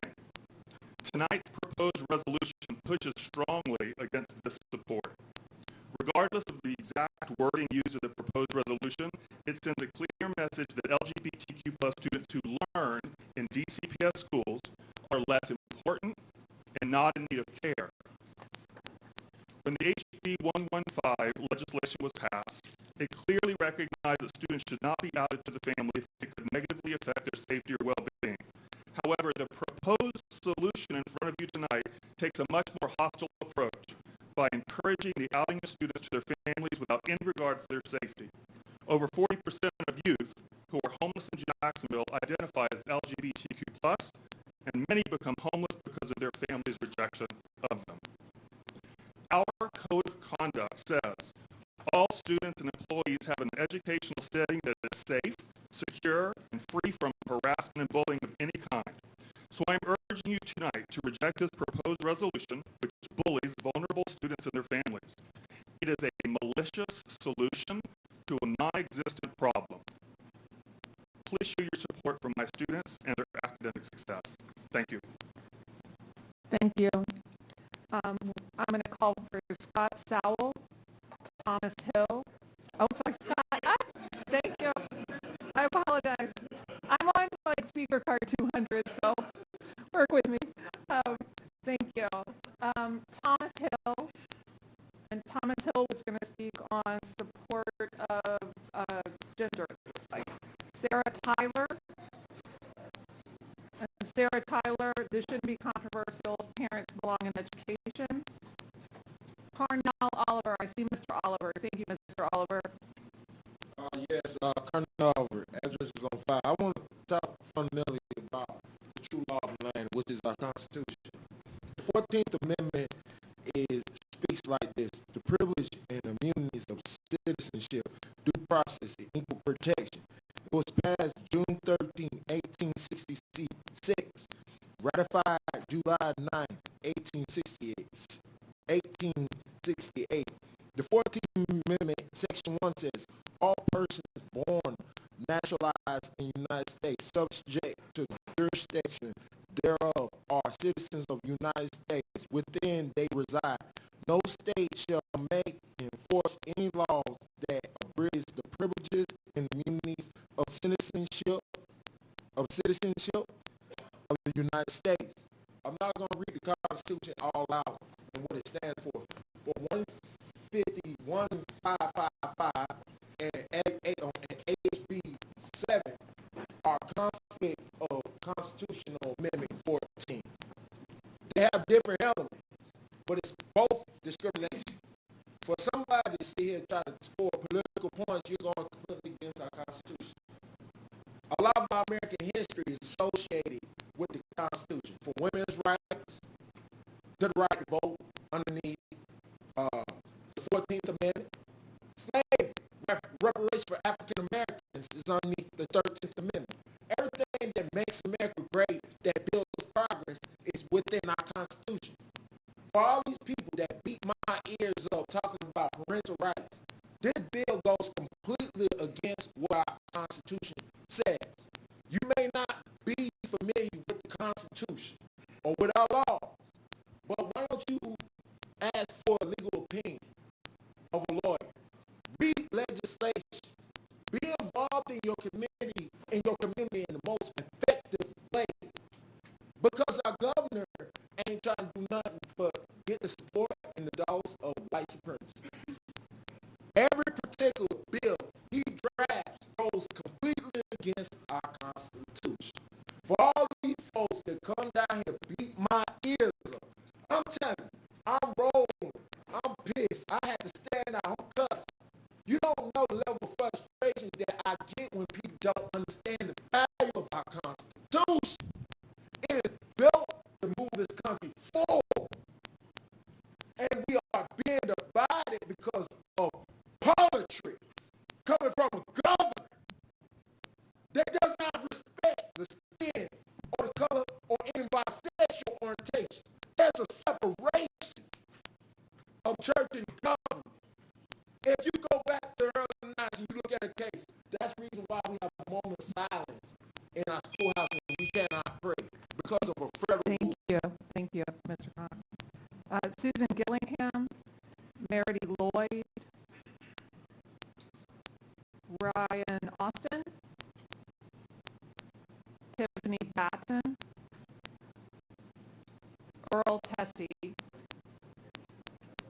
Looks like I've got one of those maybe. I'm going to go ahead. Susan Gillingham was on resolution and support. Meredith Lloyd was Children Are Precious and Need Godly Instruction. Ryan Austin was Parental Rights and Education Law. Tiffany Batten was Parental Rights. And I'm going to thank you, Mr. Tessie. Is that correct? You said that when I said your name.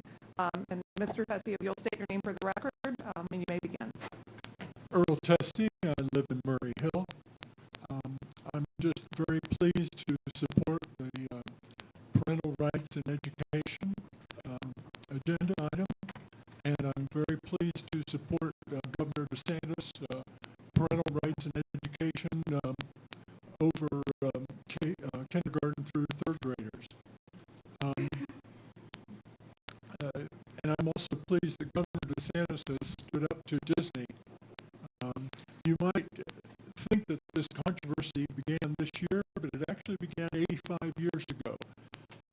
In 1937, because of two popular works that were published. In 1937, Walt Disney published Snow White, and J.R.R. Tolkien published The Hobbit. And Tolkien and his colleague and dear friend C.S. Lewis were upset with Walt Disney, and they rebuked Walt Disney. Tolkien, well, I would encourage you to Google. Just Google the three names, C.S. Lewis, Walt Disney, and J.R.R. Tolkien. You'll be able to read more about their controversy.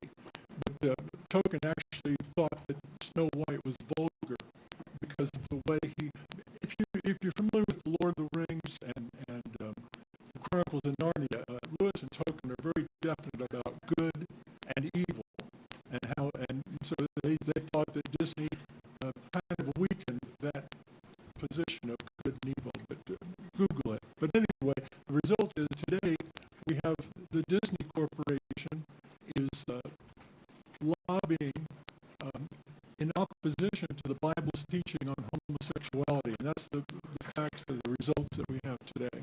So again, I'm very pleased to support the parental rights and education. Thank you.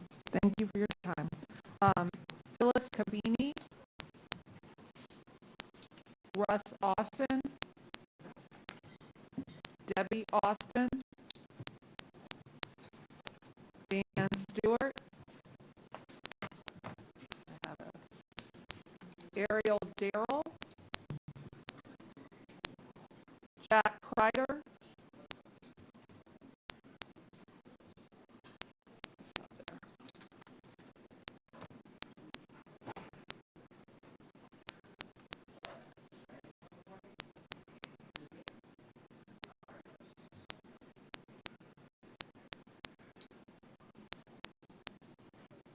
You'll begin by stating your name for the record. Hello. Yeah, thank you. Good evening. I am Dan Stewart. I am a math teacher at Ocean Way Middle, and I am a representative of the Unity, or as other people know, GSA, for my school, as well as a representative of the rest of my students and staff. I'm a transgender man, but first and foremost, I'm a math teacher. 47 minutes every day, 5 days a week, 180 school year days. I do bell-to-bell math instruction. That is it. That is all. I teach decimals, fractions, graphs, equations. That is all I do.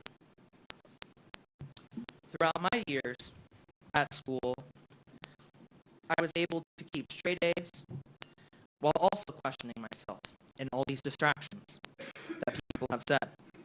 I was bullied. I was called slurs. And if my school wasn't as strict as it was, I would have gotten beaten. And that would have been for how I felt and my identity. I had no teacher reach out a hand to ask who I was, what I was. So I was not indoctrinated by anyone. However, even with all that was going on at school, I was terrified to come out to my family for all the comments they would say throughout my years of childhood and teenage life. I mustered up the courage to come out to my family in college. They flat out refused to support me like I feared. I was disheartened due to the lack of familial support to the point I wanted to commit suicide. Not due to my identity. I repeat, not due to my identity, but due to the lack of familial support that I had. One day, I looked longingly in the road at oncoming cars on my way to a college class. The only thing that stopped me was my friend holding my hand so tight and not letting me go. And now I'm here to speak in front of you. So, if you want parental support, I beg you, support your children, no matter who they are or what they want to be.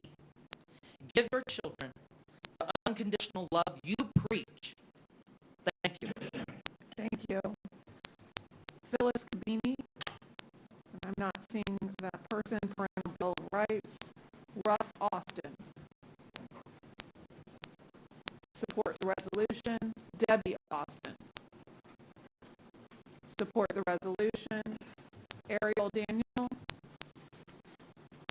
I can tell I pronounced it wrong. I'm so sorry. And while you're coming up, Rebecca Bell, Queen Green, Lorna Braywell, and Charles Callaghan. Thank you. If you'll state your name for the record, and I apologize if I pronounced it wrong. And I think you skipped one that was right after me was Jack Ryder. Yeah, I have him next. Okay, thank You you. got it. No, you're good.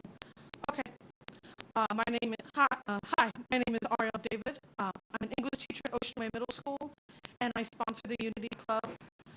I'm also the mother of a DCPS kindergartner, as well as a future DCPS pre-K. The combination of the Don't Say Gay bill and the worsening teacher shortage brought me here tonight to representing my students, my children, and my fellow teachers. The bill that the governor signed into law that the board seems about to support is horrendous. It puts my students and others at risk. Now, listen and help me out here. Let's all be honest. If you ever lied or kept a secret from your parents or guardians as a teenager, you probably could raise your hand right now. But how many of you also had something a school or staff member knew that you didn't want your parents to know? And if you went and told them, you'd get beat. Regardless if it's LGBT related, you probably had something you didn't want your parents to know. I know for many of my students that trust is tough. My first responsibility is to keep my students safe. Some kids will no longer feel safe if I am forced or we are forced to betray their trust. Once I am confident that the students will be safe, I will certainly encourage them to share with their parents. But I won't be a snitch. If the board supports the governor's bill, students won't have teachers as safe adults to share with. They may share with strangers on the internet or friends who will give less than stellar advice that they may feel they have nowhere else to turn and become so depressed that they take their own lives. We have all heard those statistics on that. If safe adult teachers are forced to be snitches, this district will lose some of its best, most dedicated educators. Many of us are already making great sacrifices in our professional and personal lives to hold some of the toughest jobs jobs in this district, and we may have to make a tough choice to leave our jobs if we feel students can no longer count on us to keep them safe. I know I will probably be one of them. If I were a board member, I would propose that the board stand up against all of this anti-LGBTQ legislation and make the district a safe zone for all. Yes, DCPS is a safe zone for all students. What a crazy idea. I expect the board to be very supportive of every teacher who helps students feel safe, because being safe coming to school every day for the best education DCPS can provide. That's your job as the board. Don't be a Disney villain. I'm going to continue to do my job, and I expect you to do yours and not be a Disney villain. Thank you. Thank you. We'll now have Jack Kreider, and while Jack Kreider's coming up, Eric Lemaster, if you'll join the line, and Pamela Henry. If you'll speak, say your name for the record and speak real clearly into the microphone. Okay. Hi, my name is Jack Kreider. I'm from Ocean Way Middle School, and I'm a trans man. I'd like to say that everything said tonight by those who are here to pass the bill is exactly why these things are kept from parents, because of all of the hate and the blatant disrespect that I've heard to my community. If you want your kids protected, they need to know that they can speak to an adult that will keep them safe. They need to know they're accepted in school. It isn't about the sexualization of kids, and gender isn't an ideology as you've been putting it. We exist. Trans people are real people, and kids need to know about them. We're bullied every single day and are just fighting for our equality, not to transgender your children. These people have been around for many years before COVID, and this wasn't a new thing. I came out when I was in the 4th grade, and I'm in 8th grade now. If I didn't have the support from teachers that I have right now, I would have been dead. I would have killed myself in a heartbeat. And I think that everybody who is so concerned about children's safety need to read the bill again and see exactly how vague and long it is. There's too many openings for hate crimes to LGBTQ kids. It's not safe. Thank you. Rebecca Bell.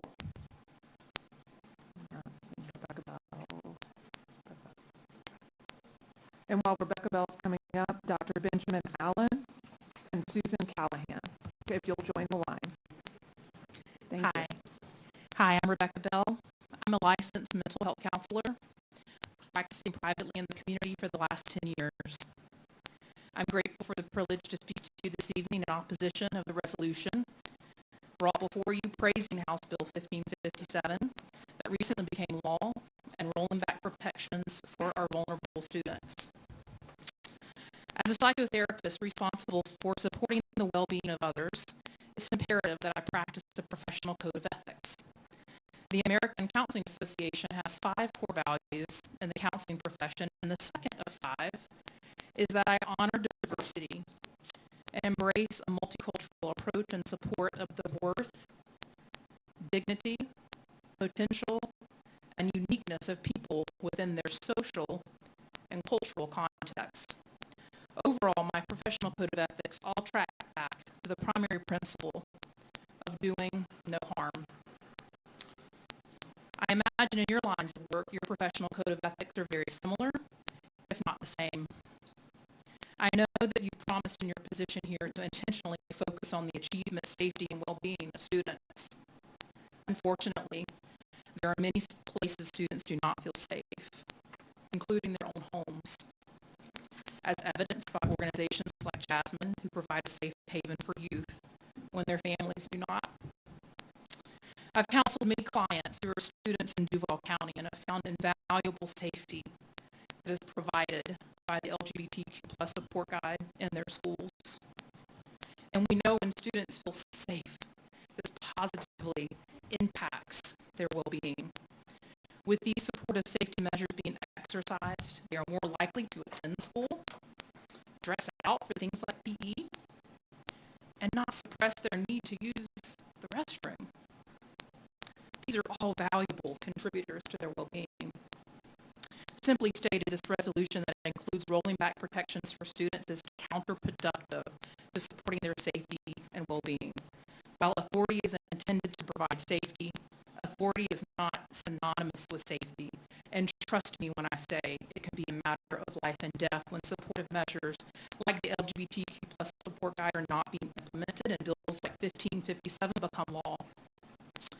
Where others may lead with fear, let us please work together to lead with bravery to ensure schools promote safety and well-being for all. Thank you. Thank you. We'll now have Queen Green, and I'll ask that Darby Mueller step to the line and Katie Weisner step to the line.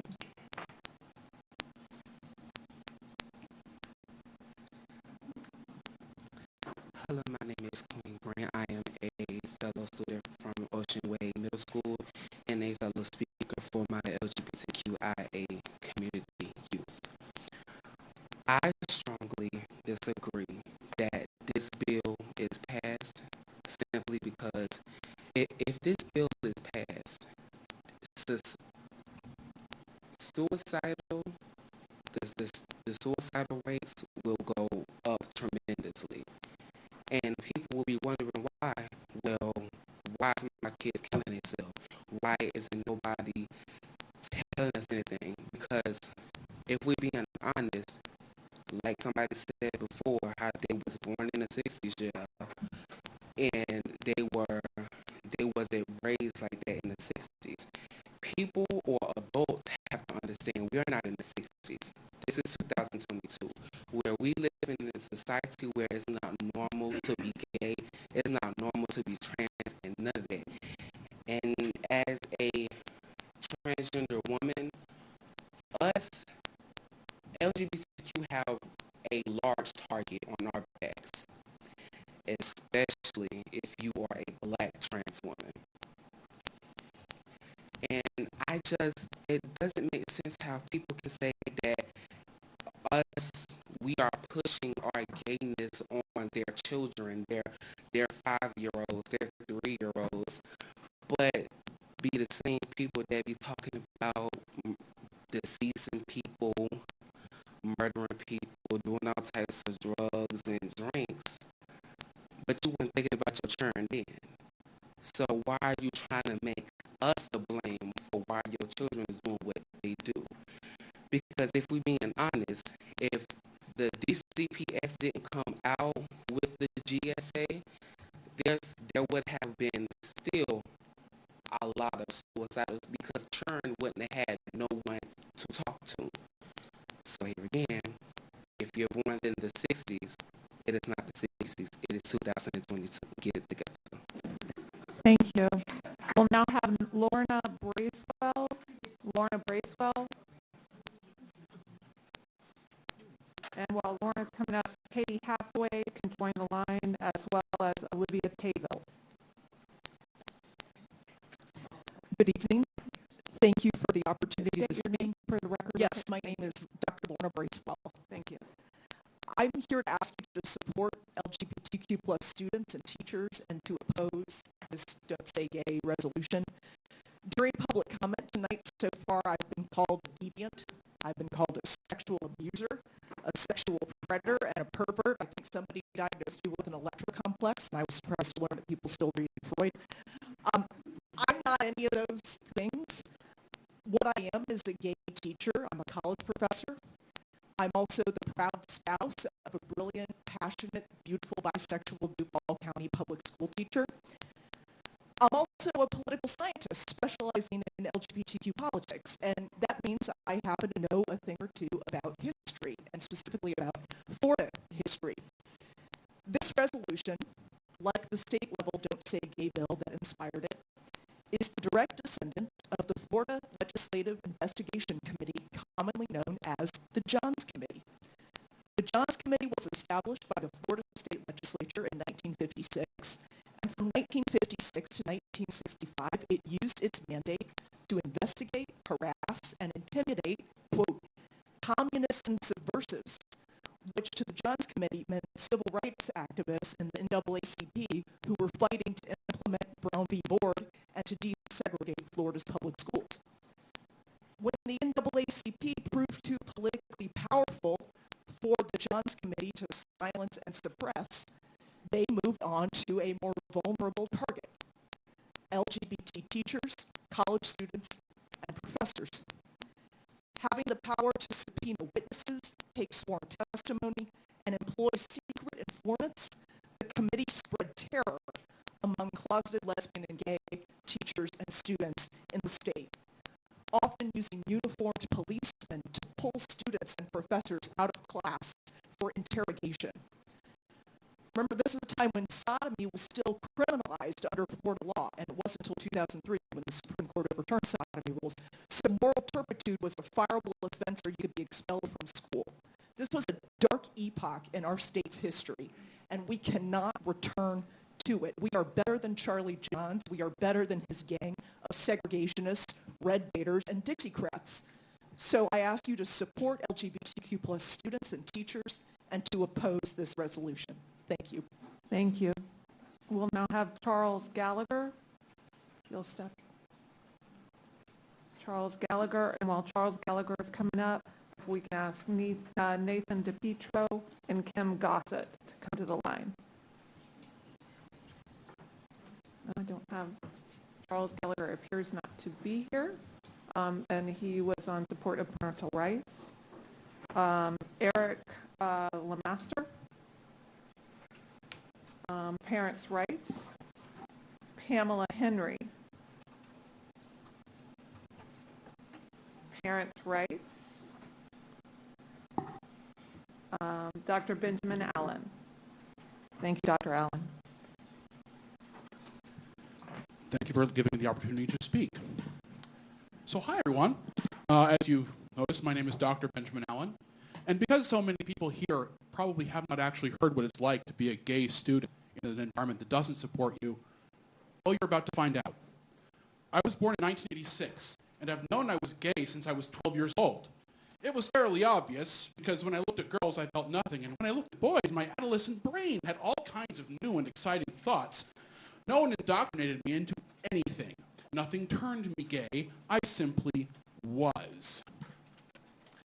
It's something you're born as, that you realize as you hit puberty and start noticing other people. And transgender children sometimes figure out that they're a little different even earlier than that.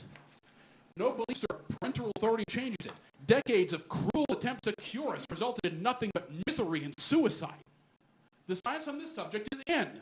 The earth is round, some kids are gay, and by God, some are trans. My gayness was obvious to me. The problem was it was obvious to everyone else too. My closet door was and is still made of glass.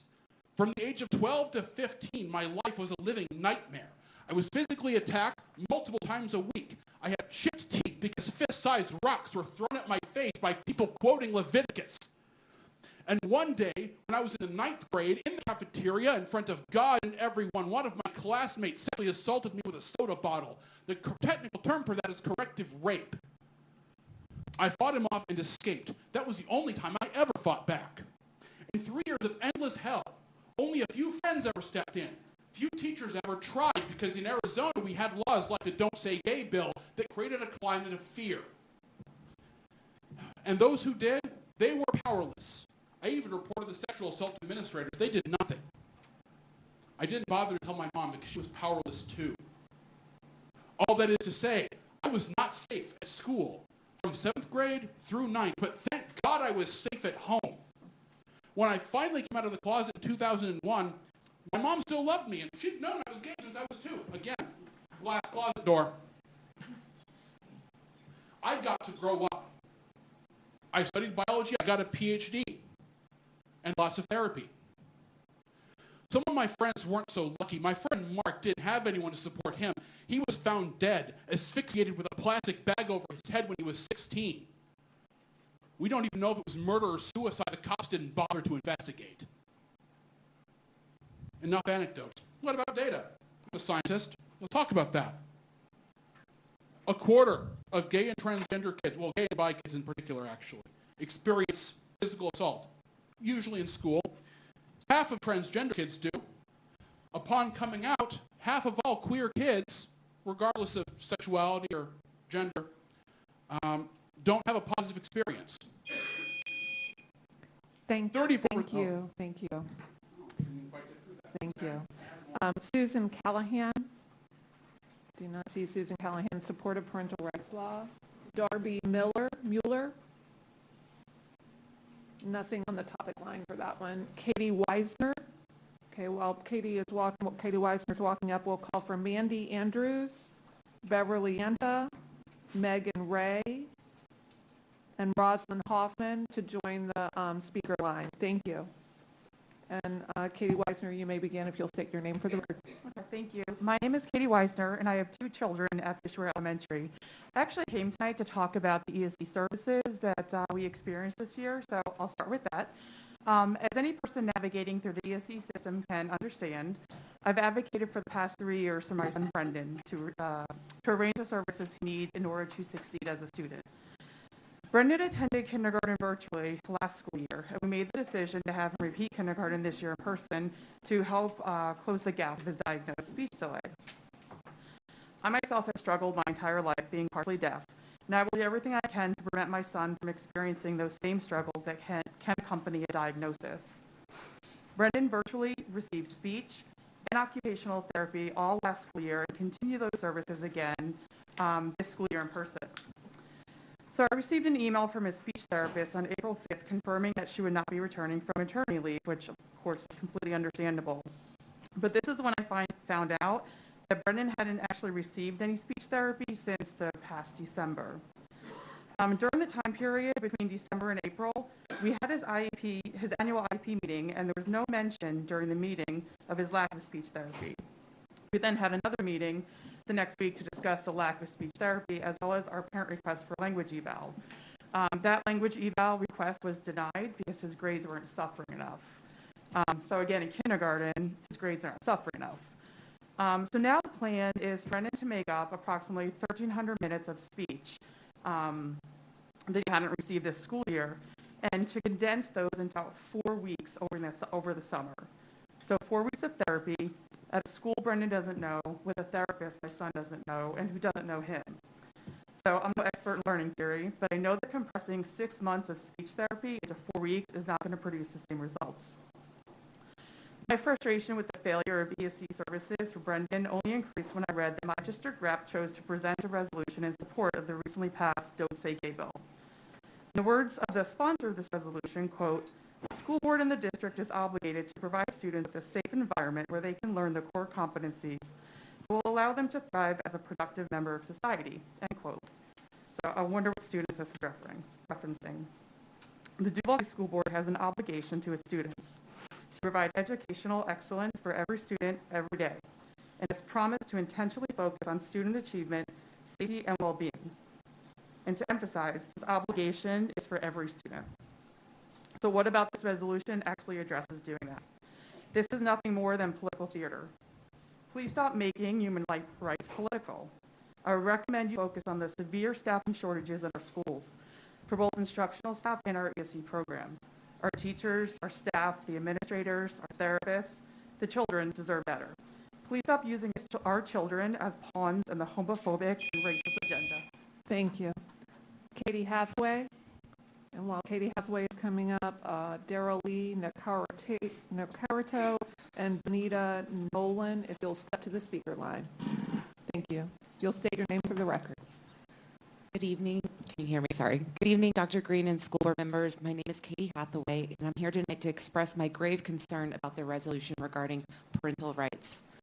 I am a parent of 2 children in Duval County Public Schools. I'm a product of Duval County Public Schools, and I have volunteered hundreds of hours at my boys' schools.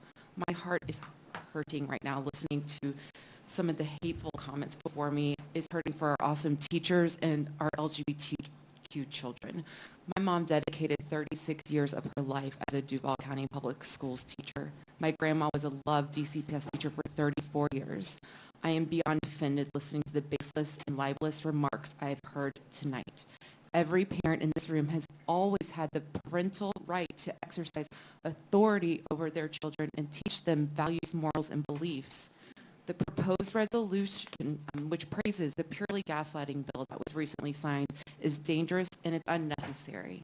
And I want to state again that this bill does not go into effect until July 1st, and DCPS has not been breaking the law as we have heard tonight. The role of the school board is to educate and protect our children, not to support or push out politically driven resolutions.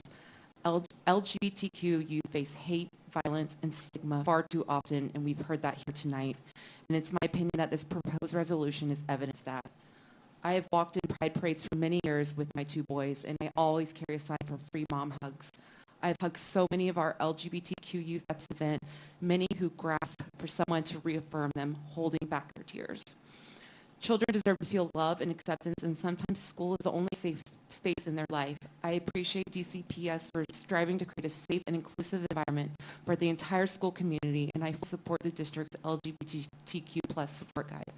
I hope that every child watching this meeting tonight or was here tonight knows that they have allies who are here to support them, and I hope that they will shine their beauty and love light brightly. As part of my testimony on this resolution, I'm here to present a petition that was signed by more than 400 parents, teachers, community leaders, and concerned Duval County citizens opposing both the content and the intent of the resolution. The signers strongly believe that the role of the school board should be to protect the rights of all parents and all students. A copy of this petition was emailed to the board today, and I have it here if anyone needs it.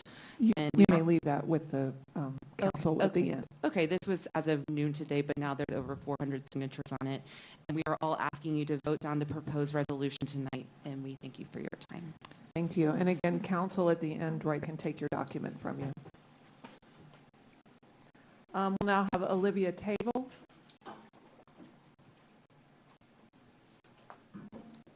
Hi, thank you for the opportunity to speak. My name If is you'll Olivia pull the microphone a little closer and state your name for the record. My name is Olivia Tavel. Thank you for the opportunity to speak.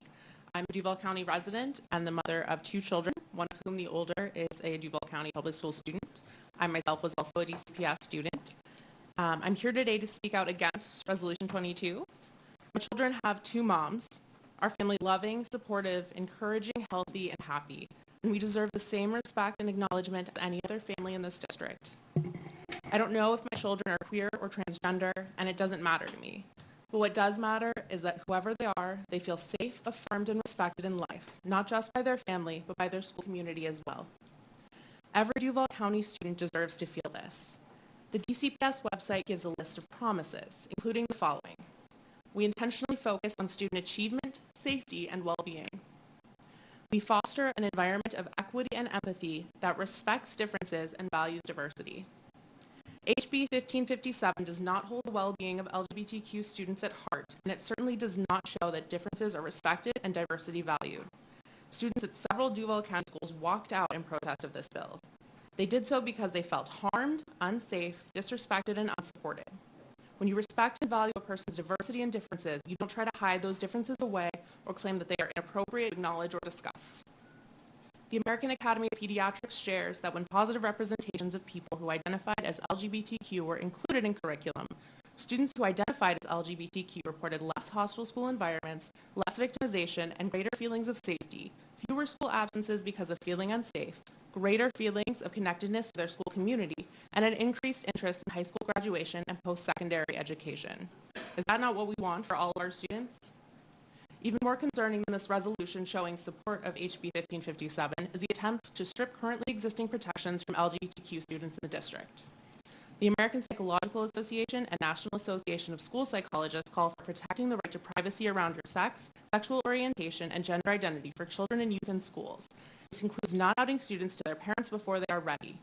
Many students do not have families that will accept and support them, and unsupportive families are one of the biggest reasons for disproportionately high rates of homelessness and suicide rates amongst LGBTQ youth. The APA and NAACP also call for increasing access to facilities and programs for youth and children based on their gender identity, not their assigned gender, guidance echoed by the American Medical Association. If we truly care about the safety, health, growth, and development of our children, we will listen to them and to the experts dedicated to their mental and physical well-being. Our decision should not be guided by lawmakers prioritizing personal beliefs, biases, and partisan agendas, but rather by empirical evidence and the lived experiences of the LGBTQ community. Thank you for your time. Thank you. We'll now have Nathan DePietro. And while Nathan DePietro is coming up, I'd ask Linda Watson, Eileen Krimsky, Dr. Daniel Valacios, and Michael Anderson to come to the speaker line. If you'll state your name for the record, thank you. Yes, thank you. Nathan DiPietro, thank you all so much for coming out or staying out so late. I know you all are just as tired as we all are. So I just wanted to share my heart on this with you all. So imagine that it's a bright, sunny morning in Jacksonville, and little Johnny is on his way to school. On his way to the bus stop, he passes by the house at the end of the neighborhood. While walking by, the owner of the home comes out and says to him, "Hey, Johnny, how are you doing?" "Doing great," Johnny replies. "Awesome," the man says. "I just wanted to let you know that if you ever had any questions or wanted to talk about sex, my door is always open." I'm sure most of you would have an issue with that, and rightly so. In fact, most parents would probably call the police if that happened even one time, because that is inappropriate and out of line. My question is this: why is this one invitation to talk about sex inappropriate, but week after week, discussions of sex or invitations to discuss sex in the classroom without parental knowledge or real parental consent? How is that something different? This resolution is simple: follow the law, or prepare to follow the law, and protect the innocence of children. If anyone in our schools is opposed to these fundamental principles, should they be near our children? Thank you. Thank you. We'll have Kim Gossett next.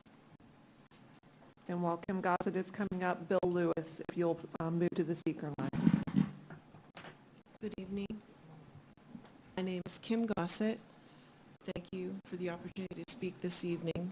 I'm speaking in opposition of the resolution that is number 22. I am a mom to 3 kids in the Duval County Public School System. We've had kids in the public school system for the last 13 years. In all of my years as a mom with kids in the schools here, I have never seen teachers or other kids try and indoctrinate kids to be gay or trans. However, I have seen kids get bullied at school for being in this community. I'm aware that kids don't feel safe telling parents about being gay or trans. Some parents will indeed turn on their own kids when they find this out about their kids. For some schools, school is their only safe space. Kids in the LGBT community experience higher rates of suicide and depression because they're bullied or shunned. One of my children is in this community and was in fact bullied and threatened on this basis in elementary school for months. When we realized what was happening, we brought it to the school's attention, and the school staff acted quickly. For this, I am very grateful. However, my child experienced depression during and after this. It's really hard to see your child hurting and in a dark place. We finally are in a good place with my child's friends and teachers. School is now a happy and safe place for my child. It's a different school. And now, the parental rights and education law at the state level and this resolution locally. The message is that we can't even speak about who you are. It's alienating for these kids. It's so very disheartening and discouraging that these kids are made to feel less than. Why put these vulnerable kids in the middle of a political battle? These kids really just would like to fly under the radar. The school should be doing their very best to be kind and loving to all kids. You have a perfectly good policy manual to guide staff on LGBTQ and student issues. Please don't disrupt the school protection for these kids. Please do not pass this resolution. Thank you so much for your time. Thank you. We'll now have Mandy Andrews.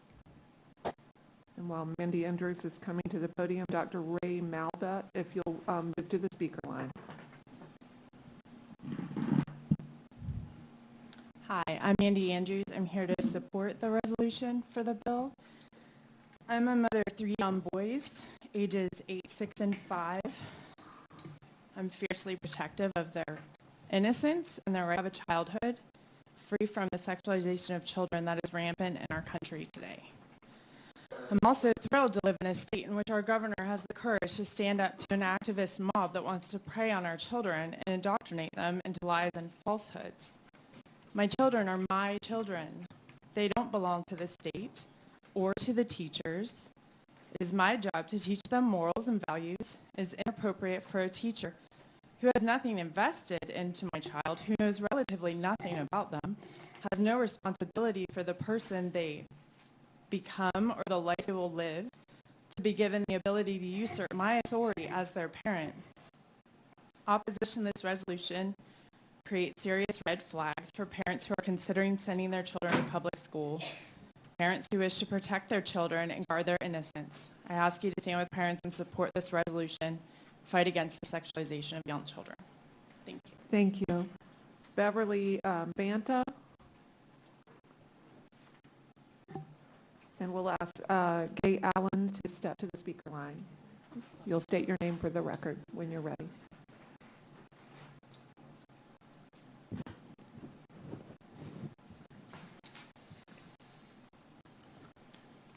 Hello, I'm Rosalind Hoffman, and before I start, I'd like to thank the superintendent and the board for putting measures in place during the pandemic that put the health and safety of our students and staff above everything else. Thank you. I've been retired. This is my second year of retirement, and but I still have lots of friends and students that I want to keep safe in our schools. As I said, I'm a 36-year veteran of Duval County's public schools as a teacher, and I'm also the parent of 2 DCPS graduates. I am here tonight to urge you to reject this resolution in support of House Bill 1557 and to continue to implement the district's LGBT student support guide.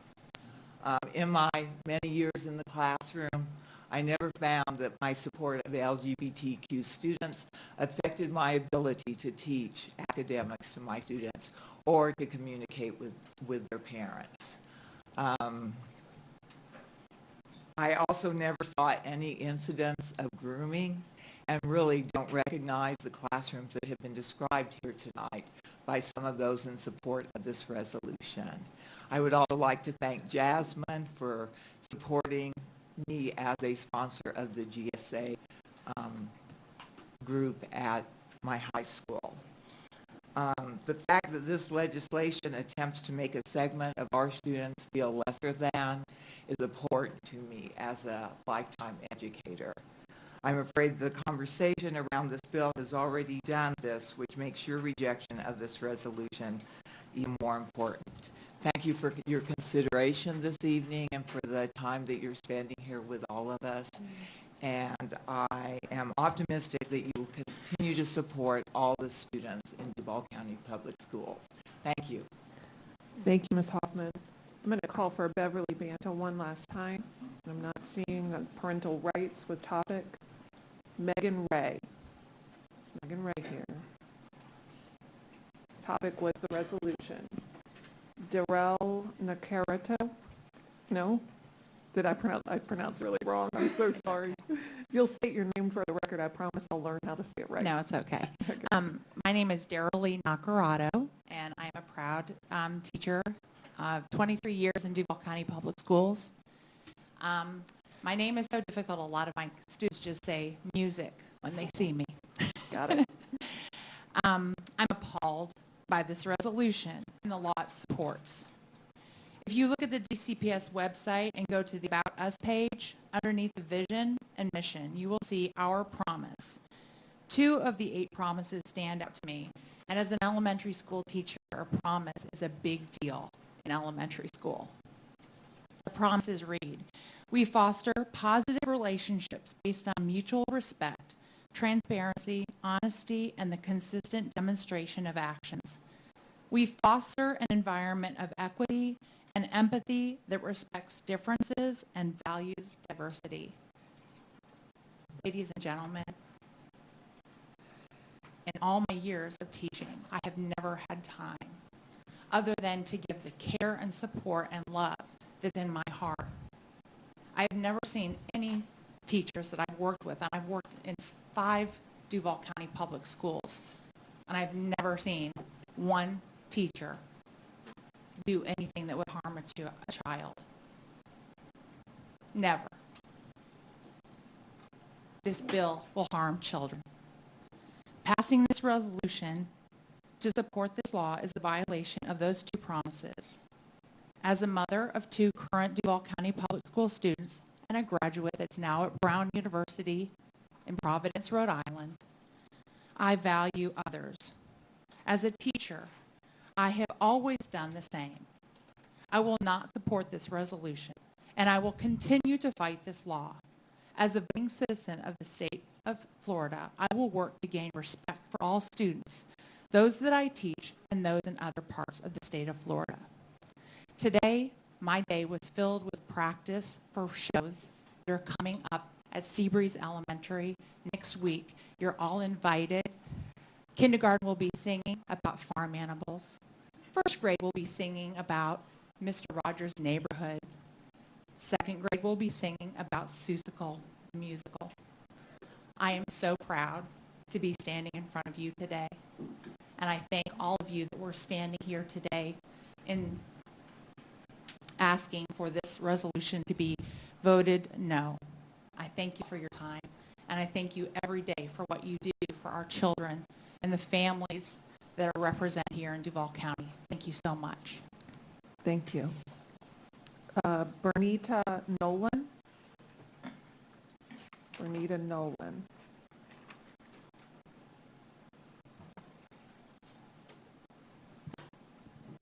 Hello. My name is Daniel Velasco. Oh, hang on one second. I'm sorry. Restart the clock. Bernita Nolan. I don't have. Okay. Resolution was the topic. Linda Watson was next. Do I have Linda Watson? Thank you for being patient real quick for me. I'm sorry. Resolution was topic. Eileen Kreminski. Okay. Y'all will switch spots. There you go. Thank you. And thank you for your patience. We'll get to you in just a minute, I promise. Good evening. I'm Dr. Eileen Krimsky, and I want to thank you for giving me the opportunity to speak to you, not as a parent of a Duval County student, but as a great-grandparent of a Duval County student and as a retired psychologist. If I help my patients, it wasn't through indoctrinating. It was providing for them a safe opportunity, a safe environment for them to talk, and for me to listen. And this could never have happened if they didn't know that what they said to me was held in confidence. I didn't work with kids, but I'm aware of the literature which clearly speaks to the dangers of children, teens, and teachers who want to have a voice in their education.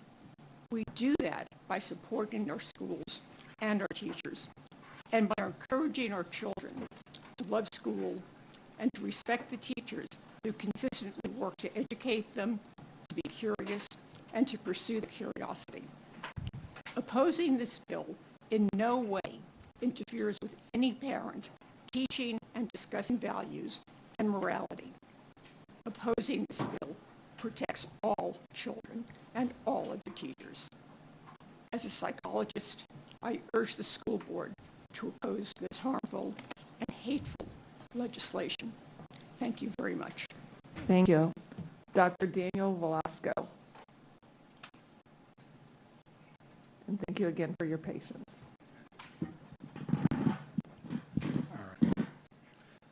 Hi, my name is Dr. Daniel Velasco. Thank you for your patience tonight and giving us the opportunity to speak out today. I'm an educator, a former kindergarten teacher, resident of Jacksonville, and I'm president of Latinos for Education, a national education organization dedicated to elevating the voice of Latinos in our sector. I'm also a board member for City of Jacksonville, Jasmine, and the Nationals for Teacher Residencies. I'm also a survivor of conversion therapy, which my parents put me through because they thought they knew best.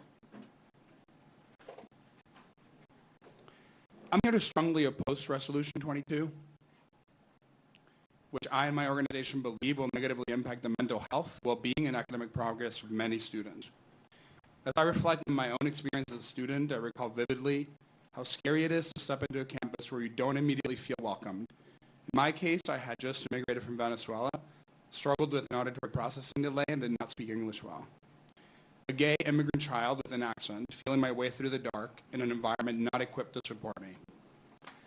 While I have teachers and principals right here in Florida that found ways to affirm my own identity and celebrate the unique experience and perspective I was bringing to the classroom, I also face those who told me to go back where I came from. My experience isn't that unique. For decades, Latino, Black, and immigrant students have been shamed in the public school system, our identity sanctioned, our histories and contributions erased, and our existence questioned. This history of segregation, violation of civil rights, and treatment of second-class citizens should never have to repeat itself, but resolutions like these do just that.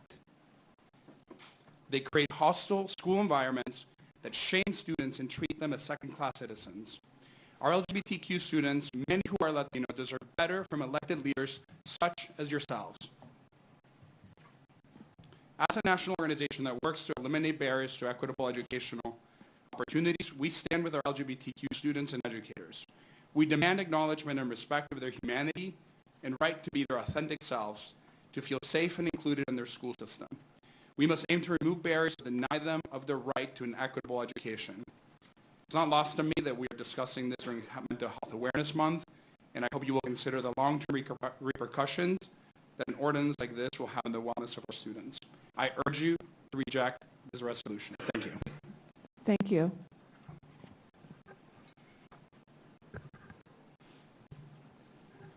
Will you hang on one second real quick? Hold on.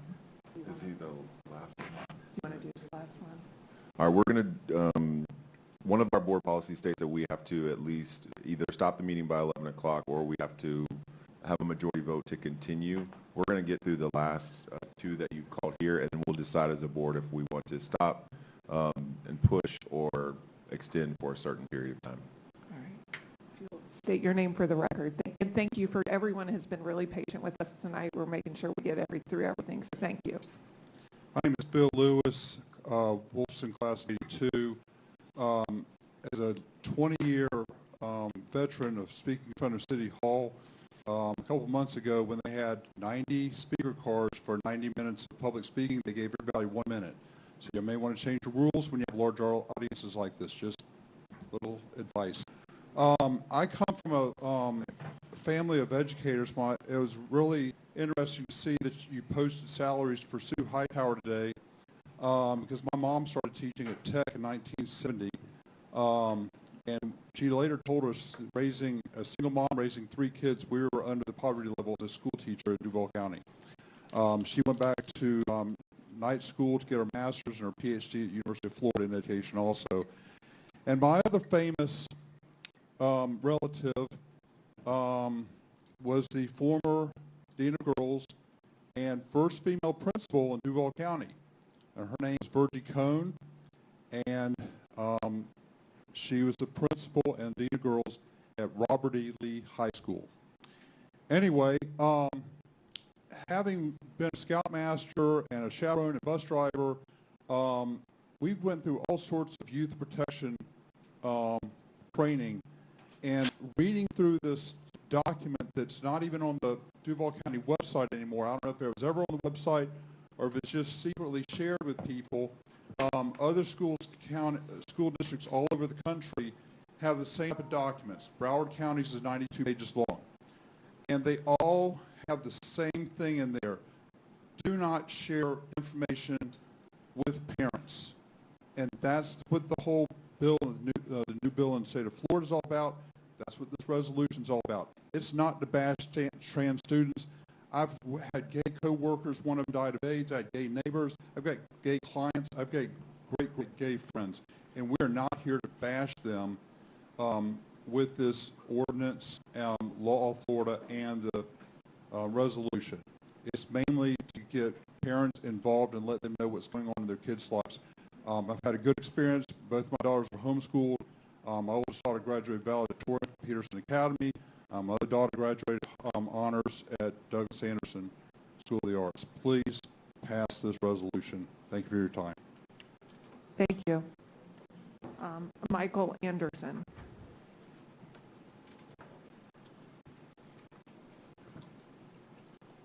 Good evening, Michael Anderson, address on file. So why are we doing this when literally we have 20-something days left of school? Why is this the biggest fight that we want to have right now towards the end of the year. Let's say we do pass this resolution tonight. I am a teacher at schools here in DCPS. I teach ESC students with disabilities like me, and so basically, let's say for instance, two of my students, boys were who basically cannot speak or talk, and basically end up basically hugging each other, and one of them accidentally, maybe does a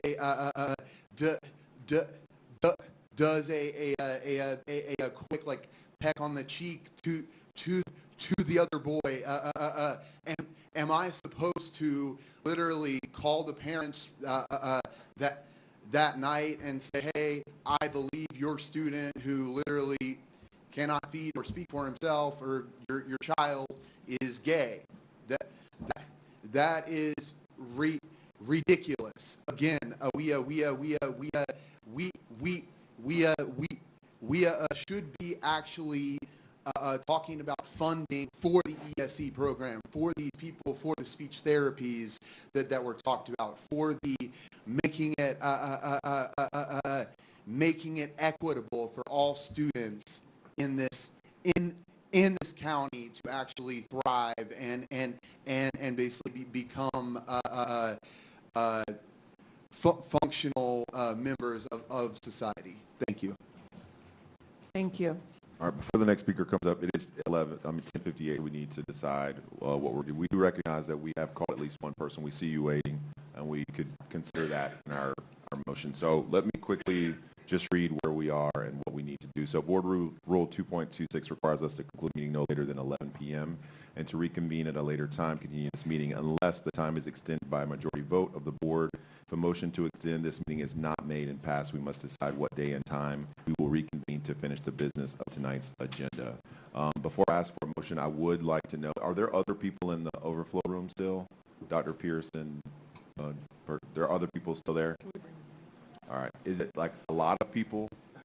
I'm looking at a stack of people of cards, and I don't think it aligns with actually who's in the building. There's 25 over there, and they're all speakers. Okay. And who in the audience, in this audience, is waiting to speak inside? Oh. Okay. So that I just wanted to give the board a chance to see like the number of speakers. So there's 25 there, and it looked like there's, I'm guessing like 36 is my guess. I'm gonna be very specific. So we're over 50 for sure, and each one of the individuals would get their 3 minutes. So I want to just put that out there, and then open up to the board for any motion that we want to push or put out. I'd move to extend. All right, we have a motion to extend. Second. All right, we have a second. Any discussion? Board Member Hershey. I have a question. Yep. Because of the hour, and I don't know if everyone wants to stay here till 3 o'clock in the morning. I'm just trying to, if we've got that many people, should we have a conversation about the time for speakers? Because 50 times 3 is that's a lot of minutes. I'm just putting that out there. And so we can vote to extend, but I would just also like to put on the floor, should we have a conversation about, because I'm just gonna push this. We're not gonna get done with speakers by midnight. Yeah, we have. Or 1 even. Right, with over 50, that's at least 2 hours worth of comment. Board policy, though, Mr. Poole, based on, I know our board policy states 3 minutes for each speaker. One of the gentlemen spoke to doing like city council. Yes, we understand, but our policy states specifically 3 minutes. So we want to make sure we adhere to that. But that is a real point. Over 50 speakers, 3 minutes apiece. We're looking at definitely over 2 hours potentially. Other thoughts, Board Member Jones, and then back to Board Member Anderson. Right. I certainly want to respect those who waited this long to speak, but it's always prudent to make sure that we are attentive to their comments. So we might want to I would suggest we go to midnight, and those who can would have to come back at our follow-up meeting. But that's just my thought. So I'm hearing a potential extension until midnight. Board Member Anderson. I'm wondering whether or not we can hear our speakers tonight and come back for business at a later date. These people have come from wherever it is they've come from and sat here for a very long time. They have families and other business. I'm sure they're tired. I know it's past my bedtime. But I'd like to respect the folks that have come out here tonight and want to speak. I like that, yeah. Okay. Board Member Pearson. I've been up since 5 a.m. But I'm willing to stay to respect because people made a commitment to come. They've stayed this long. And I think we ought to definitely hear out the speakers, even if I end up 20 hours. I think it is worth staying to listen. And I don't know that we can recreate this time another time. People have made the commitment to stay this long. Thank you for that. Board Member Vice Chair Coker. Through the chair, I concur with Board Member Pearson. People have made a commitment to be here. Many of them are going to have to go to work tomorrow. We don't know what their schedules are. It does prove to be a late night for us, but I am good with staying, although I would concur also with Board Member Anderson's consideration to move business to a different time. So, hearing this, Board Member Joyce.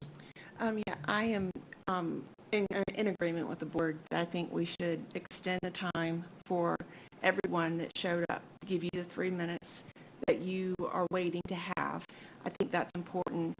But I brought this resolution to the board at this specific time because I really felt like this conversation needed to be had, not necessarily at 9 o'clock on a Tuesday morning when people could not hear our thoughts and what we, how we view this legislation that's coming to us.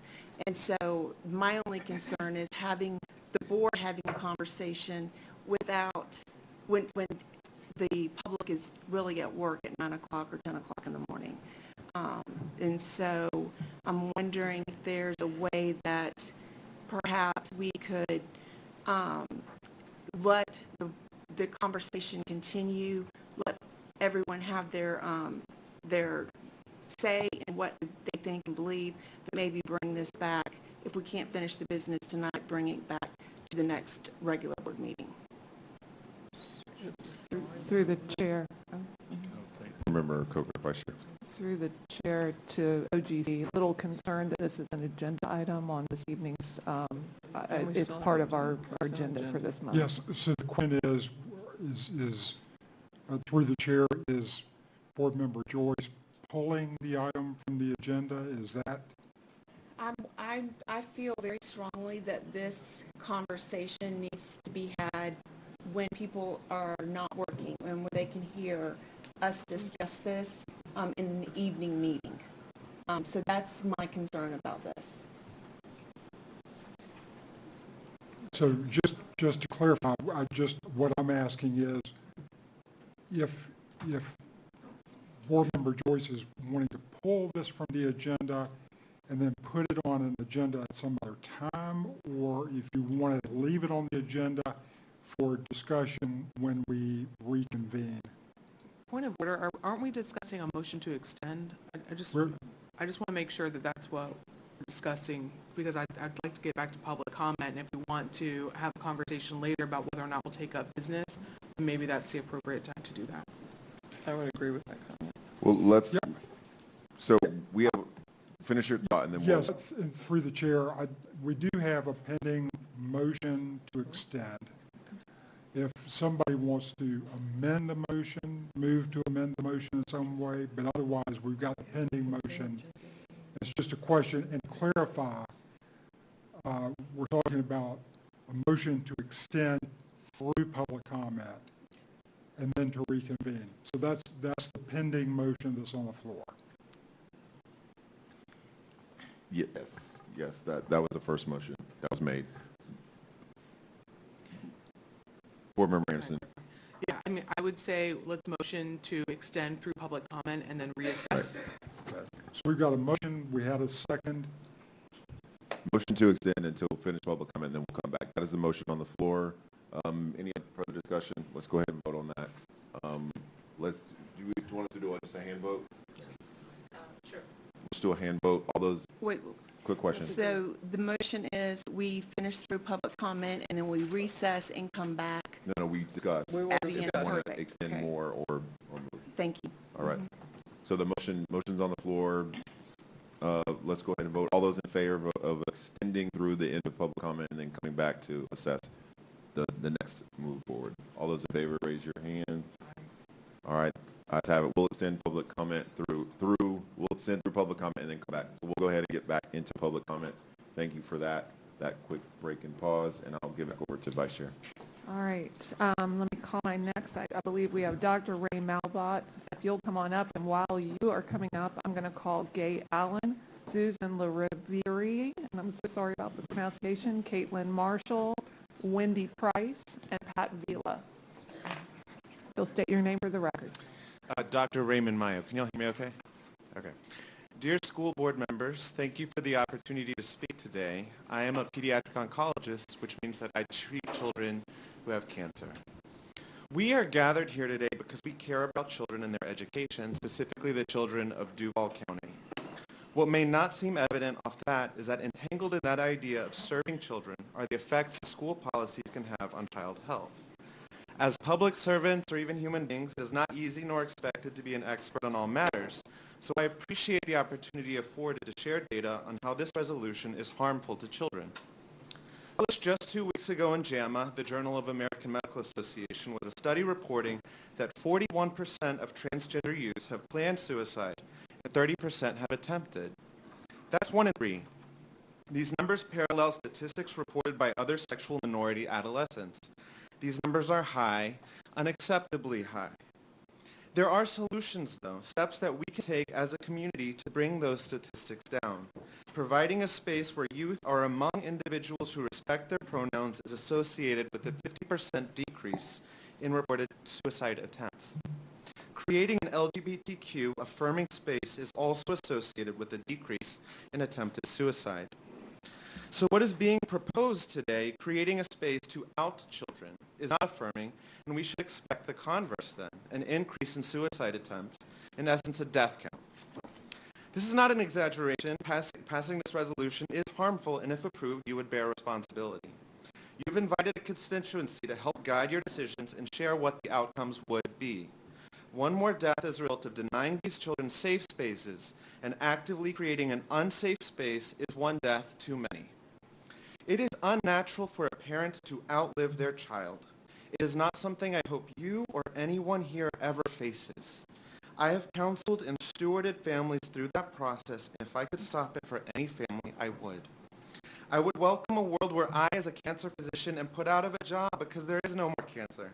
So many families ask me and they implore, what could we do or what could we have done differently? And almost in that realm, there's nothing I can say. This isn't that case. We know what we can do, create a safe space. Passing this resolution is the opposite of that. Thank you. Thank you. I'm going to call Gay Allen one more time. They had support resolution. Susan Liverio. And that was support resolution. Caitlin Marshall. Support resolution. Wendy Price. Support resolution. Pat Vila. Oh, wait. Yes, thank you. Go ahead. I'm sorry.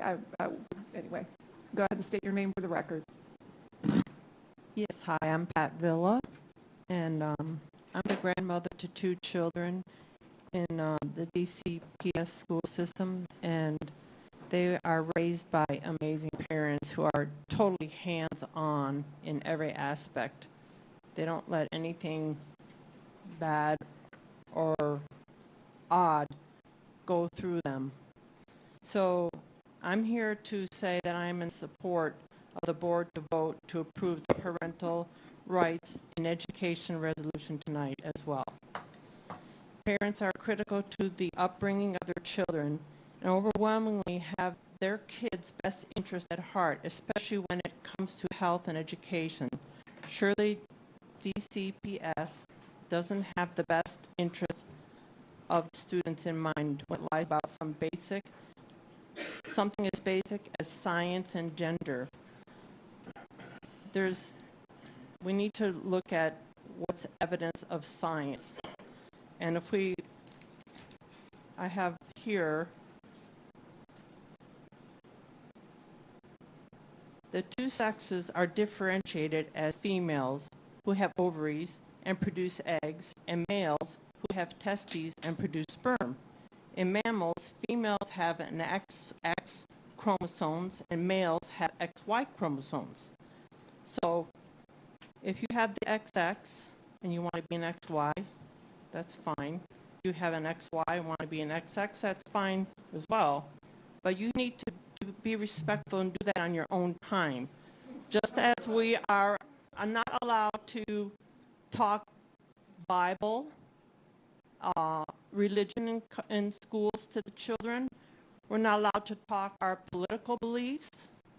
We're not allowed to wear a MAGA hat. We should not be allowed to wear BLM hats or the rainbow flags. None of that should be on the children's minds or in their plain sight view. It should only be the teaching of reading, writing, math, science, and history. And then as far as bullying goes, are LGBT the only ones that get bullied? What about kids who are single parents or kids who have obesity problems or mental problems? They act like this is the only thing that's a problem. Every teacher should be approachable to go to for any problem, not just be wearing a lanyard. This lanyard is to a dog park. Those teachers that are wearing those little lanyards with the rainbows on it, they should be removed immediately. They should have lanyards that just say, I'm the teacher. You should be able to go to the teacher for any problem. Thank you. We'll now have Tammy Avis. And Tammy Avis was parental rights. Douglas Bailey. Support the resolution. Mary Lee Caswell. Okay. And while Mary Lee Caswell is coming up, I'm going to call for Amber Kearney, Kendra Stoddard, La Sierra Machine, Gabriel Quidera, Ashton Roberts, and Cindy Watson. Thank you. If you'll state your name for the record. Sure. My name is Dr. Mary Lee Keneal, and I'm a proud student of Florida Public Schools and was so supported by teachers that I myself became an educator. I want to thank you for all your hard work, time, and energy you give to provide the best education for our public school students. I am here tonight to respectfully ask you not to support this resolution because there's no need for this resolution. This resolution claims to be written to support the bill already passed into law. Since there's already a law, it's duplicitous to pass this resolution. Additionally, as many speakers noted, the House bill passed doesn't say don't say gay, so there is no need for Duval County schools to explicitly remove education promoting safety for acceptance of LGBT students. Instead of passing this resolution, I encourage you to create a committee of experts to rework the mentioned LGBT support guide to ensure it aligns with the governor's law. This is a great compromise instead of throwing out all the important evidence-based aspects of the LGBT guide that help save lives. The reason we need to have curriculum promoting LGBT safety and acceptance was demonstrated in the commentary we heard tonight. Think about some of the comments that were made about LGBT people being perverted, evil, and harmful. Think about how aggressive and even threatening some people were. Now imagine being a kindergartner and knowing you have a crush on your best same-sex friend and growing up in that environment. I was that child, and without the support of accepting educators, I wouldn't be alive today. There's a difference between sex ed and love and family. Even in grades K through 3, we teach heterosexual romance, love, relationships, and families in our schools through literature, history, and curriculum. This education didn't sway my orientation. Asking for LGBT representation in literature isn't sex ed or indoctrination any more than it is reading stories of families in love within straight relationships. Young children do experience attraction and love for others, whether or not society allows them a space to process those feelings in a healthy way. Those feelings aren't perversions, they're a natural part of development. Most children under 18 live at home. Living in the Bible Belt, you have heard some of the pastors talk about LGBT individuals. There was consistent association with LGBT being evil, perverse, sinful, and harmful. Those parents taking those children to those churches often hold the same values. And school is a safe place. Public school should be inclusive and diverse, not based on a single set of religious beliefs. Students can't focus on higher education needs like education when their basic safety needs are not met. So I encourage you to reject the resolution which removes education and provides safety for LGBT students, which the law passed doesn't even mandate, and instead create a committee of experts, not citizens who have identified LGBT as perverse, evil, and harmful, to rework the guide to both provide safety for LGBT students and adhere to the new law, which might take effect July 1st. Thank you. Thank you. We'll now have Amber Kearney. And while Amber Kearney's coming up, I'm going to call Dan Marquet, Katie Mahan, and Sarah Daniels to the speaker line. State your name for the record. My name is Amber Kearney. I'm a pastor at Riverside Church at Park and King. I'm coming on behalf of my congregation, my community, as a mother of DCPS students, and as a bisexual woman who grew up in an environment that has been hostile to my existence. I'm appalled this bill was even passed at all. That's neither here nor there, as I cannot do much about that. What's done is done. I can, however, plead with you to consider the position I'm in. As a minister, it is my unique privilege and great sadness to comfort every day the souls of those that churches, legislators, and now schools have written off as unworthy or deviant. I can assure you, no matter how many restrictions against pronouns or removal conversations around families that happen, some of these kids will be gay. I grew up homeschooled. I was at church every time the doors were open, and yet here I am, very queer. What I can assure you is that practices like mandating outing students to their parents or rolling back protections for LGBTQ+ students is going to harm children, where their rights to safety and autonomy. I would submit to you that if a child is not told their caregivers they are questioning their sexuality, it may be that they have already assessed the situation and know they will be treated differently or potentially abused for that admission.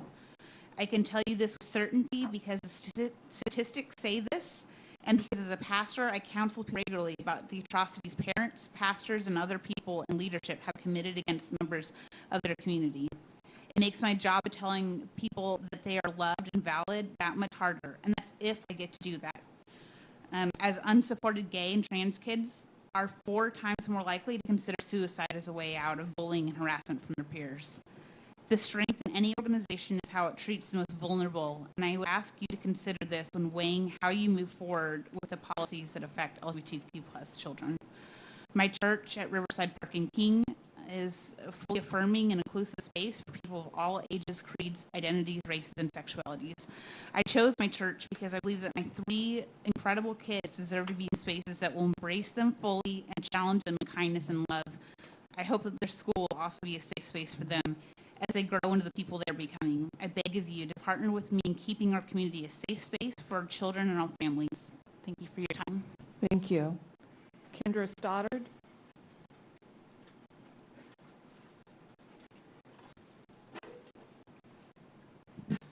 Hello, my name is Kendra Stoddard, but I actually go by Kenny. And I am speaking today against this resolution. Growing up, my life was not easy. I had no support and absolutely no education about the LGBTQ+ community. That created a lot of turmoil in my life. I'm speaking today on behalf of everyone here and their children and the future generations to come.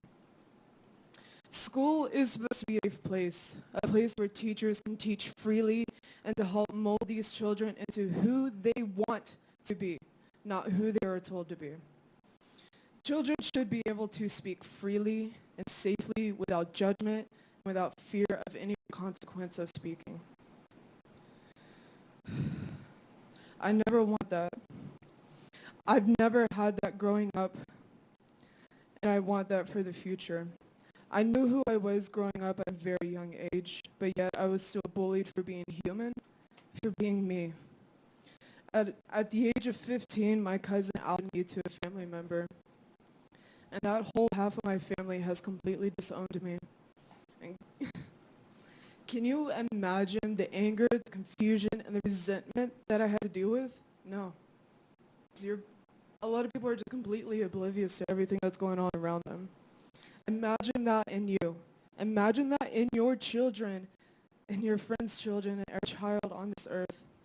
Going on to 27 years old, I am still resolving my anger and my resentment, and I don't want that for these children. The future generation should not have to go through what I did and what many of us have suffered. We are here, and you cannot stop us from fighting for our rights to be seen and to be heard. Our voice is strong, and we will not go away. But at the end of the day, we just want these children to feel safe and to feel loved and to feel accepted for who they are. And you should want that as well. These children deserve a safe space to speak, to feel heard, and to feel seen. And a safe place to figure out who they are and what they want in life. Because we owe that to them. Thank you. Thank you. La Sierra Mescaline. I'm not seeing them there. Against the sexualization being taught to children. Gabriela Quijada, and that is support for parents' rights.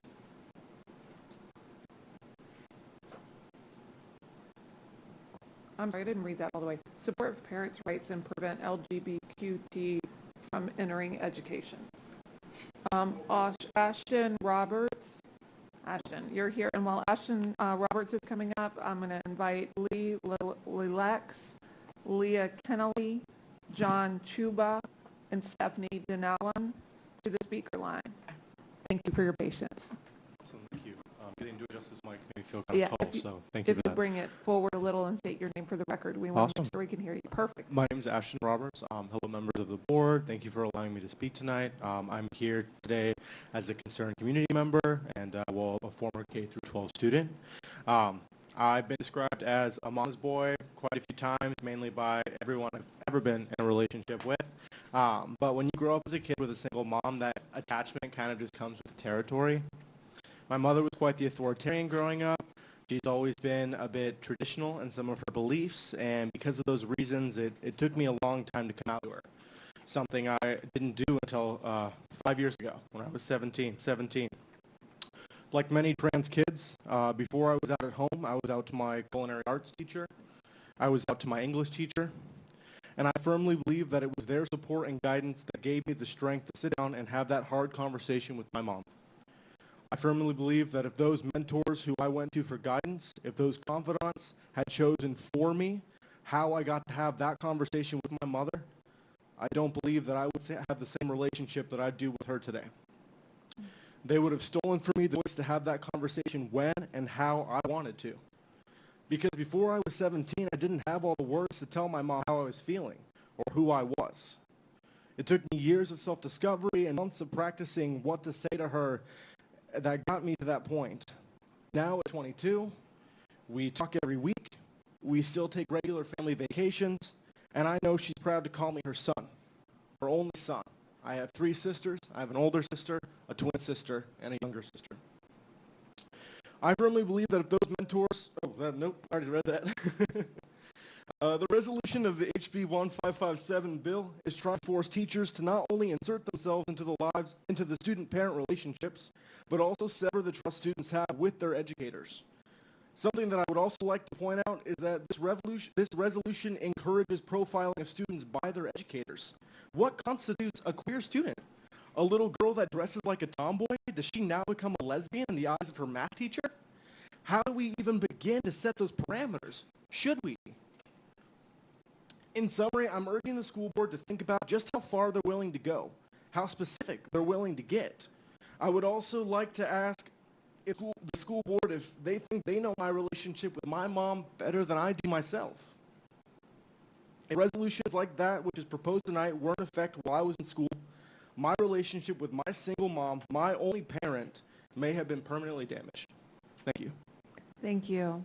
We'll now have Cindy Watson, and while Ms. Watson's coming up, I'll call Shannon Shanklin to the speaker line, Merrill Vogel to the speaker line, and Emery Conrad to the speaker line. You'll state your name for the record, please. Good evening. I'm Cindy Watson. I'm the CEO of Jasmine. Thank you for having us here tonight. I want to first thank this school board for your past actions and policies in support of all students.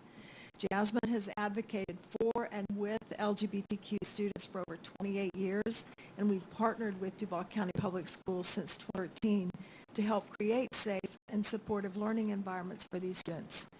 The DCPS Student Support Guide provides best practices and guidance for teachers and administrators when they respond to the unique needs for affirmation and the rights of privacy and protection for LGBTQ students. I know firsthand how this guidance has improved the educational experience and assured the emotional health and safety for students by giving teachers and administrators tools to respond in ways that encourage students to stay engaged in school and safe. The Parental Rights in Education Law goes into effect in July, but it already has a negative impact on students, teachers, and the community. It undermines student safety and increases their risk for suicide. The law is vague and has created an atmosphere of fear and confusion, and it threatens the progress that has been made in our schools for LGBTQ student safety. I ask that you reject the proposed resolution and continue to stand firm in guiding this district towards supporting LGBTQ students in every way possible under this law by creating the guardrails that limit harm to students and by standing by teachers and supportive families who are also impacted. I too think that student support guide should not be dismissed, but can be made effective regardless of what the Parental Rights in Education law says. Thank you for your time. Thank you. We'll now have Dan Merkay, and we'll ask that Gabriela Ramos-King step to the speaker line, Annette Guierno step to the speaker line, and Blake Osner step to the speaker line. If you'll state your name for the record. Thank you. Good evening. My name is Dan Merkin. Sorry, I've been reading a lot of names. Can we? My handwriting's not very good. I thank you for the opportunity to address you tonight. I just wanted to let you know that I'm speaking out in opposition to the resolution. I believe for a number of reasons we should not have a resolution that's in support of a law that we know in part was passed by animus towards the LGBT community. We know during the process of getting that bill passed, many LGBT people spoke out about concerns that the bill would cause, and now we're seeing that in fact those concerns are coming to fruition. So I believe this bill is disastrous for LGBT youth, students and LGBTQ families, and also, create an environment for teachers, counselors, administrative staff that is just not very clear, because the bill itself is very vague and does not really make a lot of clarity. I should also remind the board that this very bill, when it was passed, your own students in several schools walked out in protest of this bill being passed. One of them was quoted in the paper as saying, in the Florida Times-Union from Stanton Preparatory Students Government, that they released a statement saying, "We have discussed our opposition to the proposed policies, their vagueness and their maliciousness, and their disregard for students' rights, especially for LGBTQ plus people and people of color." And they were referring to not only the Stop Woke Act as well as the Don't Say Gay bill. What we really need from you is that we really need clarity on what it is you plan to do to protect our students. We know that the students that identify as gay, lesbian, bisexual, or transgender in your high school survey, the YRBS, make up about 18.7% self-identified as LGBT, and then an additional percentage identified as unsure or possibly are transgender, but didn't ask that question. So that's almost 1 in 4 students at the high school level identifying on the LGBTQ spectrum. We need to know what it is you're going to do to support them, because we do know that they're more significantly likely to feel unsafe at school, more likely to have reported being threatened or weapon on school property, more likely to have been bullied on school property, and we know that those things lead to more feelings of depression, considering suicide, and even attempting suicide. So that's what we need. We don't need the resolution. We need you to protect LGBT students and all students. Thank you. Thank you. And again, apologies on your name. We'll have Katie Mahan next. And while Katie Mahan is coming up, Chris Guerreri and Rebecca Fussell can join the speaker line. Thank you. State your name for the record. Hi, I'm Dr. Katie Mann. I'm a clinical psychologist and a mom of 2 elementary school students. I'm strongly against this resolution. I work with teenagers in my clinical practice. I have the privilege of hearing them talk about who they are. And one of the very regular conversations we have is, what have you talked about with your parents, and is it safe to talk about this with your parents? Most of the time it is. We may not talk about it that day, but it's a process and it's something that we work through together. Some of the time it is not. I get referrals from inpatient and from DCF. And then we do not have that conversation with parents, and we find other safe adults that can be part of that child support network. So many times I've heard from Duval County students that those supportive adults are in their schools. Just knowing that they have, even those who don't go to a GSA or a Unity Club, just knowing that there's a teacher that they could talk to or who sometimes uses the correct pronouns. Those things can make a world of difference for these really vulnerable students. Their suicide rate among this population is so high. Please don't make my job harder. It is getting worse every year. And the kids, the teenagers, I was just talking, in sessions today, they know way more than me. They knew about this before I did. They asked what we're going to do. And they asked why this resolution, it adds insult to injury. This law is so hurtful, and to explicitly endorse it does nothing to help anyone. I feel great about my parental rights. I feel great about my kids being in schools where they'll be safe no matter who they are. And I hope that we can continue to make each other's jobs of protecting our kids, keeping our kids safe, that we can continue to do that. Please don't pass this resolution. It will hurt kids. Thank you. Thank you. We'll now have Sarah Daniels. And while Sarah Daniels is stepping up, we'll call for Laura Albin, Stephanie Schott, and Emily Rukosov. You'll state your name for the record. My name is Sarah Daniels. If you'll go right up by the microphone, we want to make sure we hear you. State your name for the record one more time. Sarah Daniels. Perfect. Thank you for respecting our time and giving us the opportunity to speak with you this evening. I would like to share some concerns regarding Resolution 22 and Law HB 1557. Tonight I'm speaking to you as an educator, a parent, an ally, a safe space, and a school mom, because let's be real, not every student has supportive parents at home, which is why we as educators must put our students first. If you've not had a chance to read through the LGBTQ plus support guide, I recommend that you do. This guide is one of the most thoughtful and thorough resources that our county has produced to support inclusion and equity. On page 3 of the guide, it's expressed that regardless of their sexual orientation, gender identity, or gender expression, every student should feel safe in every one of our schools every day. Is this not the mission of the profession? To provide a safe environment, one that will foster learning and promote education? I have found that students are more successful when they feel safe and feel comfortable. This guide then goes further to discuss the need of such programs by laying out some disturbing statistics about the LGBTQ plus community and the risks of bullying and suicide. In addition, the guide even answers the question, aren't our children too young to begin a discussion about LGBTQ issues? And the answer is, by addressing these issues in school, we are not talking about sex with your children. We are talking about family, identity, and respect for others. In today's world, our children are exposed to the LGBTQ plus issues. Our obligation as educators is to confront stereotypes and address inappropriate language and to make schools safe and accessible for all students and families. These discussions are not about sex or sexual activity or even body parts. They are about respect and differences. We as teachers keep showing up to a job where we are underpaid, and now stigmatized and labeled as groomers, criminals tonight, and perverts.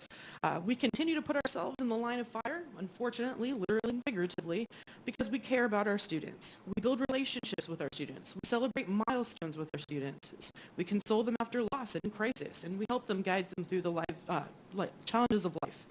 This bill puts those relationships in jeopardy. Come on, we all have that teacher that we remember it helped change our lives. Through this law and its fear-mongering, those students who are members of the LGBTQ plus community will be alone, some more so than they have ever been before. They are made to falsely feel unnoticed or unwanted as their voices are removed from the narrative and their lives deemed taboo.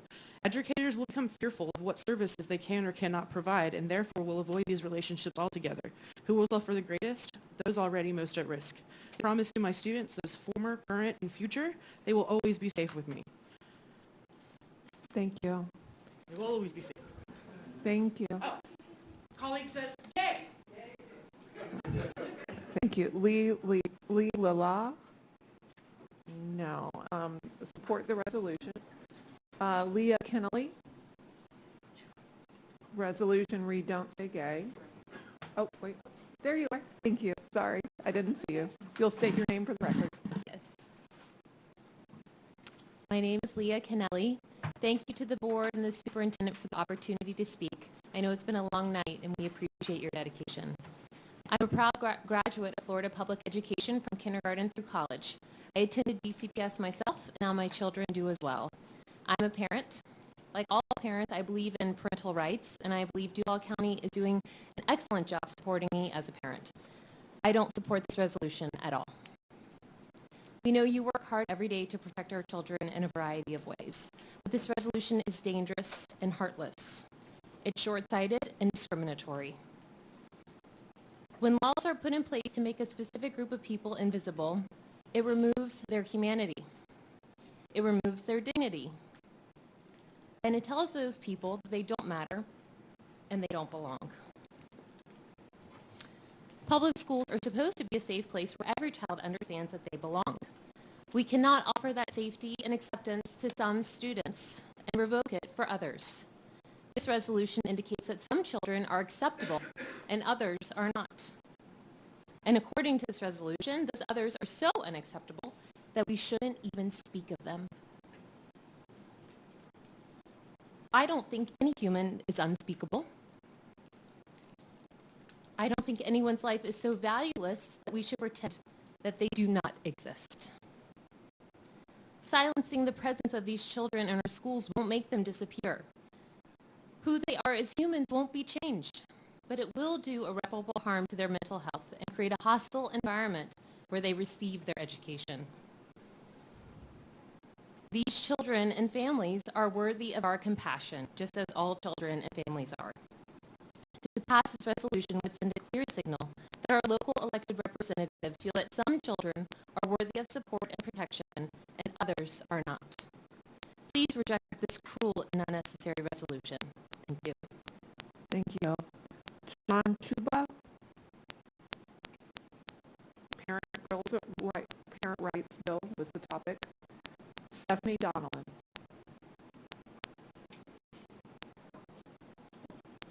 You did a good job with my name. Thank you.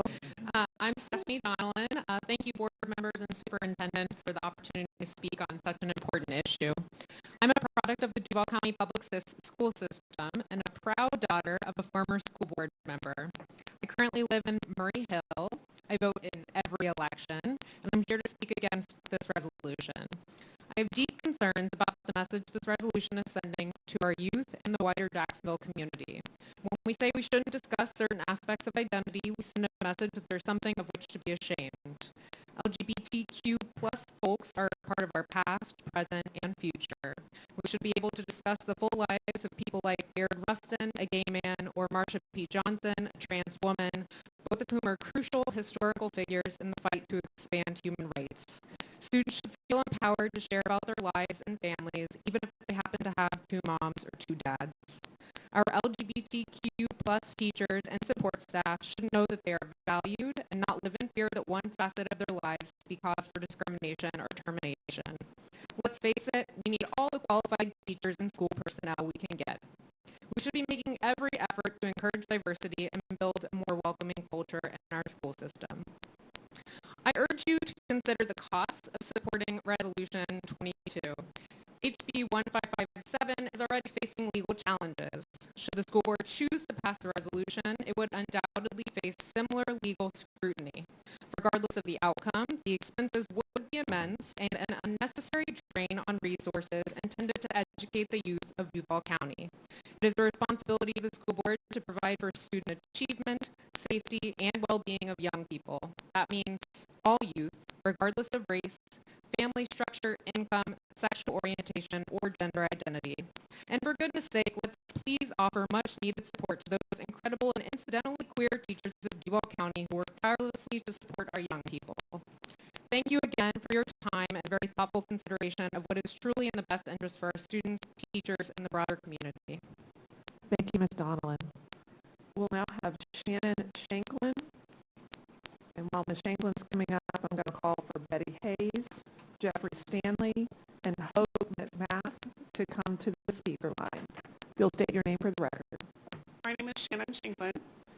I am a nurse and a mom of DCPS kids, and I am asking the school board to vote no on the resolution supporting the parental rights and education law. I am not going to quote statistical data which exhibits that LGBTQ youth are profoundly at risk for mental health challenges, suicide, abuse, homelessness, and require a safe, inclusive environment to learn and grow. I know you have access to the same information I do and are aware of the grave and difficult responsibility public schools have to help these kids despite their unique challenges. In addition, community members like myself understand that the school board must comply with this new law, no matter how vague and burdensome it may be. The resolution is useless and has been a colossal waste of the board's time tonight. However, voting yes on this resolution will only validate for kids that DCPS is no longer a safe environment where they can question what is happening to their developing bodies if they do not conform to the normal development dictated not by science but by the state of Florida. The school board cannot change the home environments for these very at-risk kids any more than it can change the laws governing public schools. I hope moms like me will work tirelessly to bring in state lawmakers that will empower you to create an inclusive and supportive atmosphere for every child, whether their home environment is supportive or not. The governor of Florida does not need your gratitude or support for this law, but the kids in this district need you to recruit highly qualified teachers, promote safe campuses, and provide positive and high-quality environments for learning. Vote no on this resolution and move on. Thank you. Thank you. We'll now have Meryl Vogel. I'm not seeing Meryl Vogel. That was parent rights. Emery Conrad. And while Emery Conrad's coming up, I'll call for Carmen Martinez, Daniel Henry, and Diane Jenkins to come to the speaker line. Thank you. Hi, good evening. My name is Emery Conrad. I'm a 22-year resident of Duval County, and I'm here as the parent of 5 sons, a current Duval County Public School student, and 4 DCPS alumni, 2 in college and 2 with impressive careers, 3 straight, 2 queer. I'm also a bisexual cisgender man married to a gay man. I'm here in opposition to the resolution supporting the yet to be enacted HB 1577. It speaks volumes that the majority of those of us who stayed late are opposed to this resolution. The majority of the no-shows that keep being repeated were those who were supporting and chose not to stay. This is important. This shows how much we love and care for our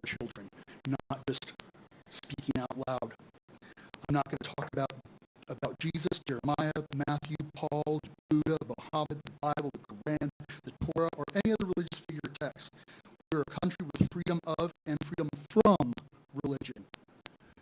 This means that no one has a right to express their views on me. And that's what many people here speaking earlier this evening are trying to do. This law is not about protecting kids. It's about politicians making points with their base and driving us further apart as a country. I've heard several exhort the board to follow the law. It is a true statement that nowhere in HB 1577 does it say gay or LGBTQIA. That being said, if this law stands and must be enforced next school year, will it be done by the letter of the law? Will schools stop discussing all gender and orientation? The terms male, female, husbands, wives, moms, dads are unacceptable. These are terms for cisgenders and heterosexuality. The law says this is wrong. To comply fully, all references to gender and orientation will need to be removed from all the classrooms. All he's and she's become they. All husbands and wives become spouses. All moms and dads become parents. Are we ready to buy all new textbooks for a culture war? Or can we make room in the classroom for all students and families instead of preventing educators from denying we exist? Parents who refuse to acknowledge your LGBTQI child or coerce them through conversion therapy are abusing their children. They are causing mental injury and emotional harm to their child. If it took COVID for these parents to know what their kids were learning, that is on them for not being involved before. I know what my kids are learning. I've been there. My oldest is 33. My youngest is 17. They've all been through the school system here, and they're all successful, well-adjusted young men with a queer dad. Thank you very much. Thank you. Gabriella Ramos King. And while Gabriella is coming up, I'm going to ask for Clayton Thompson, Jennifer Losco, Corinne Fennelly, and Stephanie Zazarek to go to the speaker line. Thank you. Hi, Gabriella Ramos King. Thank you all so much for listening to me speak tonight. I would like to urge you to oppose this resolution. I am a clinical social work intern at Jasmine, and what that means is that I work in the mental health field with LGBTQ young people. The first thing I do is individual therapy with middle and high schoolers on my caseload, the majority. I also do a support group every week with middle and high schoolers who all identify within the LGBTQ community.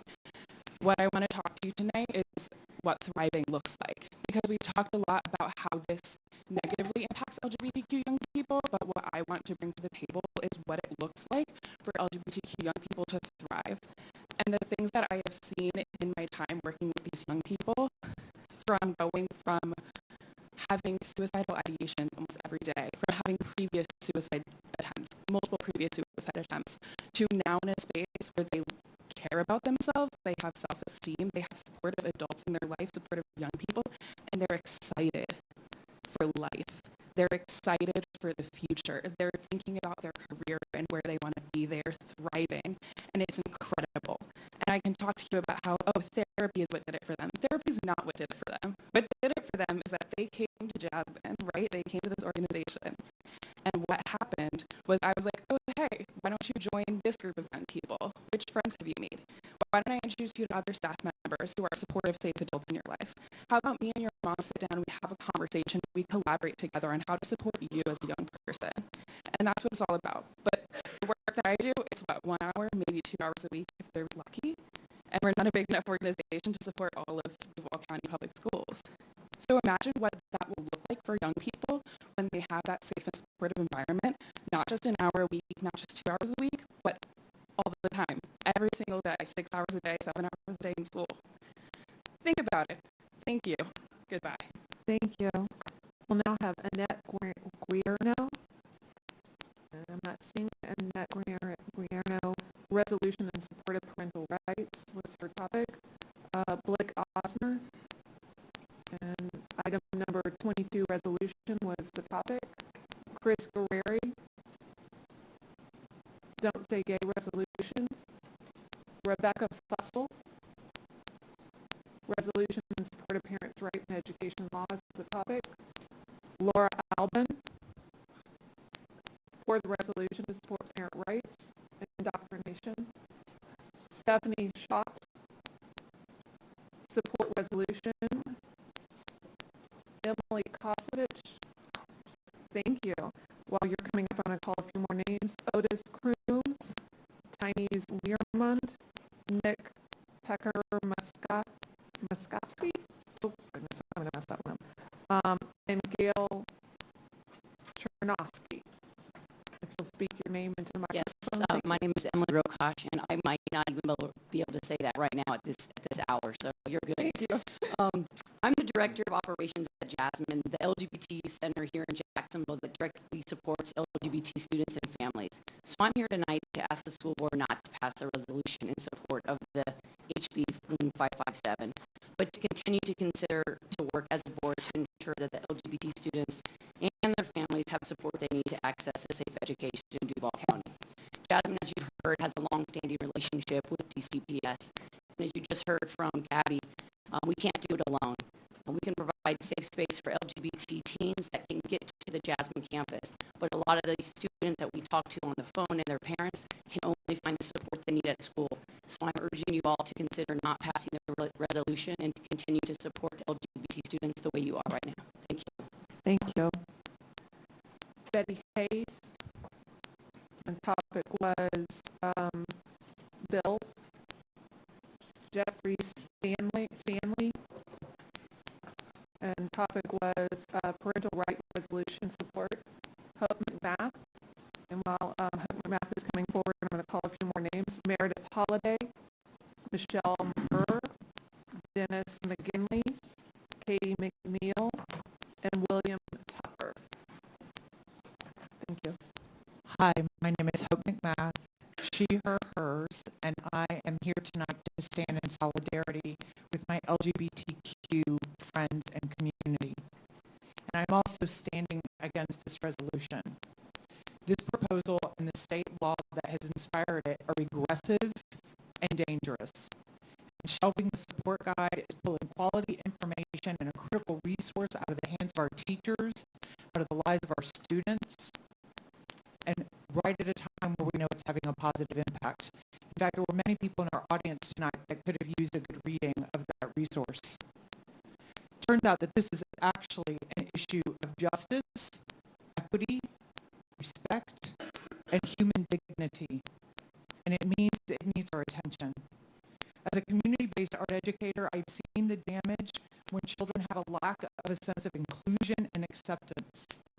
But I've also seen the remarkable hope and possibility when children, all children, can bring their whole selves to any endeavor they deem important. You and I and we are responsible for creating safe spaces for young people and those who teach them. This resolution codifies the devaluing and silencing of the LGBTQ community. It is an act of erasure and should be resisted. History has lessons for what it looks like when any group gets a target on their back. It leads to isolation, oppression, marginalization, and it can be deadly. And referring to lifting up the full inclusion and representation of the beautiful children around us as somehow a perversion or propaganda or a mental injury or an evil is horrifying and harmful. But I have hope. Because to do this right is not just the decision of one person. You are all up there with a vote to cast. And I ask you to reject the resolution and send a message to our kids, teachers, and families that we see them and we want them to have every opportunity to thrive. A no vote is a firm rejection of hate and an act of radical love. Thank you. Thank you. We'll now have Carmen Martinez. Carmen Martinez. No sexualization of children is the topic. Daniel Henry. And while Daniel Henry's coming up, I'm going to call a few more names. Aaron Duprizzle, Joseph Stewart, Huda Rabah, and Elnora Adkins. All right, thank you so much. My name is Daniel Henry. I live in School Board District 7, and I grew up in School Board District 6. I wanted to come to speak against the proposed resolution. Many people that have come and spoken to this podium have talked about the detrimental effects that this resolution will possibly have on not only kids, but their families that are deeply rooted in our community. So I just want to focus on some questions that as a board member I would hope you would ask in the discussion that you will eventually have either tonight or tomorrow or some other time. Why hasn't this resolution gone through a board workshop? Has the superintendent or staff provided data or statistics to support or warn against the effects of this resolution? Are there testimonials from educators, students, parents speaking about their experiences with the LGBTQ support guide? Has OGC done a detailed analysis of the parental rights bill and its effect on policy? Has OGC weighed on the Department of Education's guidelines that protect the rights of students? Have policy experts and educators weighed in on the alternatives to the guide and how we could protect LGBTQ students? What guidance has the State Department of Education provided to the implementation of the parental rights bill? Have other board members gotten an opportunity to speak to their constituents regarding this resolution? And finally, what message does this send to students? Now, I know a lot of the answers to this question because the public is aware of this resolution, frankly, through news media, because none of this has happened. And for the board to make such a declarative statement about where you stand on these issues, I would think you all have an obligation to be able to answer all these questions. Because what happens when you bring up resolutions like this to the public is with no discussion, no information, no data to support it, you get a fractured community of 200 or 300 people showing up at a board meeting while we sit here as the dot is about to hit midnight and we still don't know the answer to any of these questions. And you're no more informed about where we stand or how you should make your decisions. So I would hope, as a policy, in the future that before you make these types of decisions, that you can answer these questions ahead of time so the community is not as confused as a lot of people are probably watching this about this discussion. Thank you. Thank you, Mr. Henry. We'll have Diane Jenkins support the resolution. Clayton Thompson, support parent rights to protect children. Jennifer Lasco, parental rights in education. Corrine Finley, Bill 1557 was the topic. Stephanie Simchick, LGBTQT plus rights. Chris Crooms, LGBTQT plus rights. Tynese Lamerne, thank you.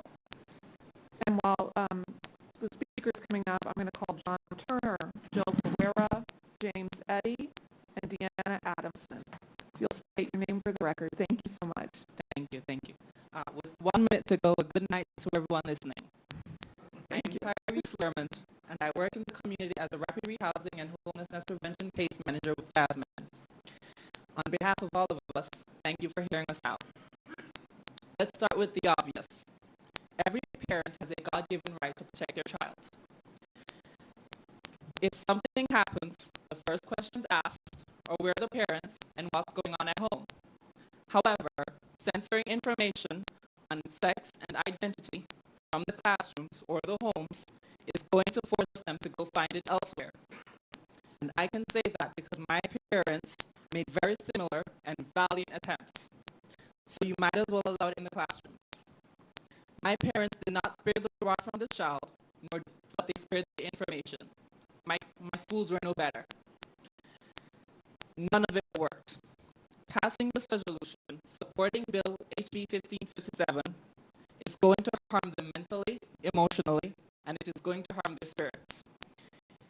What's in here is going to find its way up here, and it is going to find its way out. Resolution 22, if passed, is going to cause almost irreparable harm to their self-worth. I can promise you that it is going to backfire. Either they turn out worse than imagined, like my father now thinks of me, not that I care, or they turn out to be egregiously misinformed. Whether parents like it or not, children are going to be who they were meant to be. Do not pass this resolution. And just for comical relief, because it's been a very long day, this is is the 22nd item on the agenda, and I'm 22, so you may as well accept me as authority in the matter. I wish you all a good morning. Thank you. Thank you. We'll now have Nick Chernowski. Resolution on parental rights was the topic. Gail Chernowski, parental rights. Meredith Holiday, parental rights. Michelle McGurney, LGBTQ+ rights.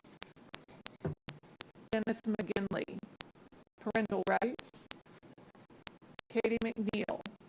And while Katie McNeil is coming up, I'm going to call Mike. There was not a last name. Kimberly Townsend, Carrie Burke-McLeod, Michael Valeras, Sky Pennington, Jenny Pennington, Mason Boykin. Thank you for your patience on that. Katie McNeil. I'm someone who has frequently debated conservatives over topics that include abortion, gay marriage, and trans issues. Now I'm worried that what has started as positive societal changes towards being inclusive against bullying has warped into a different kind of bullying and divisiveness. That pendulum has swung too far, simply rearranging what is preferable and what is demonized, to the point where good people fear having public conversations and about sincere concerns. Growing up, I knew next to nothing about my teachers, which is a good thing. We need to return to this. From K through most of high school, with few exceptions, I didn't know if my teachers had kids or were married beyond observing wedding rings. And while it was a safe bet to assume most were Democrats, as that's the reality of the demographics, I didn't actually know what their personal politics were. I also didn't know what they did on the weekend, whether they had pets or kids. They taught their subject, some poorly, some well, but their personal life, having zero to do with the lessons at hand, were rightfully kept private from us. Students are a captive audience, and teachers shouldn't be waxing political or holding court over the class nor sharing personal details. It's not pertinent to their jobs. Teachers are not there to gain validation from their students. They're there to teach a specific subject. That instruction should be free of political indoctrination and personal preferences. Teachers should be free to be themselves in their personal lives. That does not mean that they get to supersede parental rights or try to lead children into a lifestyle that looks like their own. Children begin innocent. They believe what adults tell them. Young children believe in Santa because we tell them. They are very impressionable. That impressionability comes with profound responsibility from the adults around them. Eventually, young children grow up and learn Santa is not real. There's no lasting damage. But other ideologies can lead to permanent damage that can't be rolled back. And it's not for the government, school, or teachers to create scenarios that parents then have to untangle. When I was a child, I loved both traditionally girly and boy things. I loved creepy crawlers. I rolled in the mud. I wanted to join the Boy Scouts because I liked the Pinewood Derby and other activities my brother got to do. As I started puberty, I was very upset about the idea of wearing a bra, and even more upset about the amount of men who started commenting on my body and glaring at me in public. Even through high school, this continued. I didn't like the expectations foisted on me based on my sex. When given an assignment to make a life chart, I selected green instead of the pink I was told to use. I tried to play on the boys' lacrosse team. Now I wonder if I behaved in this way in a current environment, if an activist teacher would have tried to convince me I was born in the wrong body, that I was really a boy. I am and have always been female. As an adult, I am fully comfortable in my existence as a woman. I wonder if I would have been susceptible had I grown up in a different time. Would my non-stereotypical interest would have been evidence to activist teachers who support regressive gender stereotypes that I was in fact a boy. My son is in daycare currently, but I worry about what will happen when he's ready to enter kindergarten. I worry that some misguided teacher will attempt to confuse him or lead him down a path based on their personal biases. I worry that a teacher will plant an idea that there is something wrong with this perfect body to convince him to take steps that are irreversible. I wonder what happened to body positivity and body acceptance movement, and I can't believe these are worries I have to entertain. Thank you. Thank you. William Tucker, Parent Bill of Rights. Aaron DeCrystal. And while Aaron DeCrystal is coming up, I'm going to call Jamie Wells, Bill Hoff, Maria Kolbanasia, Candy Carver, and Jessica Vilma. Thank you. Hello. Hello, my name is Erin Duprissel. First, I wanted to thank you all for allowing me to wait until midnight to speak. I was hoping to be able to speak on my birthday, and now it is my birthday, so thank you for that. I'm a parent of a first grader. I am a nearly lifelong resident of Duval County. I'm a licensed clinical social worker, and I'm a gay mom. I appreciate your time this evening. I'm here to voice my disapproval of Agenda Item 22, the resolution in support of the Parental Rights in Education Law. I've read this proposed proposed resolution, and to be honest, it is hateful, it opposes science, and it will cause harm to the children that you are responsible for protecting. I stand before you as an adult with, as of a few minutes ago, 38 years behind me and many more ahead of me. But once I was a child, I attended Duval County Public Schools up through my graduation. I was also a gay child. Only a few of my closest friends knew this. I, like so many gay children, was also a gay child who attempted suicide. My best friend, he was also a gay child who attempted suicide. Luckily, neither of us completed these attempts. Because of the stigma, isolation, and lack of support that many LGBTQ youth experience, my best friend and I were far from alone. In fact, in the time that I have been speaking, an LGBT youth in this country has attempted suicide. I now have had the honor and privilege to work with LGBTQ youth as a psychotherapist. Some are affirmed by their families, some are not.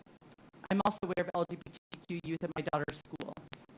Along with what is obvious based on common human decency, research demonstrates repeatedly that it is essential for the wellness of our young children that we affirm their gender, that we allow them to be open and honest with whatever adults they are comfortable talking with, and that we acknowledge families such as mine, where children are being raised by same-sex couples. Supporters of this resolution kept speaking about rights. I believe in the right of children to be valued and affirmed just as they are, even when the adults at home consider their existence to be perverse. Your responsibility is severalfold to the students in your charge as the human beings they are right now, including LGBTQ children, and to our society as a whole, along with the children's parents. The LGBTQ youth I have had the honor to work with, the youth at my daughter's school, deserve better than Florida's recent anti-gay legislation.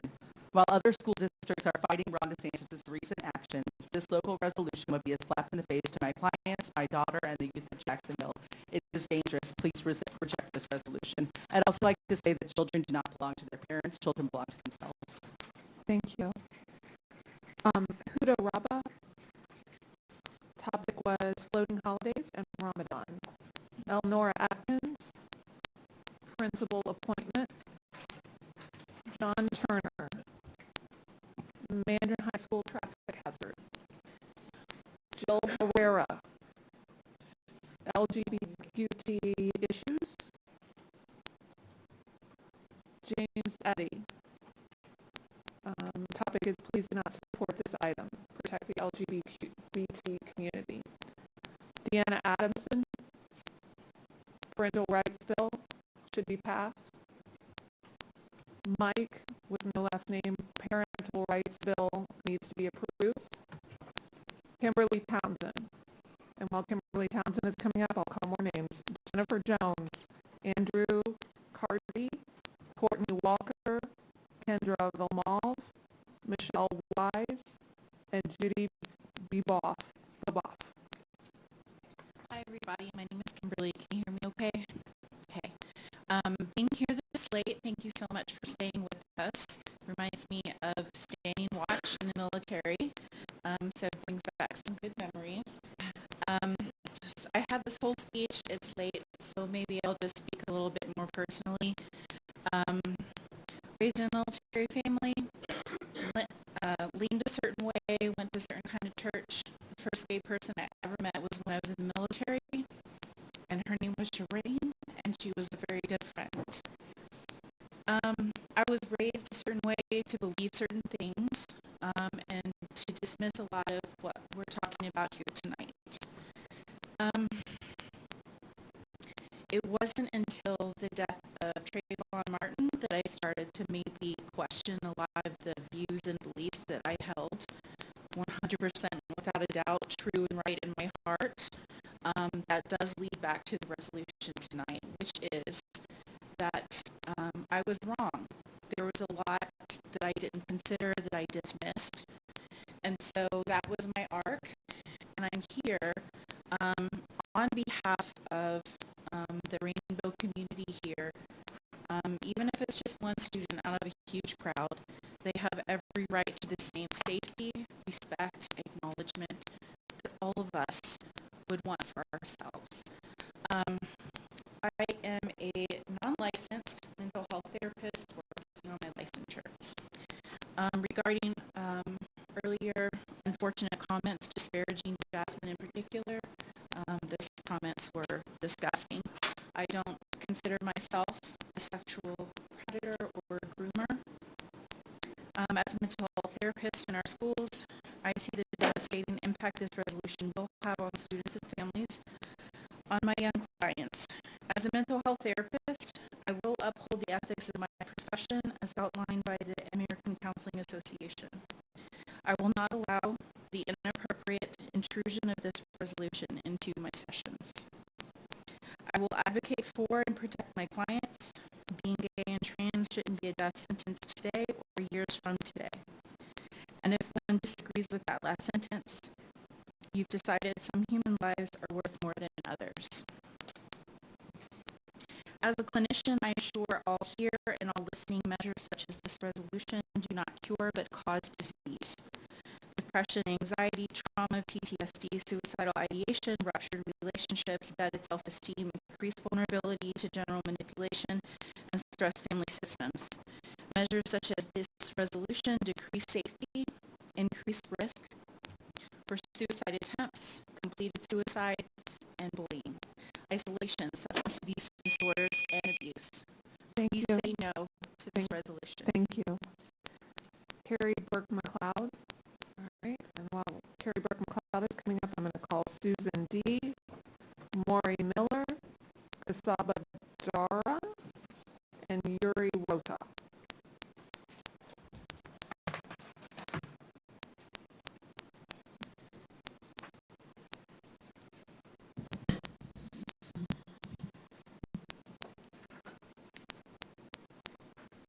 So, You'll speak your name into the record, please. yeah, my name is Carrie Burke McLeod, and my address information's on file.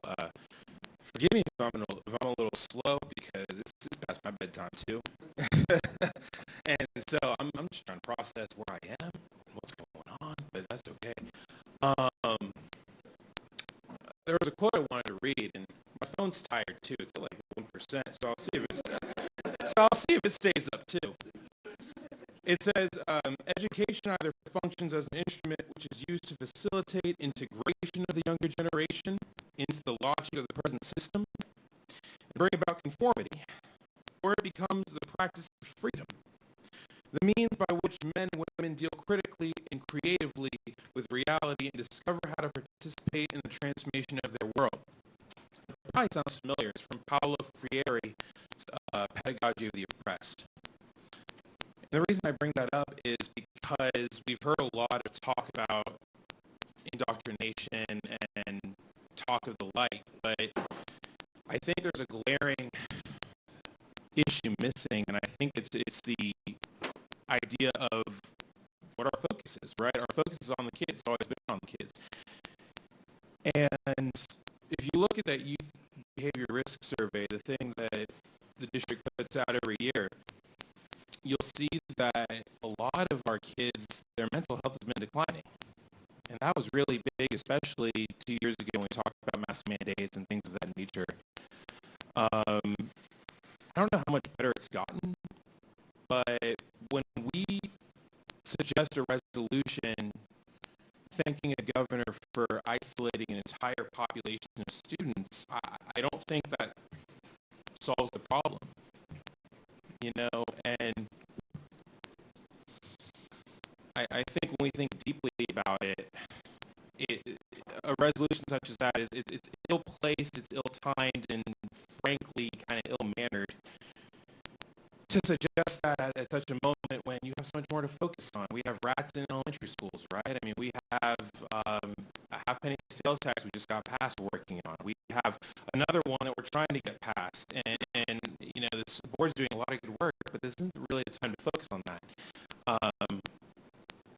There's been a lot of talk about the parents and their issues, but let's talk about the elephant in the room. There's never been an attack on parents' rights, and I think everybody in this room kind of knows that. But I understand you can't just say it out loud, so I'll say it for you. There's been no attack.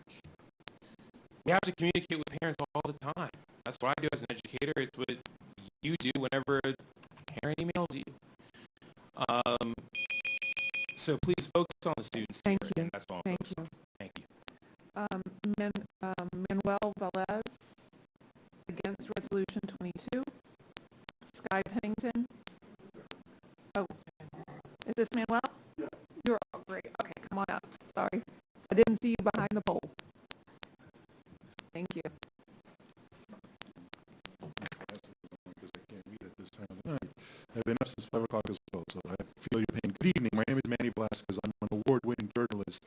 I've also received multiple awards for my work throughout my career, most notably being included in the top Hispanic leaders in the U.S. and the top LGBTQ leaders in the U.S. last year for my work within the community. I also sit on several nonprofit boards. I say these things not to boost my ego, but to show you that I'm a person who is fully vested in making our community a better place to live. I've worked in top 100 corporations. I've worked in nonprofits. I've also worked for governmental agencies in the state of New York and Florida. And currently, I'm the director of Jacksonville's LGBTQ Center. But the most important job titles are husband and dad to two of the most beautiful and well-adjusted honor roll students in DCPS middle schools, who also participate in several sports and the arts. As a parent and as a gay man, I ask you to reconsider your acceptance of looking at people as second-class citizens, because that is exactly what this resolution does. This resolution aims to further humiliate and oppress LGBTQ youth who are trying to find their footing in this world.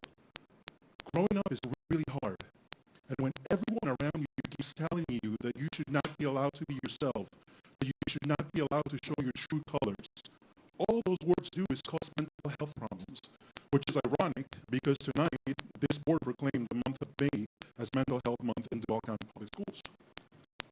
Our job as parents and as educators is to help our children thrive and become productive members of society, not to crush their spirits by further telling them that they need to go hide in a closet.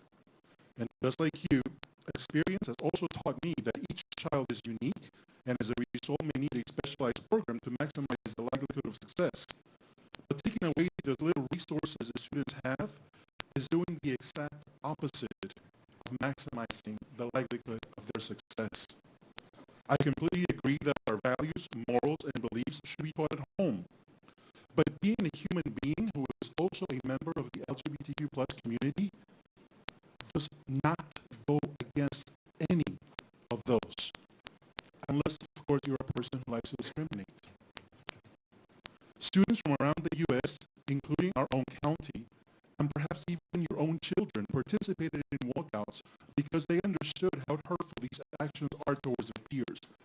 Lawsuits have already been filed challenging the constitutionality of the Don't Say Gay bill on the First Amendment, 14th Amendment, and violations of federal non-discrimination laws.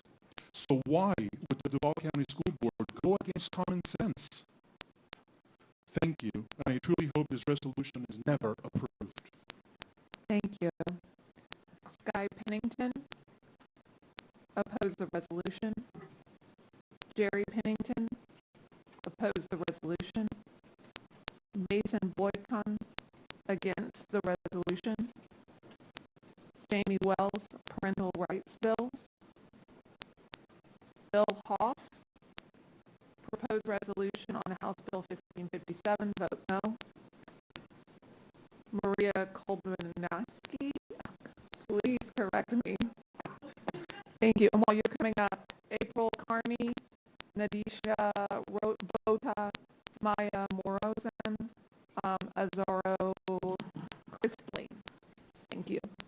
And please state your name for the record because I did not do it correctly. My name is Maria Colubisciano. So my impression right now is that what we're doing here right now is a charade. I imagine that most of you guys already have a very set opinion and we're just going through the motions, essentially. But I will say my piece because Second Amendment, okay. I'm speaking in support of the Parental Rights in Education bill, and I'm a mother of a kindergartner. I had him later in life. I've never taken, I've never attended any public forums like this before, but once you have a child, things become it's more urgent. And he's entered school, he's in Duval County Public Schools, and we're loving his school. I'm a very continuing to be involved all throughout his entire education. However, this parental right in education bill, it is not taking away from gay rights, transgender rights, or anything like this.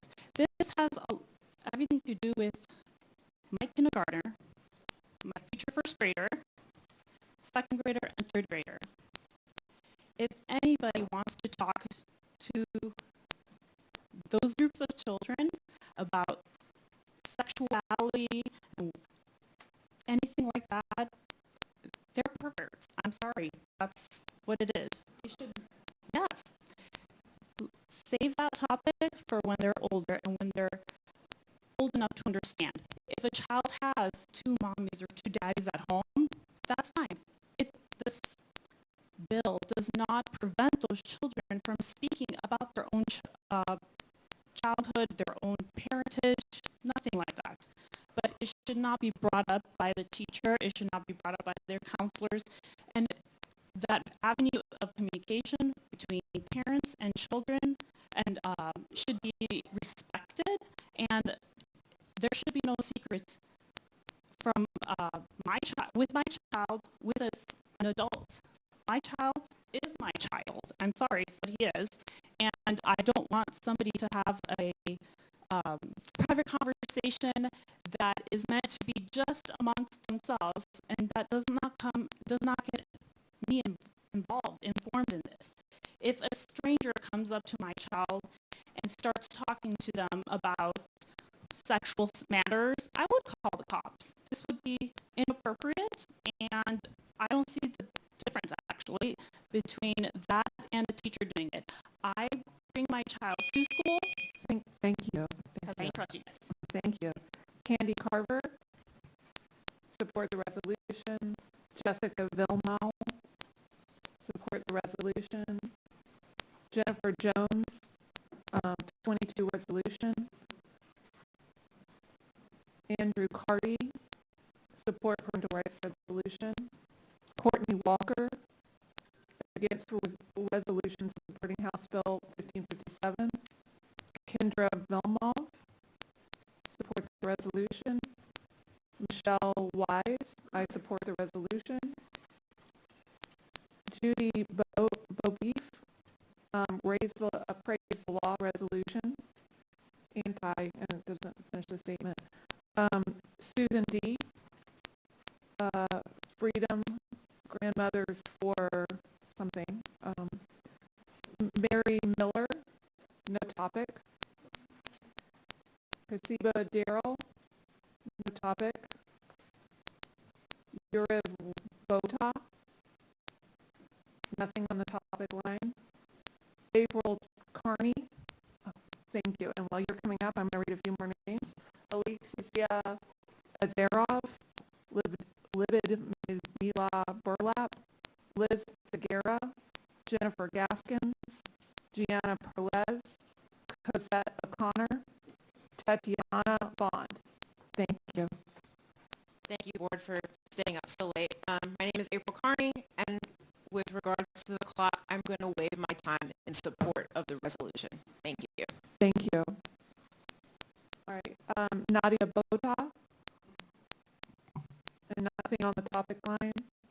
Maya Morozev, and there was nothing on the topic line. Zarara Chrisling, and there was nothing on the topic line. Alicia Azarov, and there was nothing on the topic line. Livid Mila Burlap, nothing on the topic line. Liz Figuera, and while she's coming up, Luda Pankanta, Anesa Vancor, Elena Cherkosky, Yelena Walkina, Gana Donatromiko. Thank you. You'll state your name for the record. Thank Yes, my name is Liz Figuera. I have had two children in the Duval County Public Schools, going from Hendricks Avenue to Stanton. They've done very well as adults. Thank you very much for being part of that. My mother was a teacher. She wanted me to be a teacher. I said I needed to make more money. And I wanted to come here topic at hand.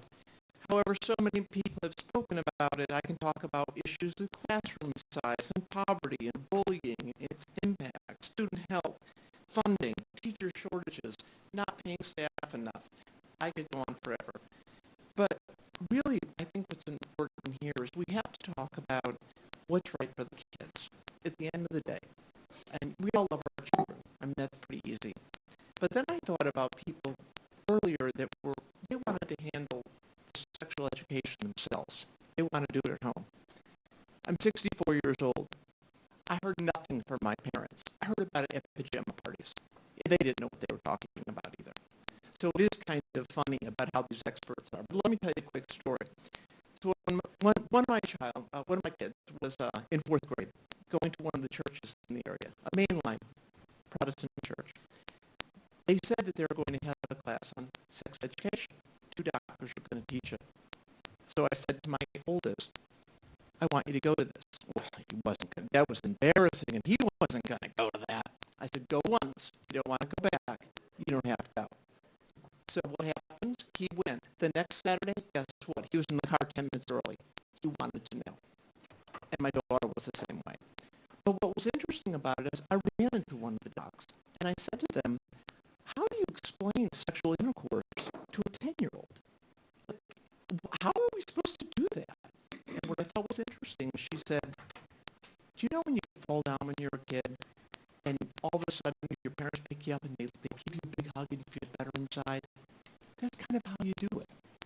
And I think, people say always, I can do it easily, I'm going to do it at home. And not that you should be doing it at school, but give the grace to the teachers to know that they're doing the right thing. They work hard, they're not paid enough.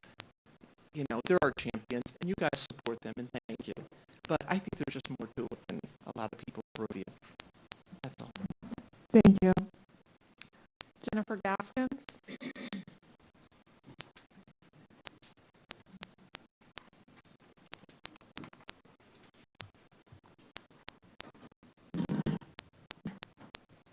Hello. Can you hear me? Yes. Okay, Yes. great. State your name for the record. Yep. I'm Jennifer Gaskins. Yeah, thanks. Hi. I'm asking you to please vote no on Resolution 22. I don't have a ton of new things to say, so I'll make it quick and probably under a minute. But just to repeat, it's never okay to out someone. I think there's 3 specific things for the resolution, right? If the child hasn't spoken with their parents about their sexuality, it's no one else's place to do that. Simple. I understand a parent's view on that, but like some other people have said, you have to put yourself in a child's situation as well. We were all there at one point for some issue that you need someone else to talk to. So yes, it's uncomfortable for parents to have a secret, but teachers know if it's detrimental to the student or not, and students know if it's detrimental for their health and well-being. The other part of the resolution to make a public show of thanking the governor and giving public support for the bill, that's insulting, I think. It's public theater. I'm not sure why we're here at 12:30 a.m. still discussing it. Doing so would also further damage students. That's been brought up, but I think that's not been brought up quite enough. That's a public display of not supporting them. And yeah, it's very political, and this is not supposed to be a political thing. Individuals can write to send a thank you letter if they wish. That's their prerogative and their own postage. I ask you to please vote no, and thank you so much. Thank you. Nina Perez.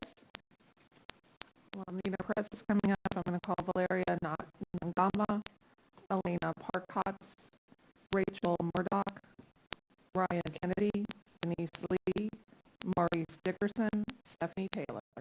Thank you, and if you'll state your name for the record. Can you hear me? Okay.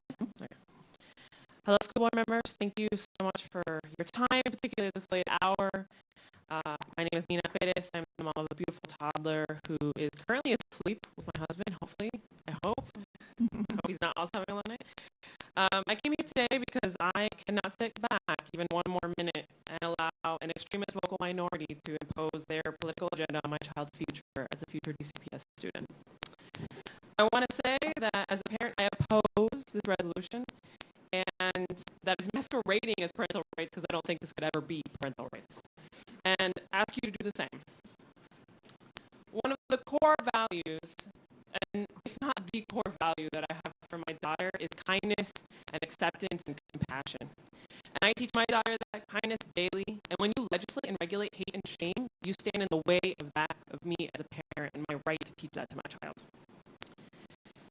And kids are able to have these conversations. My 3-year-old is already having these conversations. She tells me in her play, of which I'm very proud of, like, my little dog could have 2 mommies. And I'm like, yeah, maybe it could have 2 mommies. It could have 1 mommy, it could have 1 mommy and 2 daddies. It could have all kinds of things. They're able to have these conversations and do it really well. More importantly, I don't want my daughter or any child to be afraid of going to school, of being in their environment. I was never afraid of going to school, and I don't want any child to be afraid of going to school. I don't want my child's friends afraid of going to school. And I want my child to have other trusting adults. I cannot be the center of her universe. She feels that way now because she's 3. But actually, she needs to have a whole school of supportive adults who are going to support her, because I am not naive enough to believe that my child's going to tell me everything. That's just not how it works. I also don't want my taxpayer dollars going into frivolous lawsuits instead of funding core programs, including the incredible resources that have been discussed here that are under question under this resolution. I want my child to have educational programs, enrichment programs. That's what we should be talking about in these school board meetings. The ability for our children to grow, to feel supported, and to have the supports that they need, not asking them to live in shame and not trying to hide our students. You want to support parental rights?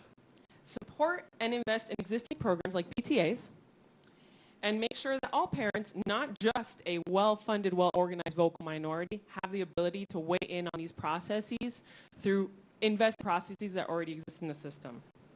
Thank you for your time. Please oppose this resolution. Thank you. Cosetta Connor.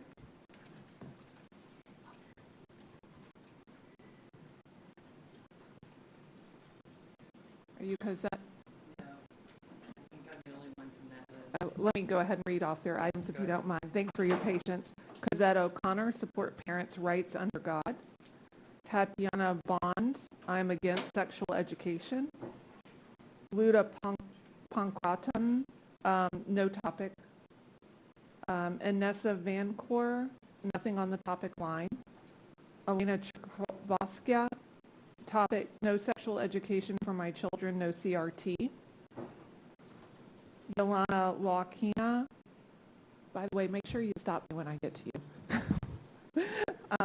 I vote against indoctrination of our children. Teach them, and I'm having trouble reading the rest of that. Gana Donatiro, stop indoctrinating our children. Valeria Valamerto, vote against indoctrination of our children. Elena Parkotz, I'm against sexual education. Rachel Murdoch, supporting Parent Bill of Rights and Educational Bill. Brian Kennedy, resolution. Denise Lee, resolution to support parent rights. Denise Lee. Okay, Yes. Thank you. So Denise Lee, and I thank you for taking this extended amount of time to listen to us tonight. So I've heard many arguments here today about protecting our children. If you truly want to protect all children, reject this resolution. By rejecting this resolution, you are protecting our youth. Not just the straight youth, not just the gay youth, all youth. You cannot make someone gay. You cannot make someone straight. However, by taking away the safe haven and the support that has been given to our LGBTQ youth in schools, by taking that away and by outing children to their families, you will put some kids in danger of losing their home. You will put some kids in danger of losing their life. Nearly twice as many youth, as you've heard earlier, who identify as LGBT commit suicide compared to straight youth. Without support and confidentiality, you're putting our LGBTQ plus youth at a greater risk. And currently, over 40% of the homeless youth in Jacksonville identify as LGBT. Many were rejected, thrown out, made homeless, and endangered by their family, by their parents, for being their true self, for following their heart. Again, you cannot make someone gay, and you cannot make someone straight. However, you, each one of you on this board, can protect our children. And I implore you tonight to reject item 22 of tonight's agenda, reject the resolution in support of this bill, reject the resolution. Defend our children's human rights, defend our children's safety, defend our children's hope, and I thank the board for allowing me to speak. Thank you. Maurice Dickerson.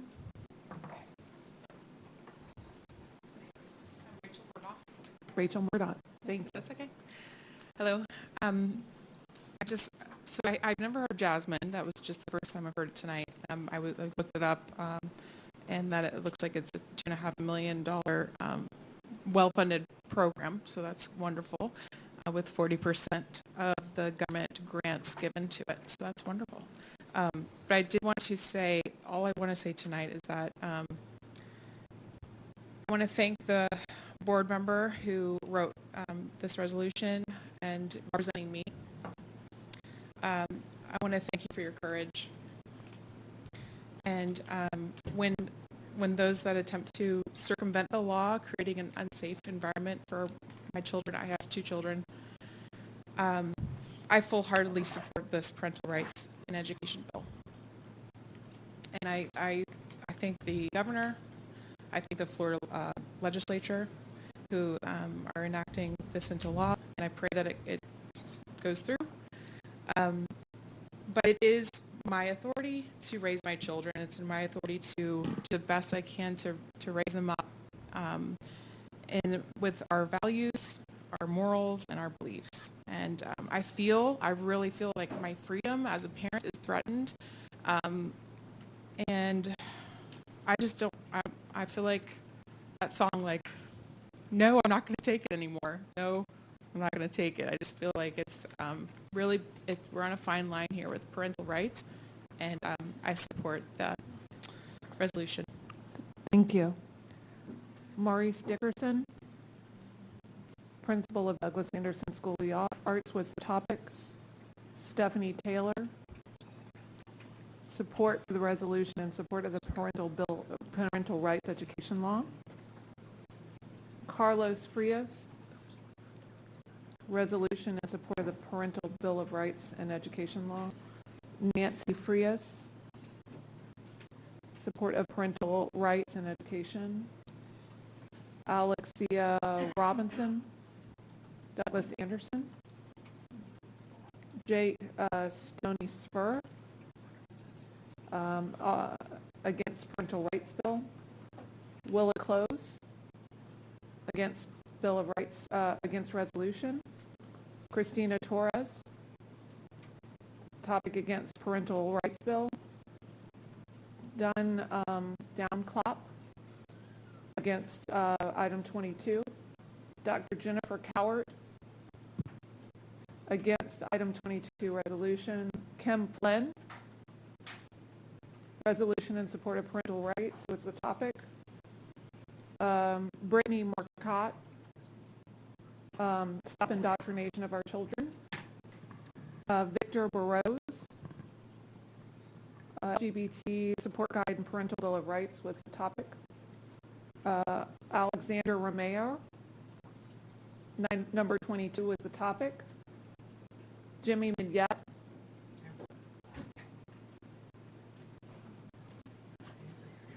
real quick, as Jimmy's going, do we have, is everybody cleared from the room across the way? It's clear? All right, so these are all the only folks that are here. Okay. All right, we're doing well. Okay. Hi. Good morning, honorable board members. Thank you for the opportunity to talk to you. You all have my email. You know where I am on the resolution. I oppose it. I think it's misguided. It's not ripe. It's unnecessary. It's all the things that we've heard tonight. I think I've stood at this podium 3 times. One of the times I stood here was when Cheryl Donaldson Grimes was here. We got to see her daughter tonight. That was kind of cool. And board member Grimes at the time was a champion of comprehensive sex education. I think that she and her cohort on the board at that time probably took care of the well-being of tens of thousands of students in our district. And so you are all sitting in a great position to carry on that important work. I don't know what else to say. Well, there's so many things I could say, but who wants to hear from a lawyer at 12:30 at night? No offense to your counsel, to your actual lawyer. Please oppose this resolution. I'm very disappointed that you've had to spend this time, this important time. It's good to hear from everyone. It's good to be on the record, but we could be spending our time doing more important things. Thank you all. Thank you. Jimmy Peluso, parental rights resolution, waive in opposition. Chanley Dudley, opposed to House HB 1557. Corey Brown, HB 22. Zachary Williams, topic HMO 22 against, looks like. Laura Bennett. Thank you.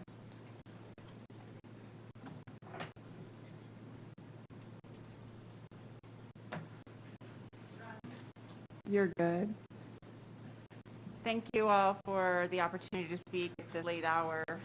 And I want to thank the bravery of all the LGBTQ storytellers who stood up here. I think hearing your stories are really, really important, and I appreciate it. And I also thank the teachers who have come up.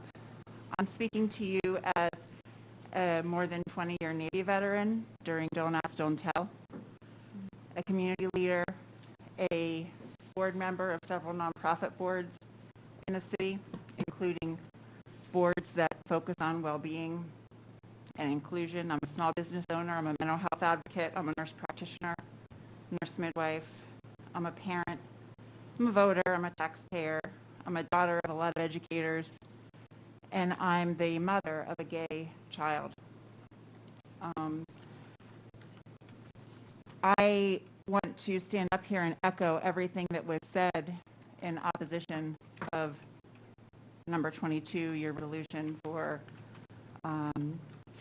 parental rights and education. I don't think that we are infringing on any parental rights, and I want to applaud DCPS for what they have already done to support the safety of our youth. We've heard about how this can harm from physicians, from psychologists, from other community leaders.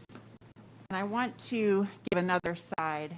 I sent my kids have been in a lot of schools, 9 and 12 schools, moving around in the military around the world a couple times. They've been in DCPS schools. They've been in parochial schools here. They've been in DOD schools during Don't Ask, Don't Tell. And I can tell you the most damaging experiences my kids have had, both of my children, have been in the parochial school system and the DOD school system during Don't Ask, Don't Tell. I looked forward to coming to DCPS, where my kids will be welcomed for the diversity that they bring, and where their safety, and where they would feel like they belong, and where their safety would be more assured. We have to be careful about the culture that we create and the people that we shun. We are making internalized self-hatred through this rhetoric that is damaging to our kids. And it's damaging to our community by the messages that we are sending if we uphold this and if we vote for it. We are creating a culture of divide if you stand in support of this. We need to create a culture of inclusion and belonging. Thank you. Thank you. Kat Harris.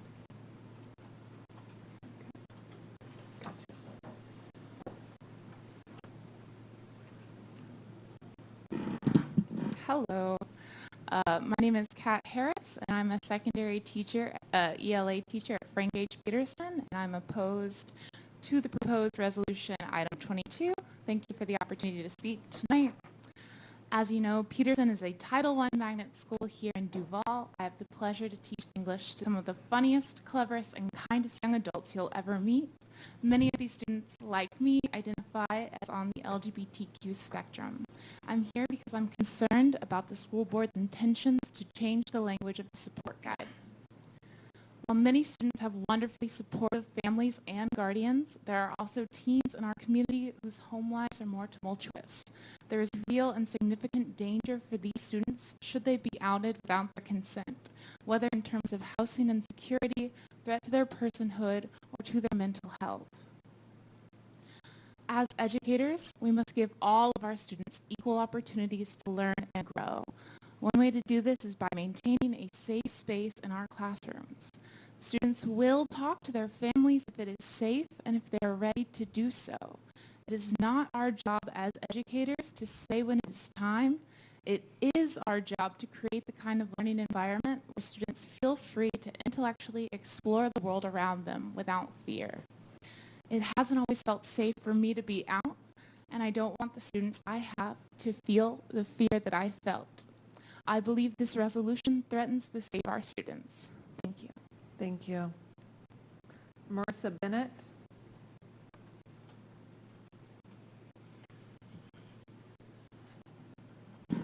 Hi, my name is Marissa Bennett. I'm a Jacksonville native, and you actually just heard from my mom. I am opposed to the proposed resolution 22. Thanks so much for staying up so late to hear me speak about it. I'm concerned about the effect this resolution will have for LGBT children who are not as fortunate as I am to have had supportive parents. I am from the South. And grew up in a military family, as you heard from my mom. But I ultimately graduated from Stanton College Prep. I'm also an out lesbian, and by my own choice, I have been fully out to my friends and family since I was 14.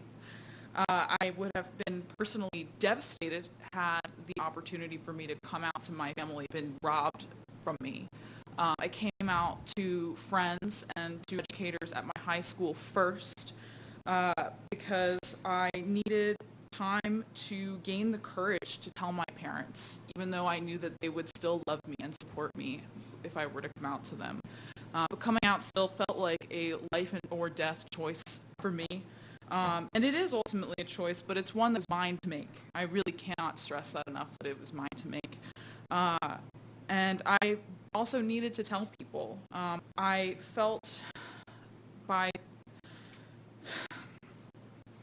needed to tell people or I wouldn't be able to continue with my life. If you are not on the LGBTQ plus spectrum, I don't know that you can understand the mental anguish that not being true to yourself in that manner can take, even if you are not seeking, there's been a lot of talk about sexual education or indoctrination of children. I actually didn't meet a gay person until after I had come out. I first learned about being gay at a parochial school because I learned that it was bad. But to loop back around to the point, thank God I had a supportive family. And I know that many students, many people, many adults are not as fortunate as I am to have a supportive family. And I'm so grateful that they're still here to stand with me today. I don't need to repeat statistics or, you've all heard that students will hurt themselves, kill themselves, be hurt by family, be kicked out of their homes by family. And it is ironic that during Mental Health Month, that this resolution was proposed by someone who ran on a platform of empowering teachers to identify mental health issues, to help with behavioral issues in the classroom, and to improve student outcomes. And I am frustrated that I am having to do this and that we're all having to do this again. This is ridiculous. And I am so thankful that DCPS has done the right thing. I wish I had that when I was in school. Thank you. Thank you. Thank you. Jackson Gilpin, LGBT rights. Jessica Wilson, pro-LGBTQ and advocate for children. anonymous, and no topic on that one. Member Esther, resolution in opposition. Oh, Ember is here. Member Esther.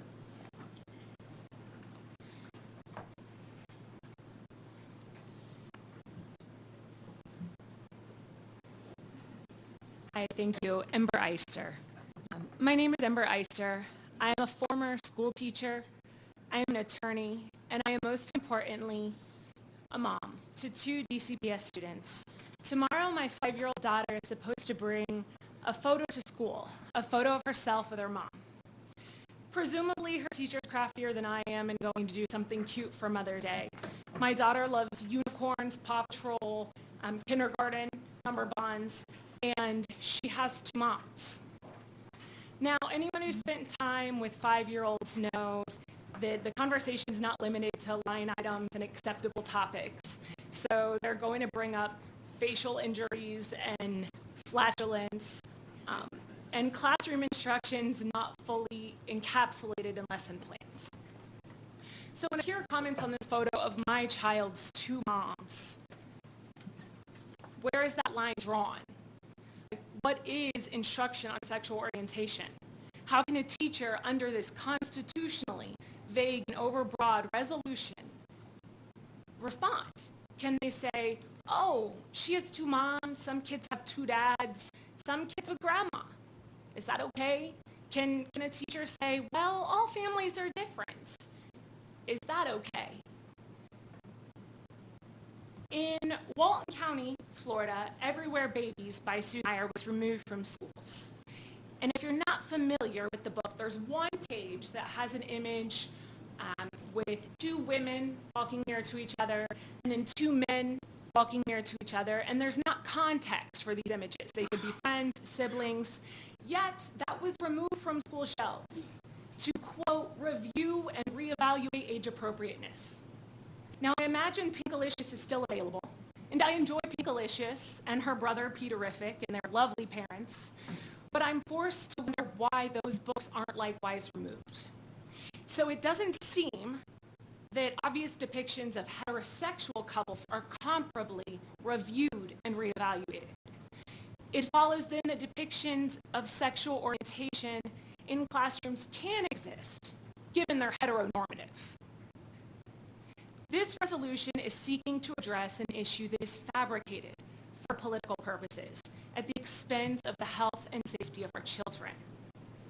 I do hear a call for transparency from those who support this. And because the instruction in classroom that's been described today by supporters doesn't exist and the indoctrination is dreamed up, the parents want to know what is instructed on. Lesson plans can be published, textbooks can be published without creating hostile school environments. I urge you to oppose this. Thank you. Olga Halamaha. I support parental rights. I vote against indoctrination of our children. It's my job as the topic. Chantel H. Douglas Anderson appointment of principal. Shayla Evans. Douglas Anderson appointment of principal. Tommy Wentzadel. Evolution to support parental rights and education bill. Oop, apparently we have a note there. Leanne Grohl. Item 22, against. Joan Host. Against. Carolina Cavabla. Parents' rights, stop sexual propaganda. Eunice Burnham, and there's nothing on her topic. Samantha Hamill. Nothing on her topic. Reverend Dr. Helen D. Jackson. Topic is Tina Wilson. Nadia Retrinko. Parents' rights is the topic. Svetlana Moravo. Parent rights is the topic. Christine Pinnock. Douglas Anderson principal appointment. Tyler McGinty. I support the resolution. Kaylee McGinty. I support the resolution. Deborah Elliott. Resolution is the topic. Laura Raycombs. Topic, Charlotte Joyce 22, support LGBTQT. Amy Flynn. Topic is resolution. Wendy Collins. Do I have Wendy? I think I have.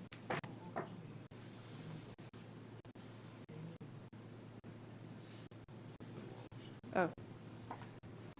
Philip Perry. Agenda item 22, against resolution. John Hicks, agenda 22, against resolution. Really quickly, any folks in the audience who still are wishing to speak on the and have a blue card, raise your hand or let us know. Anybody?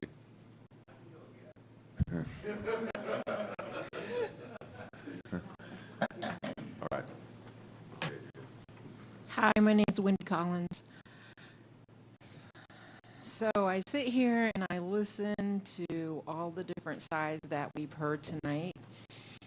And I think back to a time when I was actually in junior high and high school and with friends that I actually had who were actually LGBTQ plus and the things they had to go through at the time.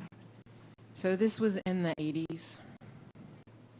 And they didn't have teachers that they felt comfortable to actually go talk to. And I know of several of my friends who actually, parents had found out about being LGBTQ. And I watched the turmoil that they had to go through day in and day out with what was actually going on at home.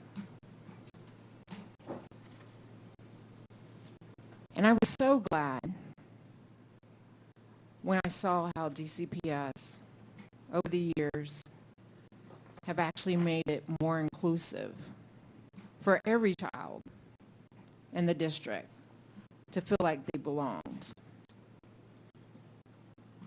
To speak to the values that we most should hold near and dear to our hearts, which is to make children feel that no matter who they are or what they want to do, that they'll be accepted in life.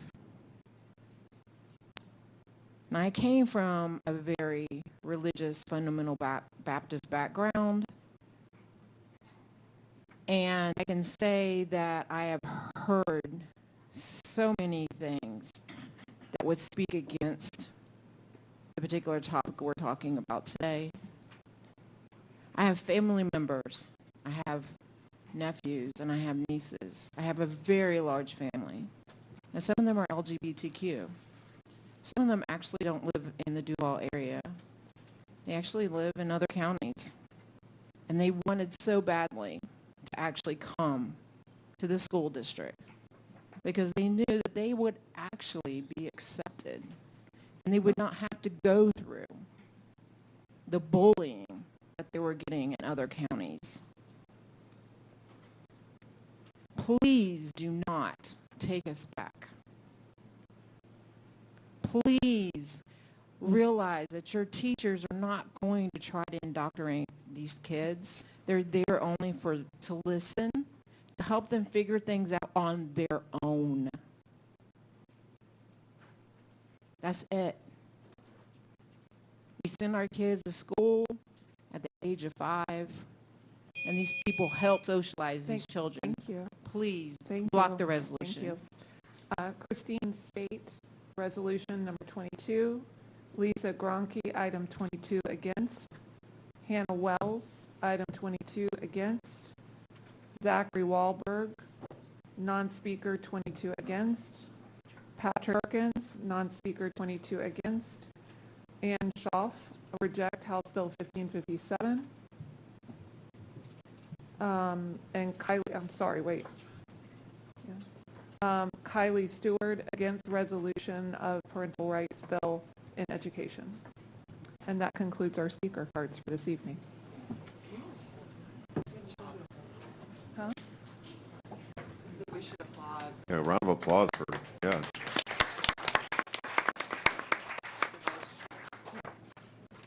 not sure if it's a record we want to break, but you know, Let's here go we in are. for it. Record So for blue speaker card. now that we've wrapped up the speakers, That's what I feel like. who knows what time it is. As we wrap up the speaker cards, as we voted on, we voted to hear all of our speakers and then come back and have that conversation around whether we want to extend time again or if we want to recess or move to reconvene at a later date. We can do it as early as tomorrow, but we need to make sure that we do that. So we'll need a motion because we do have an option to extend again or reconvene. So we'll need a motion, and then we'll have to, if we motion to reconvene, we'll need a date and time that is all agreeable. I move that we press forward. Second. I didn't hear the motion. Say it once again. I move that we press forward and finish the meeting. Second. It's been motioned and seconded to move forward and continue the meeting. Moved by Board Member Pearson, second by Board Member Hershey. Discussion.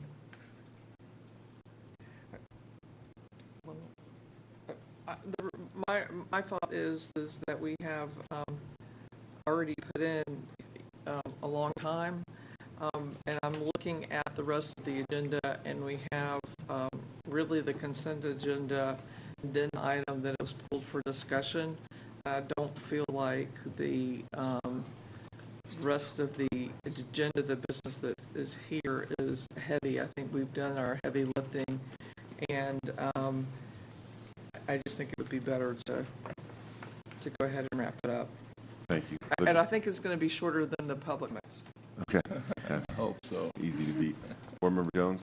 No, I just want to okay. concur with Board Member Hershey that I think we need to move forward and finish the agenda tonight. So, a question, Board Member Anderson. I just have a quick question on the public hearings.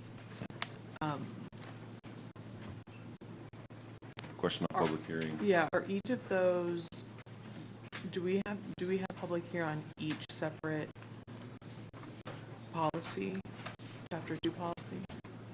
No. It's just chapter 2. Yeah.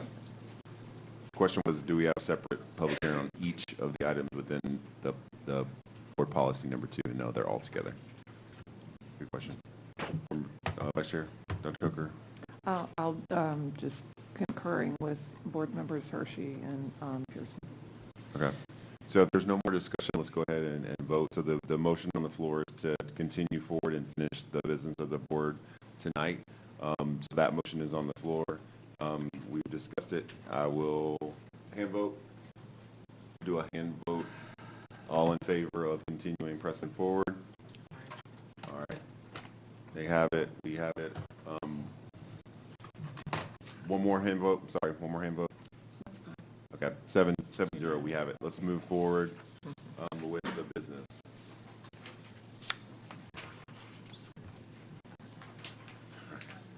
All right, we do have comments from parent organizations, I'm sure. I hope. So if there are any parent organizations who wish to speak, now is your time to do so. All right, we don't have our student government. They're definitely at home, sleep, we hope. Comments from employee organizations. I know I saw some. I don't even know if they're here anymore. Oh, no, door open. All right, we'll move on to approval of minutes that the Duval County School Board approved the minutes from the meetings listed in agenda item March 23rd, 2022, Policy Handbook Review Committee meeting, April 5th, 2022, regular board meeting, April 12th, 2022, Auditor Selection Committee meeting, April 12th, 2022, Board Workshop, April 13th, 2022, Student Expulsion Hearing, April 19th, 2022, Agenda Committee, April 19th, 2022, Board Workshop. I'll ask for a motion. So moved. Moved by Board Member Anderson, second by Vice Chair Coker. Discussion. Seeing, hearing none. Call for your vote. Is that yeah. I know people may not have been logged in or logged out or rebooted.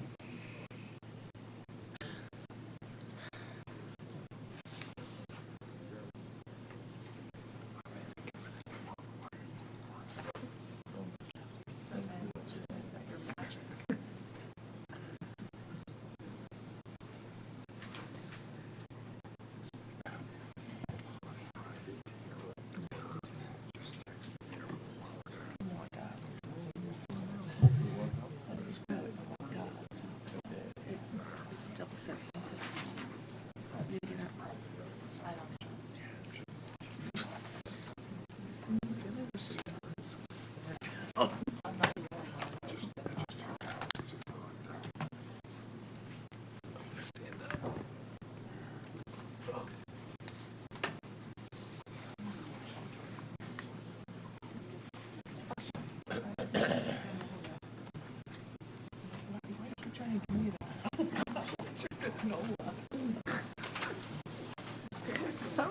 trying to be a team player here. Nobody will take my what's that about?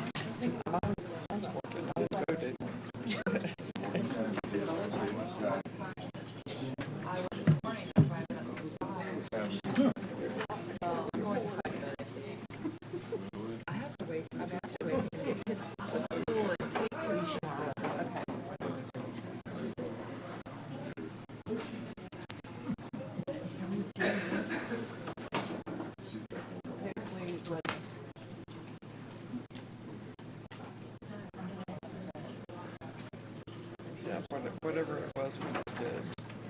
The agenda, and then it or something.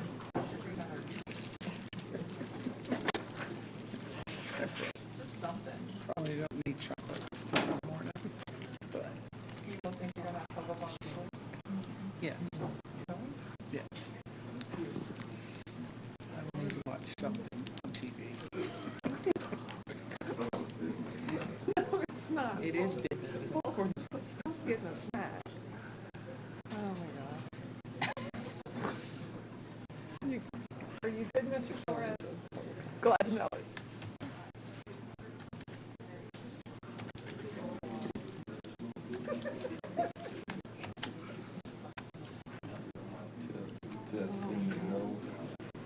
No, for the record.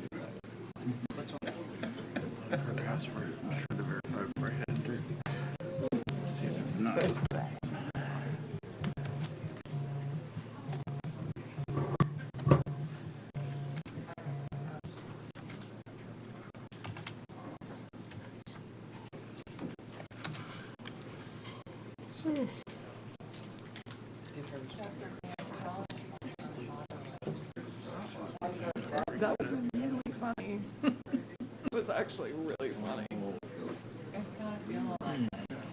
I know, I was kind of feeling everything. Well, that's what I figured. Yeah. Yeah, I know. I was thinking I'd be ready for breakfast. No. We didn't. There was a place in Tallahassee that's still there, I think, called Late Night Library. I know. You've been caught for what, 3 years? Yeah. Yeah. You like bells, telephone, voice. It's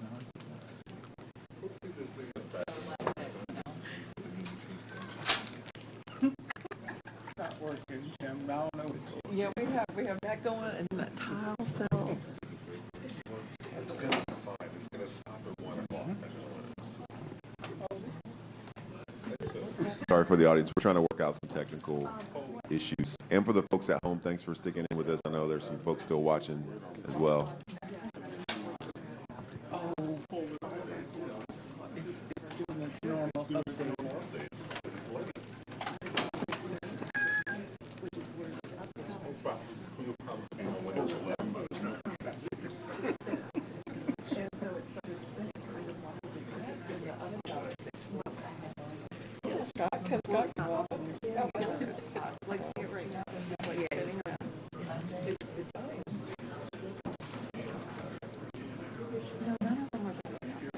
Thank you very much.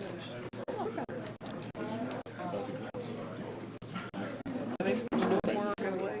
Can they get like tomorrow?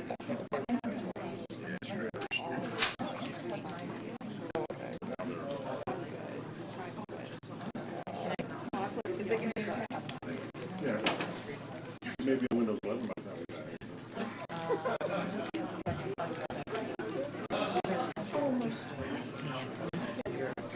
All right. Okay. I'm a homeowner for today. Oh, it's off at noon. Or midnight.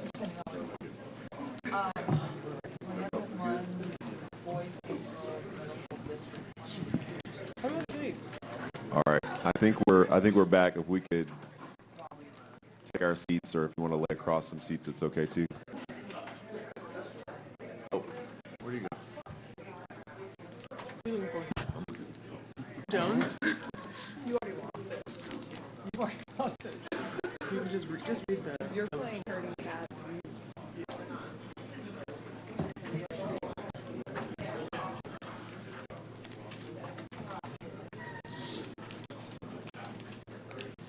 You can just read the vote.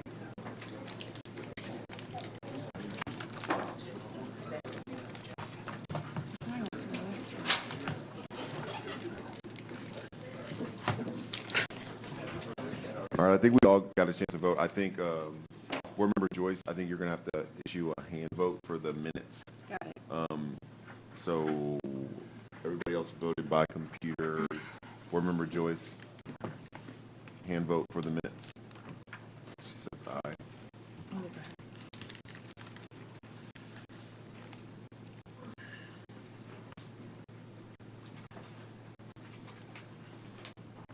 By action, you have approved the minutes 7-0.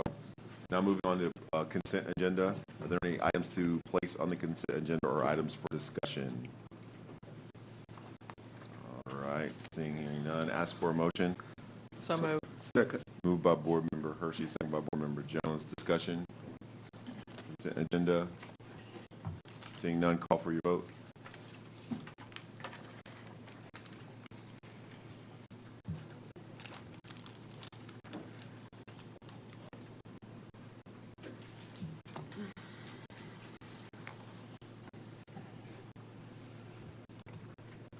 Your action, you have approved consent agenda 7-0. Now moving on to discussion agenda item, resolution in support of the parental rights education law. The school board, Duval County, Florida, approved the attached resolution. Board Member Pearson, you vote this item. Yes, thank you. And I have a statement which I'm really glad I wrote down at this point. Given that staff members have twice indicated that they intend to make revisions to the policy and procedures that would be affected by legislation from the 2022 legislative session that Governor DeSantis signs into law, and given that staff members have completed a review of the manual referred to in the resolution,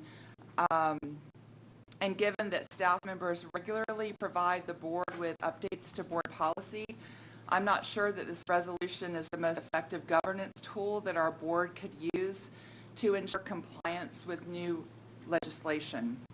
I move that we table the proposed resolution in order to extend staff the professional courtesy of completing their work and reporting the results to the board and to the public in a workshop. Second. There's been a motion by Board Member Pearson, second by Board Member Hershey to table. That's correct. All right, let's make sure I got the motion in second. At this point, because it's a motion to table, there's no discussion on that item, so we'll move straight to a vote. So all those in favor will vote. There's no discussion on motion to It's up. There's no discussion? Not on a motion to table.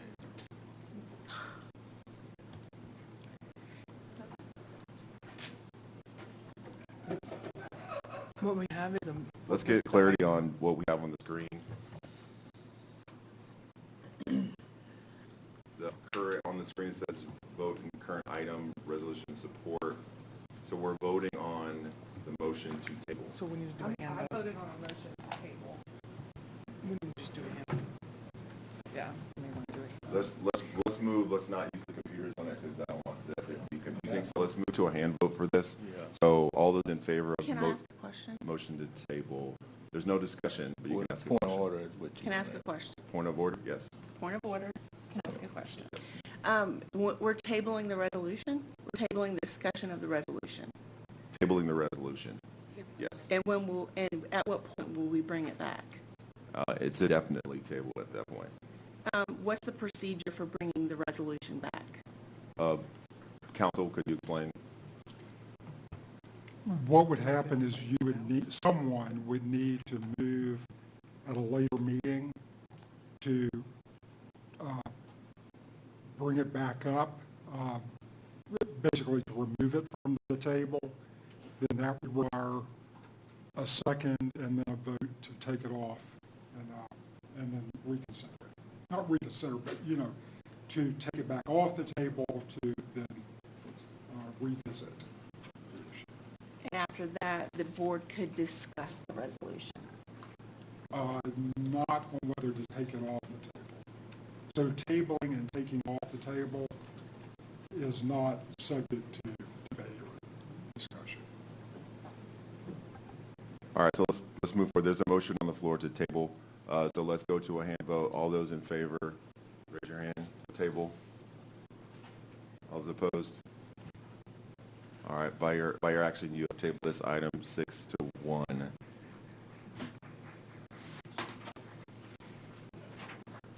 Now moving on to the next item, public hearing and vote revisions to Chapter 2, Board Policy. Chairman Willie, if you'll give the admins just a second. Yes. While you all are taking a second, I'm going to have Dr. Green, she's going to have to read all of these anyway, so I'm going to have her go ahead and read the recommendation. That the Duval County School Board conduct a public hearing and adopt the recommended revisions to the following policy in School Board Manual, Chapter 2. Policy 2.12, Orientation of Board Members. Policy 2.13, Responsibilities and Authority of the Board. Policy 2.14, Superintendent Evaluation. Policy 2.15, Constituent Service. Policy 2.16, District-wide Planning, Reporting, and Continuous Improvement. Policy 2.18, Data Dashboard. Policy 2.20, Professional Development and Standards for Certificated Personnel. Policy 2.21, Professional Development and Service for Non-Instructional Personnel. Policy 2.22, Board Member Request for Information. Policy 2.26, Board Member Protocol and Format. Board Meeting Protocol and Format. Policy 2.32, School Advisory Council. Policy 2.34, District Student Government Association. Policy 2.35, Board Committees. Thank you, Dr. Green. Now open the public hearing. Is there anyone who wishes to speak? Close the public hearing. Ask for a motion. So moved. Moved by Vice Chair Coker, second by Board Member Jones. Are there any board members wishing to speak? Board Member Anderson. I'll just be brief. As we've had an experience here tonight and made the recommendations by several of our commenters, I would suggest that as a board we go back and look at 2.26 in the near future at our board meeting protocols and formats and consider options for limiting time for public commenters. So we have large, for large volume. You're not asking to pull this out just No, I just want to go ahead and put on the record that I think this item should come back to us in the near future. Thank you for that. Any other board members wishing to speak? Board Member Hershey. I'd like to thank Dr. Coker. I think she was the one who worked really hard on this and did a lot of work with our legal counsel and then a lot of one-on-one board member to board member conversations to get input before it went to policy committee. So it took a while. It's not just something that was done overnight, and just wanted to acknowledge that work. So thank you. Definitely. Thanks for putting that out. That's definitely the vice chair did a wonderful job. And this is a policy, a part of the policy that hasn't been looked at in a while, but I think there's some definitely great updates in here. So glad we have these updates. Any other board members wishing to speak? Is that a hand, Board Member Jones? No, okay. All right, call for your vote. Thank you.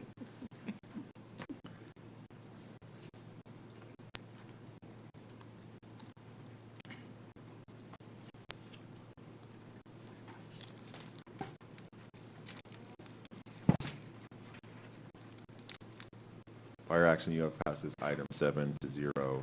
Moving on, Chief Staff, public hearing and vote revision to Chapter 2, Chapter 8, Board Policy. Dr. Green, can you read the recognition? That the Duval County School Board conduct a public hearing and adopt the recommended revisions to the following policy in School Board Manual, Chapter 8. Policy 8.41, use and care of driver education cars. All right, open public hearing. Is there anyone in the public who wishes to speak? Hearing, seeing none, close the public hearing. Ask for a motion. Move. Second. Moved by Board Member Jones, second by Board Member Hershey. Are there any board members wishing to speak to this item? All right, seeing and hearing none, call for your vote.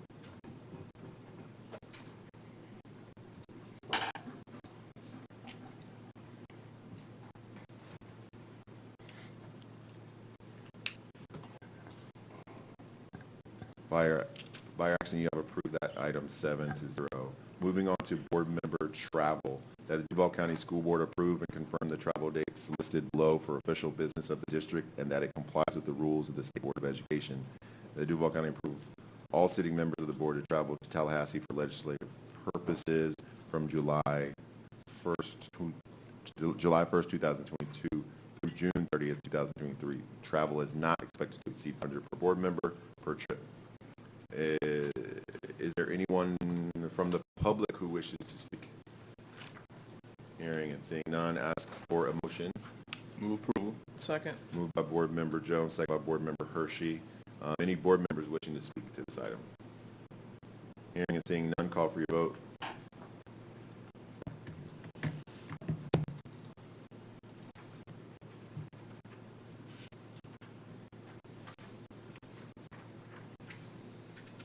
By your action, you have approved board travel 7-0. Now moving on to superintendent travel. That this Duval County School Board approve the following superintendent travel.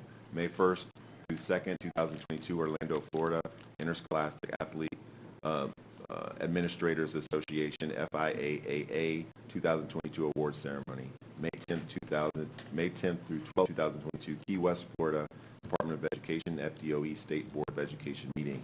June 8th through 10th, 2020, Tampa, Florida, Florida School Board Association, FSBA, Florida Association District School Superintendent, FADSS, Annual Joint Summer Conference.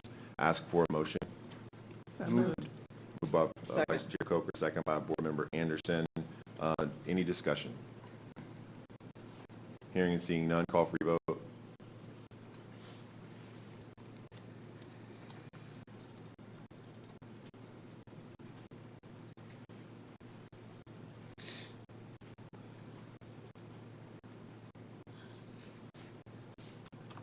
By your action, you have passed this item 7-0. Now moving on to for the record, we're going to start down with Board Member Jones for the record.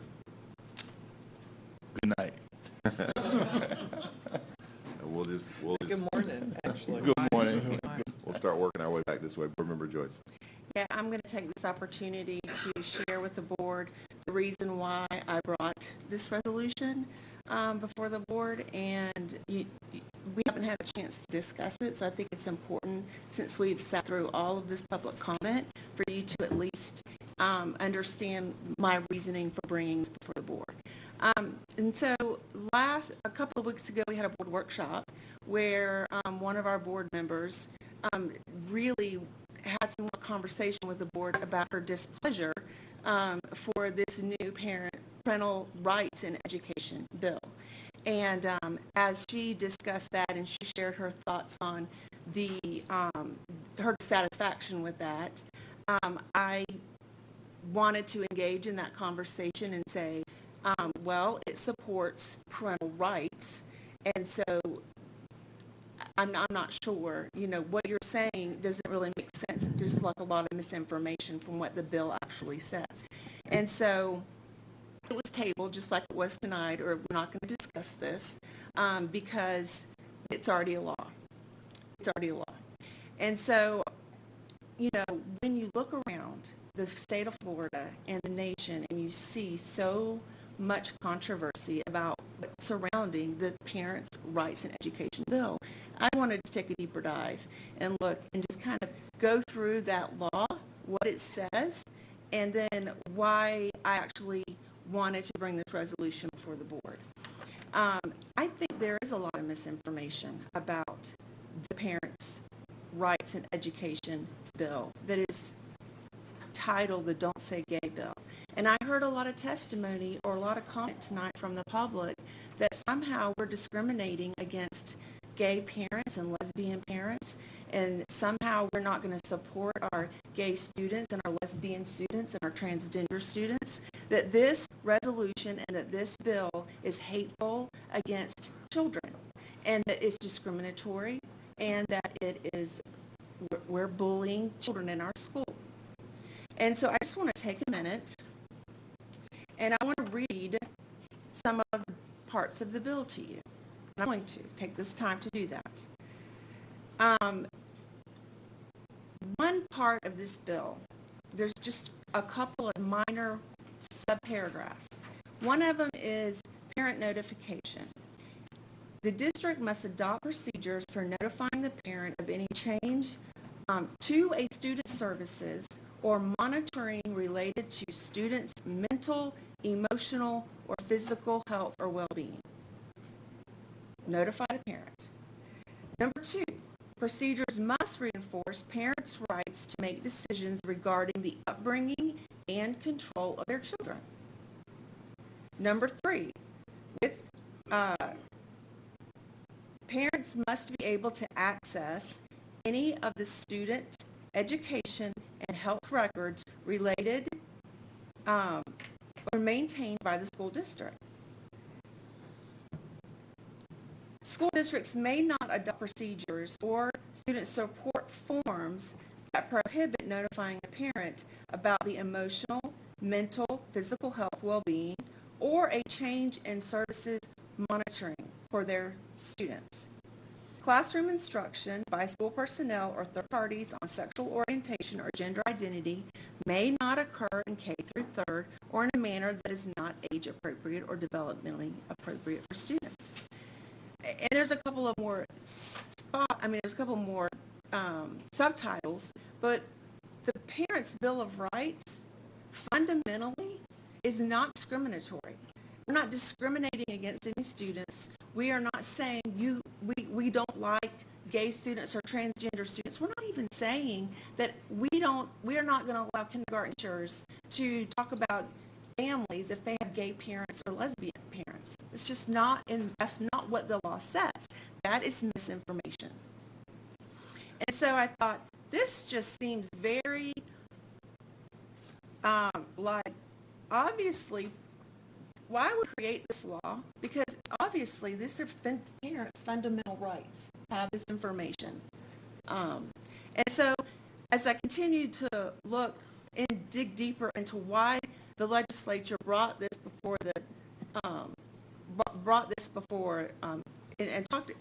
bill before the House, I learned that one of the primary reasons was testimony by a lady named January Littlejohn. And so I sought after to hear her testimony and listened to her podcast and actually reached out to her and talked to her on the phone. And her story is worth hearing, and I'm going to share that story with you.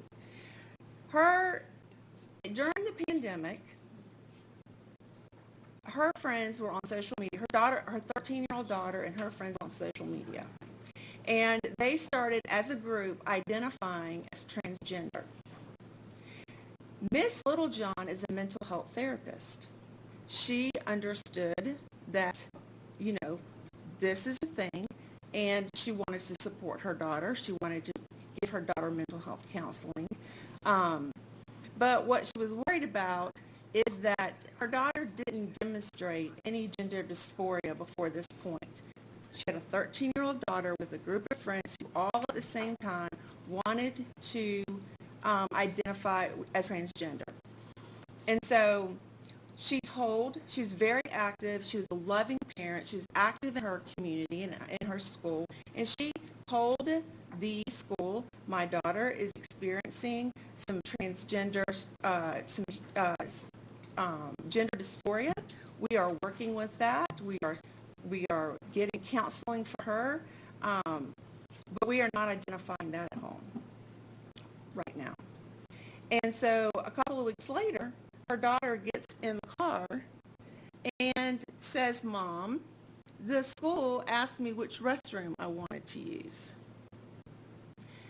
And Miss Littlejohn looked into this conversation and said, "Who's having this conversation with you? What is going on in our school system? Why did they have a conversation with you that they didn't tell me about? I wasn't informed. I was not invited. And why was this going on?" And the school official told her that they could not give her any information about the meeting that their daughter had had. And that there was a document that was filled out that the 3 members of the school district sat down with her daughter and filled out this gender transition form. And as I went through and I looked, it's the exact same form that we use in our district. It's the exact same one. And it is this LGBTQ support guide. And as it was said in my resolution, whereas it is never appropriate to divulge the sexual orientation to a parent, that was concerning to Ms. Littlejohn. That's concerning to me. That's obviously concerning to a lot of parents that sit before us tonight. And then the form that was filled out was this: Duval County Public Schools Transgender Gender Nonconforming Student Support Plan. And in this support plan, it says a student's gender identity should never be disclosed without their consent, even to a parent. And so as they filled this out, the student had an affirmed name that they would use at the school with the student. When they were speaking with the parent, they would go by the birth name. They assigned pronouns. The school actually had a coming out party for her daughter. The most concerning part of this is that at the bottom, the use of facilities, that the student will use the following restroom. The student will change clothes in this place. What shower will the student use if applicable? And if there's overnight field trips, how will we accommodate that? Without her parent knowing, Miss Littlejohn did not know that the school had socially transitioned her child, and she had no idea this was going on, and she was a mental health counselor. And so I thought that it would be extremely important for our board to have this conversation, because I think the community should know where we land on this, because this is going to be a law. And they need to know that we as a board are going to support that law. And we are going to abide by the law. And so I wanted to bring a resolution to the board to acknowledge what the law says, to talk about why the law was needed because of the LGBTQ guys support plan, that we are not including parents in this conversation. We are creating an environment where we're teaching our children not to trust their parents. We're creating an environment that says we know better than your parents and you can confide in us and not in them. And that's just not okay. And the reason why I added the language, I wanted to thank the governor and the legislature for doing this, because if it wouldn't have happened and they wouldn't have passed this law, then I would have never known that this was going on in our school system and around the state of Florida. And so I just wanted to take that minute to say, this is why I brought the resolution before the board. And I really believe, and based on the volume of public comment tonight, that it was important that we have a conversation, because I think our community wants to know where this board stands on this new law. Board Member Joyce. We're going to swing around. Board Member Hershey. Thank you. This morning I got bright and early, and I was a hall monitor at Mandarin Oaks for FSA testing. And I thought I signed up for an hour, but FSA testing is longer than an hour. So I got my steps in. I did some meditation as I sat there in the hallway, but it was great to be there. I have to share a story. There was a teacher there, and she said, will you come inside and let me know when you leave? And so I went into her classroom, and a parent had brought donuts to school for her, and she gave me one. And the student said, "Why don't you share with us?" And she had been teaching math, and she said, "Well, there were 12 donuts, and I ate 3, and I gave away 1. So if you can figure out how many donuts are left," and they were doing fractions, "and how we divide these." And I stayed inside and watched kind of on a spur of the moment, teachable moment happen, and it was really kind of neat to see that in the classroom, and the students were excited that they figured out how much of the donut they were going to get before they went to PE. So I thought that teacher was very smart in doing that. And then I was at Crown Point for Read USA, their book giveaway. And there were 2 former principals there who were working the book fair, and Dr. Green, I did tell them that there were openings if they wanted to come back, but they were enjoying retirement. But I do want everyone to know that there were safety improvements that I saw happening, and I saw banners that said "Your halfpenny at work," and I saw cranes and workers at both of the campuses I was on, so that was exciting to see today. I'm thrilled for graduation and looking forward to it being inside. So congratulations to the class of 2022. And 2 more things. One is Thursday is National Day of Prayer. And I would just like to encourage everyone that whatever you're doing on Thursday, that you will take time to participate in that. And I have one question through the chair to our legal counsel, Mr. Poole, and that is the guide that has been discussed tonight was, to my understanding, established through a policy equity that came out in 2012. The guide was a result of that. It has been, my understanding, updated through the years. I just wanted to know the status of that guide currently, and if the Office of General Counsel has looked at it, and if it now aligns with the law that is anticipated to go into effect on July 1.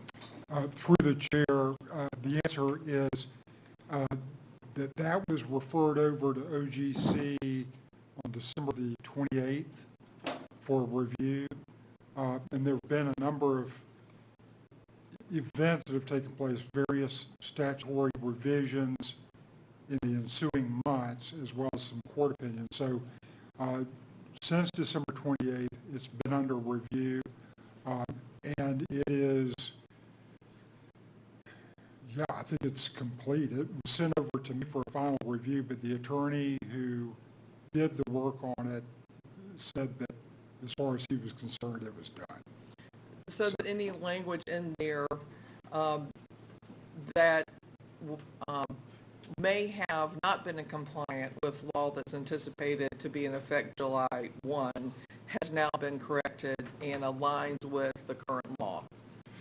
It's that's correct. It's been revised to be compliant with the law that will take effect in a couple of months. I just wanted to clarify that. Thank you.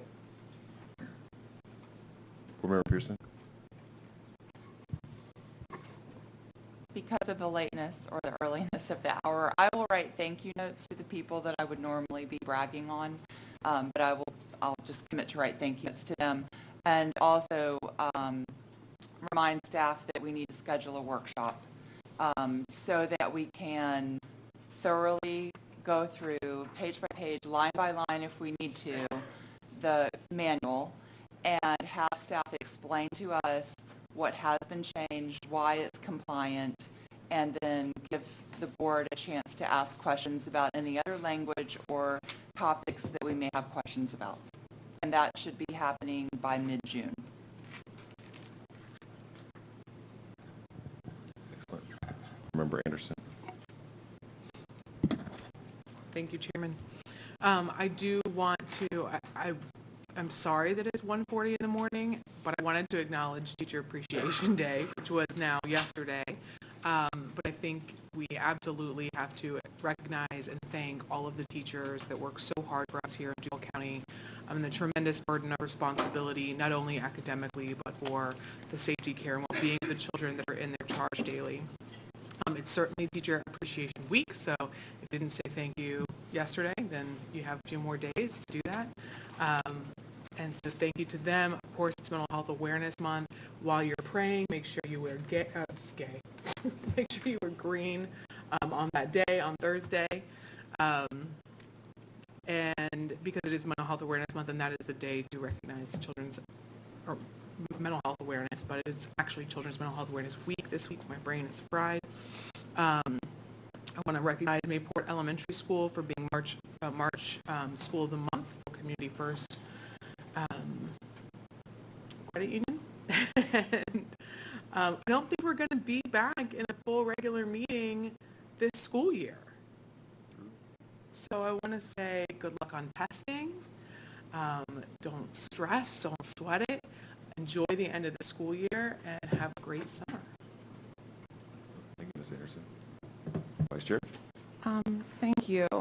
This evening, I do feel compelled to address our earlier board discussion.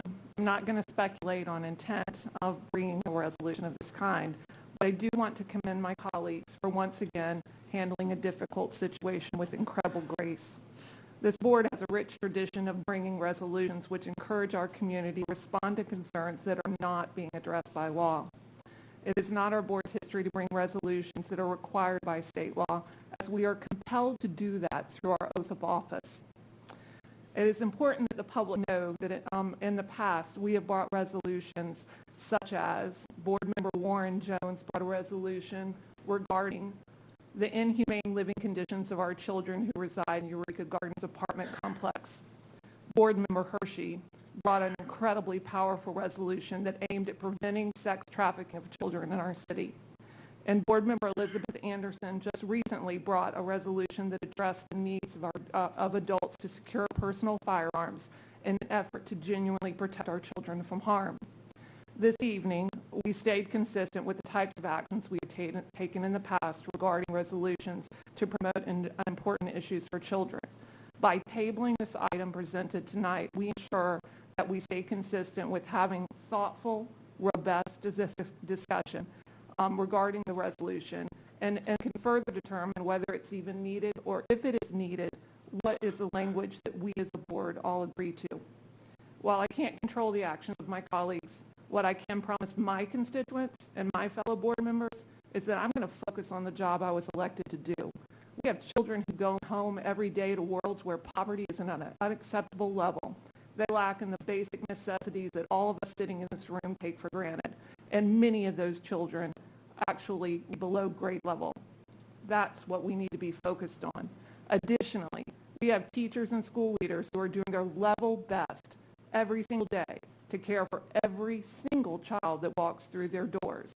And as a longtime educator in this school district, I am not interested in engaging in dialogue that makes their job more challenging than it already is, or that further drives even more individuals from a profession that matters to me. I've spent 30 years of my life in public education, and I won't drive teachers out of it. Our community did not elect us to bring divisive rhetoric to this board, nor did they elect us to polarize our city on political issues. They elected us to make certain every child we serve has the opportunity to be successful in classroom and in life, and I, for one, intend to make that happen. Now, on a side note, I will also say, if anyone needs a speaker reader card person, I am ready to do that role. Thank you so much. Once again, thank you for everyone who came out tonight to listen, to speak. It's our obligation to create conducive environments for all of our kids and our families, regardless of their structure, what they look like, how they identify. Our LGBTQ, they're the families that we have in our schools. They're there. They're interacting. I want to just make sure that we know that. And there was a lot that was said tonight, and I just want to just make sure we're living in facts. We're not indoctrinating. We're not grooming. The instruction in K-3 is not happening. So I don't want us to listen to the rhetoric that we heard tonight and continue it on, because that's not where we are. We have to live in what we believe and the intersection between what's the reality and then keeping kids safe. And tonight it was unfortunate to hear so much come out that's not true. And also the fact that we have a guide, yes, and we're going to uphold the law. We already have the guide in place right now. It's gone to OGC. It's looked at through legal. So all the things that were said tonight are not present. The fact that you did not see parents from Duval schools talking about the issues was because you didn't have it. We don't have those issues. We're not seeing those issues. Folks who are in those grades. So I just want to make sure that we're living in our protocols, and as a board, I appreciate this board. We want to give this the due diligence that it deserves, and if that's the case, we should go through the proper protocols and have the discussion. It also puts the staff in a very precarious spot. They've already been doing the due diligence to take care of this, and this also basically circumvents that and doesn't even acknowledge that. So I want to give credit to the staff who's actually taking advantage and already doing the things that we wanted them to do. So at the end of the day, these decisions are made for that reason, and I appreciate the board for voting the way they did tonight. And I'm not going to belabor. I have other things to say and shout outs, and I'll do those on social media. But thank you for your time tonight. I will now ask for a motion to adjourn. So moved. Second. Moved by Board Member Anderson, second by Vice Chair Booker. All those in favor? Aye. Aye. Any yet nays? All right, the ayes have it. Thank you. Meeting is adjourned.